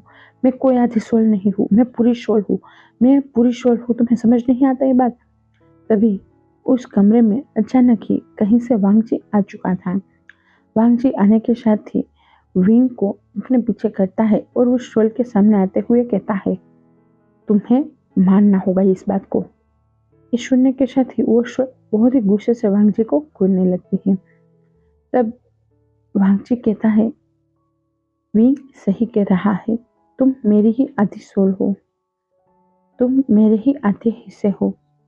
ये सुनने के साथ ही वांगची शॉक्ड हो चुका था। तब वांगची की जो सोल थी वो शॉक्ड हो चुकी थी। तब विंग तुरंत ही वांगची की वो भूत वाली सोल थी उसके पास जाता है और उसके हाथ को पकड़ते हुए कहता है, सच कह रहे हैं अल्फा, तुम उनकी आधी सोल हो, तुम क्यों नहीं मान जाते हो? तुम मान जाओ ना, मेरा अल्फा पूरे हो जाएगी, उसकी पूरी सोल आ जाएगी, वो फिर से पहले की तरह ताकतवर हो जाएगी, वो उनके पास फिर से उनकी गोल्डन कोर आ जाएगी, तुम क्यों नहीं समझ रहे हो? ये सुनने के साथ ही उस सोल को ऐसा लगता है कि ये सिर्फ वांगजी की सोल को पूरी करना चाहती है ताकि वांगजी फिर से ताकतवर हो जाए। इसीलिए वो सोल बहुत गुस्से में आ जाती है और वो विंग को कहती है, तुम सेल्फिश हो, सिर्फ और सिर्फ सेल्फिश। तुम चाहती हो कि मैं इस अल्फा की पूरी सोल कर दूं और मैं गायब हो जाऊं।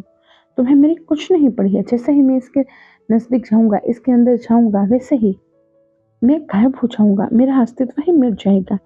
ये सुनने के साथ विंग कहता है, तुम्हारा अस्तित्व तो है, तुम मेरे वांची के आधे हिस्से हो, तुम क्यों नहीं समझ रहे हो, तुम उसकी आधी सोल हो। वो सोल गुस्से से कहती है, अगर एक बार भी मुझे कहा कि मैं इसकी आधी सोल हूँ तो मैं इसे ही मार डालूंगा। बाद न रहेगी बांस, ना बजी बांसुरी। ये सुनने के साथ ही विंग बहुत डर चुका था। तब वो सोल कहती है, ठीक है, चल जाएगा इतना? उससे ज्यादा विंग वांग विंग को कहता है, विंग तुम काम डाउन हो जाओ और दूर हटो, मैं इससे बात करता हूँ। तब वो सोल कहती है, मुझसे बात करने की कोई जरूरत नहीं है, मैं तुमसे कोई बात नहीं करना चाहता, तुम मुझसे दूर रहो। तब वांगजी कहता है, पर तुम्हें सुननी होगी बात। अगर तुम सच में विंग के लिए कुछ भी फीलिंग रखते हो तो तुम्हें विंग के खातिर सुननी होगी। ये बात सुनने के साथ ही वो शोल चुप हो जाती है। वांगजी उसे बहुत प्यार से अपने सामने बिठाते हुए कहता है, तुम मानते होगे, तुम जानते होगे इन और यान को, पर अभी फिर से इन और यान एक्टिव हो चुके हैं। अगर हमने जल्दी से ही विंग की सारी पावर को इन्वोक नहीं किया, पावर को एक्टिवेट नहीं किया हम दोनों की, तो वो इन और यान हम दोनों को फिर से मार डालेंगे। उस बार मरने के टाइम पे हमारे दो हिस्से हो गए थे, एक तुम हो और एक मैं हो। अगर फिर से ऐसा कुछ हुआ, अगर तुम मेरे हिस्से में नहीं आए, अगर फिर से ऐसा कोई युद्ध हुआ, तो मुझे नहीं पता मैं जिंदा रह पाऊंगा या नहीं, मेरी आधी सोल जिंदा रह पाएगी या ना नहीं, या फिर उसके फिर से रीबर्थ करने के सारे चांस चले जाएंगे, मुझे कुछ नहीं पता। मैं नहीं चाहता तुम्हारा कोई अस्तित्व मिटाना, पर मैं सिर्फ इतना चाहता हूँ कि तुम मेरे अंदर आ जाओ, वापस आ जाओ, ताकि मैं आने वाले खतरे के लिए तैयार रहूं। ये सुनने के साथ ही वो शोल चुप हो जाती है। विंग कहती, मैंने भी सुना था कि इन और यान दोनों फिर से एक्टिवेट हो चुके हैं। तब लानवांगची कहते हैं, हाँ, एक्टिवेट हो चुके हैं और वो हम लोगों को ही ढूंढ रहे हैं। वो हमें फिर से मारना चाहते हैं। वो शोल कहती है, तो मैं क्या करूं? तब वांगची कहता है, मुझे नहीं पता। तब वो शोल गुस्से में वांगची को कूटती है और वो कहती है, अगर तुम्हें नहीं पता तो तुम कब से क्या बड़बड़ कर रहे थे? विंग कहता है, क्या ऐसा नहीं हो सकता कि आप दोनों एक ही शरीर में आ जाओ फिर से? तब वांगची कहता है, मुझे नहीं पता क्या वो मेरे शरीर में आ पाएगा या नहीं।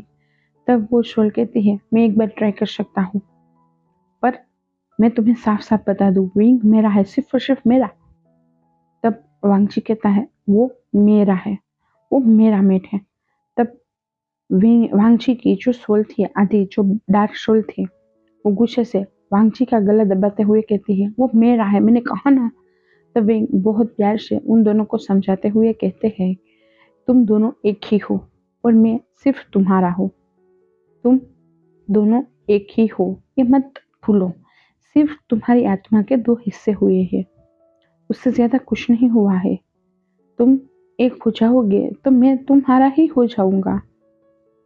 तब वांगजी कहता है, विंग सही कह रहा है। तब वो सोल कहती है, फिर भी तुम मेरे हो।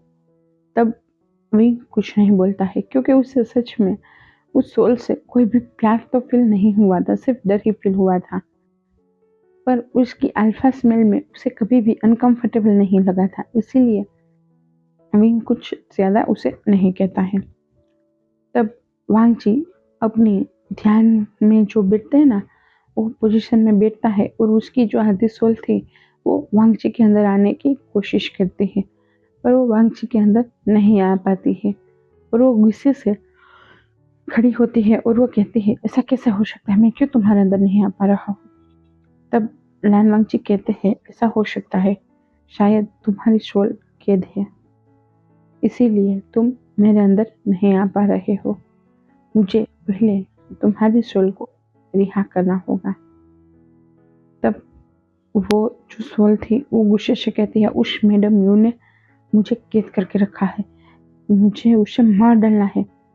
तब विंग कहता है, प्लीज उनके लिए ऐसा मत कहो, वो मेरी माँ थी और मेरी आंटी है, वो अच्छी है, वो सिर्फ अपने बच्चों के बारे में सोचती है, उससे ज्यादा कुछ नहीं। तब वो कहता है, ठीक है, तुम्हारी मर्जी, उससे ज्यादा कुछ नहीं। तो वो सोल अब तो डर चुकी थी कि अगर बाय मिस्टेक ही सही अगर एक हो गई है तो उस सोल का जीना हराम हो जाएगा, वो जल जल के मर जाएगा। इसीलिए वो वांगची और विंग का पीछा ही नहीं छोड़ रहा था। तो रूह मान ही नहीं रही थी कि वो वांगची की सोल का आधा हिस्सा है। इसीलिए विंग वांग विंग कहता है, ठीक है, मैं आपको दिखाता हूँ कि मैंने ड्रीम में क्या देखा था। उसके बाद विंग अपने हाथों का एक तिलिस्मा तैयार करता है और उसके कमरे में जो लोटस रखा हुआ था पानी के अंदर, उस पानी के अंदर वो उस सोल को और वांगची दोनों को ही अपनी ड्रीम में उसने जो देखा था वो सब दिखाता है। जब वो सोल दिखती है अपने आप को वहाँ पे किस तरीके से वो वांगची के शरीर से, वांगची के आते आत्मा का आधा हिस्सा है, तब वो सोल मुंह बनाने लगती है और वो वांगची पे गुस्सा करते हुए कहती है वो फिर भी मेरा है, विंग सिर्फ मेरा है। तब वांगची के गुस्से से कहता है वो मेरा है, तुम उस पर हक नहीं जता सकते हो। तब विंग कहता है ओहो तुम दोनों झगड़ा क्यों कर रहे हो, तुम दोनों ही एक ही हो और मैं सिर्फ एक का ही हूँ, तुम दोनों एक दूसरे में लीन हो जाओ, उसके बाद मैं तुम दोनों का ही तो हुआ। तब वांगची मुंह बनाता है और वो सोल भी मुंह बनाती है और दूसरी ओर मुंह कर लेती है। दोनों ही एक दूसरे की ओर पीठ दिखाए खड़े हुए थे और जब उस सोल को समझ में आ गया कि वो वांगची का आधा हिस्सा है, तभी उस सोल का अभी रंग दिखने लगा था, उस सोल का रूप दिखने लगा था जो वांगची जैसा ही था। पर फर्क सिर्फ इतना था कि वांगची व्हाइट कपड़ों में था और जो सोल था वो ब्लैक कपड़ों में था। उस सोल ने भी फोरहेड रिबन पहना हुआ था जैसे वांगची पहनता है, वांगची स्काई पहनता है, पर उस सोल ने ब्लैक पहना हुआ था। वो सोल जब वांगची के साथ अपने आप को मिरर में देखता है, तब वो समझ गया था कि वांगची ने उसे कहा था कि एक बार तुम मिरर में देखोगे तो तुम्हें समझ में आ जाएगा मैं ही तुम हो तुम ही मैं हूँ। तो ये वही था। इसीलिए वो सोल गुस्से से वांगची से कहता है इसका मतलब तुम्हें पता था कि मैं तुम हो और तुम मैं हूँ। तब वांगची कहता है हाँ मुझे पता था, जब से मैं यहाँ पे आया हूँ तब से मुझे पता था कि मेरी आधी सोल तुम हो और मैं तुम हूँ तुम मैं हूँ। तब वो आधी सोल गुस्सा करते हुए कहती है तो तुमने मुझ पे हमला क्यों किया, मुझे कितनी चोट लगी थी। तब वांगची गुस्से से कहता है तुम्हें चोट लगी थी, तुम जितनी चोट मेरे विंग को दी उतना क्या। तब वो सोल मुंह बनाने लगती है। तब विंग कहता है अब तुम दोनों एक हो जाओ ना, ताकि हम आने वाले युद्ध के लिए रेडी हो पाए। वो इन और यान एक्टिव हो चुके हैं, हमें उनके लिए जाना होगा। तब वांगची कहता है पर कैसे होगे। तब विंग कहता है एक काम करते हैं हम लाइब्रेरी में चलते हैं, वहां पे कुछ ना कुछ जरूर मिल जाएगा। तब वांगची, विंग और वो शोल यानी कि वांगची की ही आधी शोल तीनों ही मिलकर लाइब्रेरी में जाते हैं और लाइब्रेरी को पूरी खंगाल लेते हैं, पर उनको कुछ नहीं मिला था।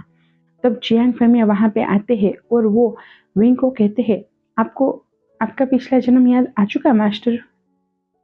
ये सुनने के साथ ही विंग शॉक्ड हो चुका था। विंग कहता है बाबा आप ये क्या कर रहे हो। तब जियांग फेमिया कहता है क्यों मुझे बचपन से तुम्हारे पैदा होने के टाइम से ही आपके पैदा होने के टाइम से ही पता थी कि आप हमारे मास्टर हो और आप कभी ना कभी अपने अल्फा के लिए कुछ ना कुछ कदम जरूर उठाओगे उसकी सेफ्टी के लिए। और मुझे जहाँ तक लगता है लान वांगची आपके अल्फा है ना।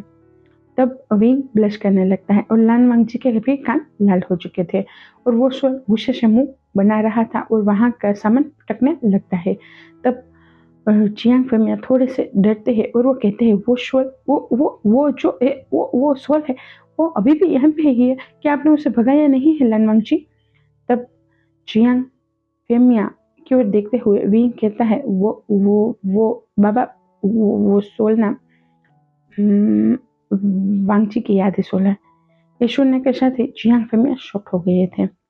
तब वांगची कहता है हाँ वो मेरी आधी सोल का हिस्सा है जो डार्क हो चुका है। और तब जियांग फेमिया कहते हैं ठीक है किसी को मत पता चलने देना। तब वांगची कहते हैं तब विंग कहता है बाबा पर हमें उन दोनों को एक करना है, पर हमें कुछ नहीं मिल रहा, क्या आप जानते हो कुछ। तब जियांग फेमिया को उस बुद्धा की बात याद आती है, उन्होंने कहा था जिस दिन विभूषण और उनके मेट दोनों एक दूसरे के आमने सामने आ जाएंगे उस दिन उन दोनों को मेरे पास भेजना, मुझे उनसे काम है। तब जियांग फेमिया कहते हैं तुम दोनों को वही हिमाचली पर्वत पे जाना होगा जहाँ पे तुम्हारा बर्थ हुआ था और वहीं से ही तुम लोगों को तुम्हारे सारे के सारे सवालों के जवाब मिल जाएंगे। तब विंग और वांगची दोनों ही हाँ में सिर हिलाते हैं और वो लोग वहां से चले जाते हैं। पर वांगची की जो सोल थी वो वहां से बाहर नहीं जा पाती है क्योंकि मैडम यू के तंत्र की वजह से वो बंधी हुई थी और वो वहीं पे ही रहती है और ना ही विंग वहां से बाहर गया था, सिर्फ वांगची ही वहां से बाहर गया था। क्योंकि अगर विंग भी वांगची के साथ बाहर चला जाता तो मैडम यू को पता चल जाता कि विंग पूरी तरीके से ठीक हो चुका है और वो सोल किसकी है। और कोई ऐसा नहीं चाहता था तीनों में से कि मैडम यू सतर्क हो जाए, इसीलिए वांगची अकेला है। वांगची वहां पे उस बोधा को मिलने जाता है। वो बोधा जैसे ही वांगची को देखते हैं उसी के साथ ही उसको बो डाउन करते हुए कहते हैं आपका स्वागत है हांगवानजुन। तब वांगजी भी उनके सामने बो डाउन करते हुए कहता है मुझे आपकी मदद की ज़रूरत है। तब वो बुद्धा कहते हैं मैं जानता हूँ आप यहाँ पे हमारी मदद के लिए ही आए हैं। तब लान वांगजी कहते हैं अगर आप जानते हो कि मेरी कैसे मदद हो सकती है तो क्या आप मुझे बता सकते हो। तब वो बुद्धा कहते हैं आपको आपको आपकी ओमेगा से शादी करनी होगी और उसे मार करनी होगी ताकि उनकी सारी पावर उसकी पावर पे लगा हुआ सारा सेल टूट जाए और जब इन और यान के बीच में लड़ाई हो इन और यान के साथ लड़ाई हो तब आप दोनों कमजोर ना पड़ पाए। और जो मैडम यू ने उस आपकी आधी सोल को बांध के रखा है उस तंत्र को भी आपको आज़ाद करवाना होगा। जब वो तंत्र आज़ाद हो जाएगा तंत्र से आपकी वो सोल आज़ाद हो जाएगी उसके बाद ही वो सोल आपके अंदर आ पाएगी और आप पूरी तरीके से एक दूसरे में समाहित हो पाओगे। तब लान वांगची कहता है ठीक है मैं पूरी कोशिश करूंगा कि मेरी आधी सोल को मैं वहां से आज़ाद कर पाऊँ। वो बूढ़ा कहते हैं इतना आसान नहीं होगा इसीलिए आप पहले शादी कर लीजिए और एक दूसरे को मार कर लीजिए ताकि आपकी पावर पे लगे सारे सेल खुल जाए और जब महायुद्ध हो तब इतनी परेशानियों का सामना ना करना पड़े। बुद्धा की बात पे लान वांगची एग्री कर जाते हैं और वो फिर से वापस लौट आते हैं। जैसे ही वो आए थे उसी के साथ ही वो विंग के पास जाते हैं और विंग के साथ सारी बात करते हैं और जियांग फेमिया के साथ भी। जियांग फेमिया विंग और वांगची की शादी करवा देते हैं। वो किसी को पता चलने ही नहीं देना चाहते थे कि विंग और वांगची की शादी हो गई है या फिर कुछ होने वाला है। इसीलिए जियांग फेमिया ने वांगची और विंग की शादी को करवाना तय किया था। जब वांगची ने विंग को बताया था उस टाइम पे वो शोल बहुत गुस्से में आ गई थी और वो शोल इधर उधर फिर से सामान पटकते हुए कहती है तुम ऐसा नहीं कर सकते हो वांगची, चाहे तुम मेरा ही आधा हिस्सा क्यों ना हो चाहे मैं ही तुम्हारा आधा हिस्सा क्यों ना हो पर फिर भी तुम अकेले इसके साथ शादी नहीं कर सकते हो, तुम अकेले इसको मार्क नहीं कर सकते हो। मैं भी तो हूँ, मैं करूँगा, मुझे तुम्हारे से पहले इसके लिए सब कुछ था, मैं तुमसे पहले इसे पाना चाहता था, तुम ऐसा नहीं कर सकते हो वांगची। तब वांगची फिर से गुस्से में आ जाता है और वांगची उस सोल की ओर देखते हुए उसे कहता है तुम्हें काम डाउन होना है या फिर मैं तुम्हें यहाँ से गायब कर दूं। तब वो सोल चुप हो जाती है। वांगची और विंग दोनों की ही शादी जियांग फेमिया उनके एंसेस्टर के सामने करवा देते हैं। उनके शादी के दौरान वहां पे यानली आई हुई थी, जियान चेंग और मैडम यू भी आई हुई थी। मैडम यू मन में कह रही थी वो सोल क्या कर रही है जिस वजह से वो सोल क्या कर रही है, इन दोनों की शादी क्या वो अब इसको पाना नहीं चाहती है क्या, और ये लान वांगची पागल हो चुके हैं क्या, एक पागल को अपने साथ ले जाना चाहते हैं। और वो मन में शक कर रही थी और वो कह रही थी शायद हो भी सकता है इसको अपने साथ ले जाना चाहते भी होंगे। तब जियांग फेमिया बाद में उन दोनों की शादी हो जाती है और उन दोनों को विंग के ही रूम में उनकी वेडिंग नाइट के लिए भेजा जाता है। वो सोल अभी विंग के सामने थी और वो विंग का गला दबाते हुए कह रही थी तुम ऐसा नहीं कर सकते हो, तुम सिर्फ मेरे हो, तुम उसके साथ नहीं सोच सकते हो, तुम मुझे मार करने नहीं दे सकते हो, ना ही तुम मुझे मार कर सकते हो। तब विंग अपनी सांसें नहीं ले पा रहा था, तभी ही वांगजी वहां पे आ गया था और वांगजी उस सोल को अपने एक मंत्र के साथ कैद कर देता है और उसे कहता है अब तुमने कभी भी विंग पे हमला किया ना तो मैं भूल जाऊंगा कि तुम मेरे आतिश हो। और उसी के साथ ही वो सोल वहां से गायब हो गई थी। वो सोल तुरंत ही मैडम यू के सामने अपेयर हुई थी। वो गुस्से में आग बबूला थी और मैडम यू ये बात देख के समझ पा रही थी और मैडम यू गुस्से से कहती है, तुम तुम उसे पाना चाहते थे ना, तो अब क्या हुआ? तब वो सोल जो थी वो बहुत ही गुस्से से मैडम यू की ओर देखती है और मैडम यू का गला दबाते हुए कहती है, तुम्हारी तुम्हारी वजह से मैं उसे नहीं छुपा रहा हूँ, तुम्हारी वजह से मैं उसे नहीं पा रहा हूँ। तुम मुझे आज़ाद क्यों नहीं कर देते हो? मुझे आज़ाद कर दो कि मैं उसे हासिल कर लूँ। तब मैडम यू एक्समार्क करती है और वो कहती है, आज़ाद और तुम्हें कभी नहीं। और वो उस सोल को और भी ज़्यादा कड़े मंत्र में बांधती है और उसका गला दबाते हुए उस पे अपने सीढ़ियाँ से वार करते हुए कहती है, तुम्हारी हिम्मत कैसे हुई मुझे गला दबाने की, मेरा गला दबाने की? और वो उसे बहुत ही सीढ़ियाँ से मारने लगती है। दूसरी ओर वांगची और विंग के रूम का सीन देखते हैं। विंग अपनी सांसें संभाल रहा था। वांगची उसे बहुत ही प्यार से संभालते हुए कहता है, तुम ठीक हो? तब विंग कहता, हाँ, वो सांसें अब ठीक हूँ। तब वांगजी कहता है, पानी पी लो। और वांगजी उसे बहुत प्यार से पानी पिलाता है। विंग पानी पीने के बाद ही वांगजी से कहता है, वो कहाँ है? तब वांगजी कहता है, उसे शायद मैडम ने बुला लिया है। तब वांगजी की बात पे विंग कहता है, अगर उनको पता चल गया तब कि वो आपकी ही आधी सोल है, तब क्या होगा? तब वांगजी कहता है, जो कुछ दिन बाद होने वाला था, जो कुछ दिन बाद युद्ध होने वाला था, वो युद्ध अभी हो जाएगा, उसमें कुछ नहीं होगा। तब विंग वांगची के गले लगते हुए कहता है, वो मेरी माँ थी, वो फिर भी कैसे मुझे मार सकती थी? तब वांगची उसके सिर पे हाथ सहलाते हुए कहता है, एक सत्ता ऐसा नशा है जिससे कोई नहीं बच पाता है। अगर आपके मन में लालच आ गई तो वो लालच आपको कुछ भी करवा चाहता है। तब विंग कहता है, तब वांगची कहता है, तुम जानते हो ना, तुम्हारी शक्ति को हमें खोलनी होगी, उसके लिए हमें क्या करना है?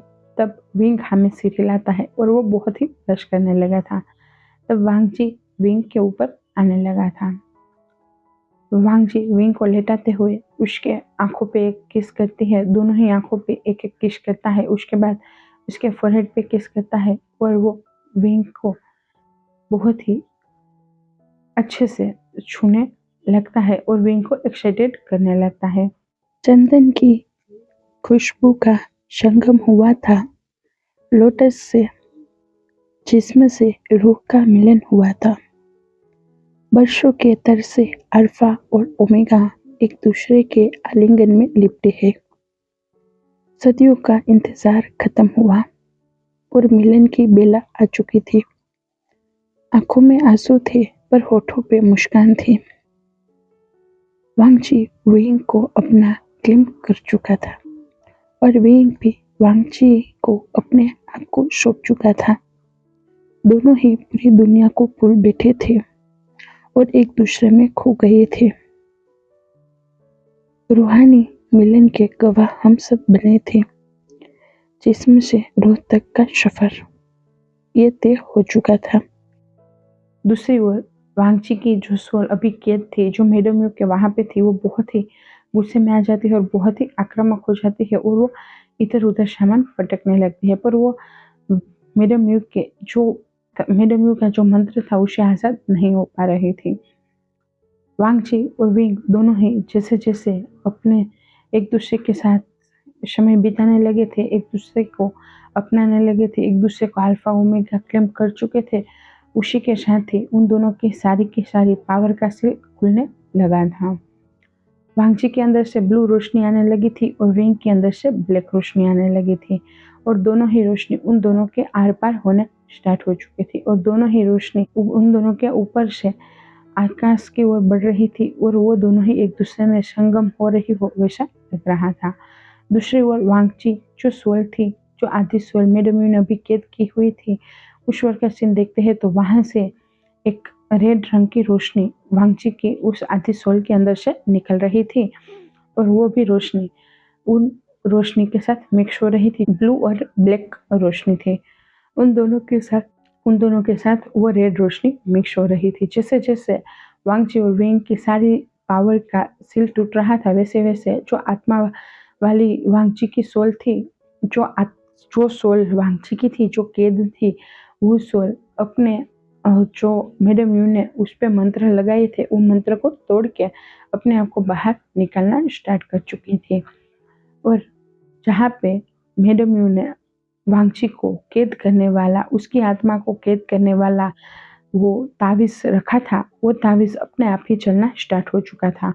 क्योंकि जो सोल लान वांगची की थी, वो अपनी आंखें बंद करके खोलती है तो उसकी आंखों से जलती हुई आग निकलने लगती है और वो तुरंत ही उस मंत्रों पे आके लगती है जहाँ पे वो तंत्र किया हुआ था, जिस जिस जगह पे वांगची की सोल कैद थी। वहीं से ही वो चलने लगता है और वांगची की जो आधी सोल थी वो आज़ाद हो जाती है।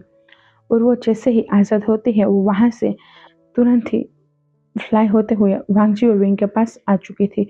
तब तक सुबह हो चुकी थी और वांगजी और विंग ने एक दूसरे को मार्क कर दिया था और वो आधी सोल तुरंत ही वांगजी के अंदर आ गई थी। और वांगजी अभी सो रहा था। वो तुरंत ही अपनी आंखें खोलता है तो पहले उसकी दोनों ही आंखें गोल्डन दिखती है। उसके बाद फिर से वांगजी अपनी आंखें बंद करता है और फिर से खोलता है तो वांगजी की दोनों ही आंख अब रेड दिख रही थी। वांगजी फिर से अपनी आंखें बंद करता है और फिर से खोलता है तो एक आंख रेड और एक आंख ब्लैक हो गई थी। वांगजी के अंदर जब वो रूह आई थी, उस टाइम पे वांगजी हवा में फ्लाई हो चुका था और वो पूरी तरीके से वो रूह वांगजी के अंदर लिपट चुकी थी। थोड़ी देर के लिए वहां से एक ब्लू, व्हाइट और रेड रंग की रोशनी बह रही थी।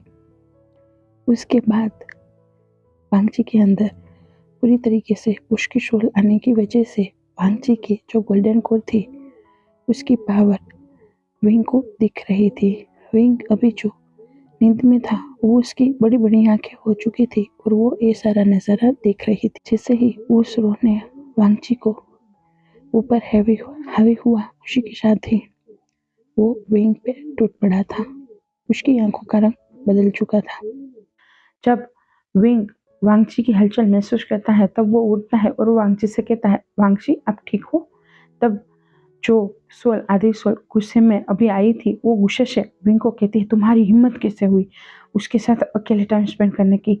मैं नहीं था क्या? मैंने तुम्हें कहा था तुम पे सिर्फ मेरा हक है, सिर्फ और सिर्फ मेरा। तुमने क्यों उसे अपना हक दिया? क्यों तुमने उसे पहला हक दिया? और वो जो सोल थी वो बहुत ही ब्रूटली विंग के साथ अपना एवरीडे मीन्स एवरीडे पे लग जाती है। और वो सोल भी विंग को फिर से मार करती है जहाँ पे वांगची ने मार किया था। और वो सोल को भी विंग मार करता है जहाँ पे वांगची को उसने मार किया था। उस वजह से उन दोनों की सारी पावर खुल जाती है और उन दोनों की जो आधी, वांगची की जो आधी सोल गुम हो गई थी, जो आधी सोल डार्क हो गई थी, वो अपने आप ही काम डाउन हो गई विंग के मार्क के साथ और वो वांगची के प्योर सोल में वो फिर से प्योर हो गई थी। एक प्यासी आत्मा को वो सुकून मिला जो वो चाहता था। अपनी ओमेगा को वो बहुत बेदर्दी से पाना चाहता था। वो अपनी रूह की प्यास बुझाना चाहता था। वो महसूस करना चाहता था अपने प्यार का, वो जिस अपने प्यार को जो जिसे वो कब से पाना चाहता था। ओमेगा जिसकी आंखों में हल्के से डर के साथ प्यार था, पर फिर भी वो अपने अल्फा के हर रूप को, हर बेदर्दी को बर्दाश्त कर रहा था।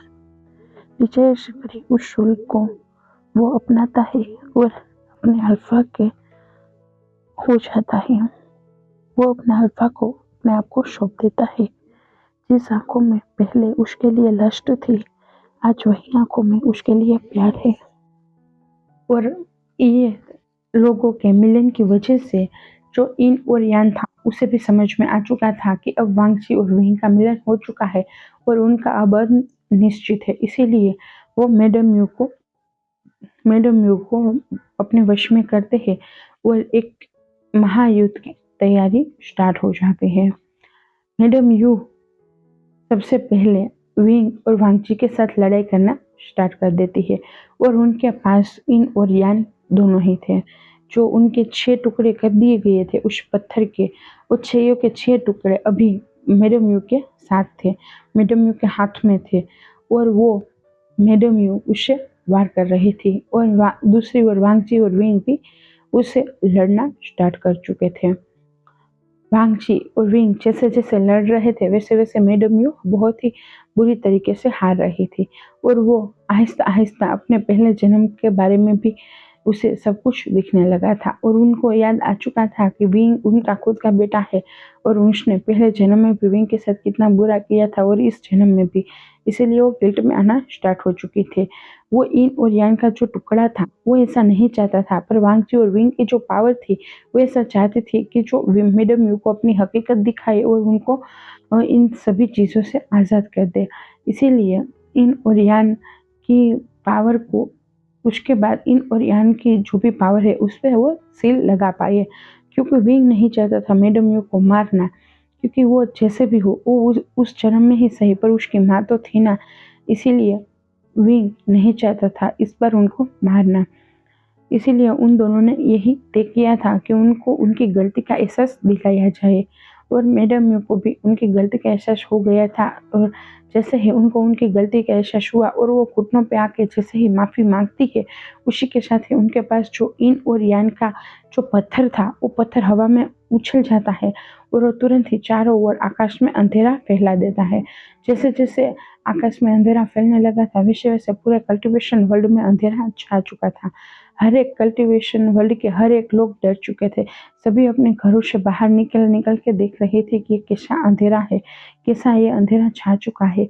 और जैसे जैसे लोग इस अंधेरे की राह में आ रहे थे, जैसे जैसे लोग इस अंधेरे में आ रहे थे वैसे वैसे वो सभी के सभी लोग डार्क पावर के वश में आने स्टार्ट हो चुके थे और वो सभी लोग कठपुतली बनना स्टार्ट हो चुके थे और इन और यान दोनों ही आकाश में धुएं में तब्दील होते हुए चिल्ला चिल्ला के कह रहे थे, तुम लोग कभी नहीं जीत सकते हो, कभी भी नहीं। और इन और यान दोनों एक है और उन दोनों का ही हुकूमत चलेगा पूरे संसार में, तुम दोनों का नहीं, ना ही किसी और का। तब वांगची और विंग दोनों ही एक दूसरे का हाथ को पकड़ते हैं और हवा में फ्लाई करते हैं और विंग तुरंत ही अपनी बांसुरी बजाना स्टार्ट कर देता है और वांगची अपनी सतरंगी गूंजन, विंग की बांसुरी से ब्लैक स्मोक निकलना स्टार्ट हो जाता है और वांगची की जो गूंजन है वहां से स्काई स्काई रंग की रोशनी निकलना स्टार्ट हो जाती है। विंग के आसपास ब्लैक ब्लैक पावर की रोशनी थी और वांगची के आसपास प्योर पावर की रोशनी थी और वो दोनों ही रोशनी आकाश में इस तरीके से फैलने लगती है कि वो पूरा का पूरा संगम बनाने लगती है और वो दोनों ही रोशनी एक दूसरे में संलग्न होने के साथ साथ जो भी डार्क पावर इन और यान ने फैलाया था उन सभी को अपने अंदर लेती जा रही थी और एक भवंडर की तरह पूरे के पूरे संसार में घूमने लगी थी, पूरे के पूरे कल्टीवेशन में घूमने लगी थी। अभी जो 2 पल के लिए सभी लोग कल्टीवेटर लोग, सभी आम लोग जो कठपुतली बने थे वो 2 ही पल में उन सभी के आर पार वो रोशनी हो जाती है और वो सभी के सभी फिर से नॉर्मल हो जाते हैं और इसी के साथ ही फिर से इन और यान को क्रैक कर दिया जाता है और इन और यान दोनों इन और यान के इस बार अलग कर दिया जाता है, उनके 2 हिस्से किए जाते हैं। एक को पाताल में डाला जाता है, एक को विंग अपने पावर से उसके साथ पाताल लोक चला जाता है और यान इनको पाताल में सम्माहित कर देता है और यान को लेके वांगची स्वर्ग में चला जाता है और यान को स्वर्ग में सम्माहित संलग्न कर देता है और ऐसे ही इन और यान को पाताल और स्वर्ग में भेज के वो पूरी सृष्टि का संतुलन बना लेते हैं और वांगची और विंग फिर से इस धरती पे आ जाते हैं और वहां से वो दोनों एक दूसरे के साथ हैप्पी लाइफ बिताना स्टार्ट कर देते हैं। वांगची ने कभी भी मुड़ के लान क्लान को देखा ही नहीं था और वो चियान क्लान में ही रहता था।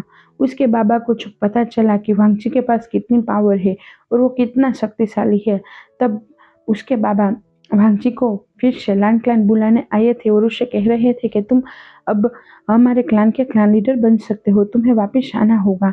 तब लान वांगची ने मना कर दिया था और उन्होंने कहा था, नहीं, मैं अब कभी भी लान क्लान नहीं आऊँगा।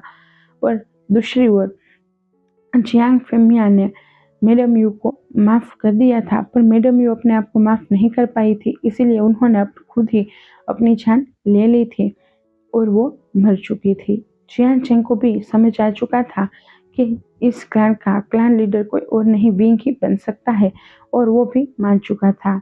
वांगची और विंग ने दोनों ने ही साथ में मिलकर यांगली की शादी बहुत धूमधाम से चिन क्लैन में करवाई थी। उसके बाद जियांग चेंग की भी शादी उन्होंने वेन क्लैन में करवाई थी, और जियांग फेमिया उन सबको हैप्पी देखते हुए बहुत हैप्पी रहने लगे थे। लान वांगची चाहते तो वो लान क्लैन जा सकते थे, पर उनको नहीं जाना था। उनको अपने ब्रदर की आंखों में अपने लिए नफरत नहीं देखनी थी, जो नफरत वो बहुत पहले से देख पा रहे थे। इसीलिए लान वांगची कभी भी लान सीचेंग का हक छीनना नहीं चाहते थे, और इसीलिए वो विंग के साथ इसी क्लैन में रहने लगे थे, क्योंकि विंग का क्लैन लीडर बनना तय था और वांगची का भी था, पर वांगची को हटाया गया था, विंग को हटाया नहीं गया था। इसीलिए वांगची विंग के साथ मिलकर जियांग क्लैन को संभालने लगा था। अब उन दोनों की हैप्पी लाइफ के साथ हमारी स्टोरी यहीं पे ही ख़त्म होती है। अगर बीच में कुछ छूट गया हो तो प्लीज़ मुझे माफ़ करना, ये स्टोरी बहुत लंबी हो चुकी थी, इसीलिए मुझे नहीं पता मैंने बीच में कुछ छोड़ दिया भी है या नहीं। अगर स्टोरी पसंद आई हो तो लाइक करना, शेयर करना, कमेंट करना और सब्सक्राइब भी करते जाना। Bye bye. और हाँ, याद रखना, ये कंपटीशन की स्टोरी है, इसीलिए इस पे लाइक करना बहुत ज़रूरी है, वरना मैं कभी भी विनर नहीं हो पाऊंगी। इसीलिए प्लीज़ लाइक कर देना, अपनी इस छोटी सी ऑथर को सपोर्ट कर देना। Bye bye. अब मिलते हैं हम कंपटीशन के बाद अगली स्टोरी में। बाय।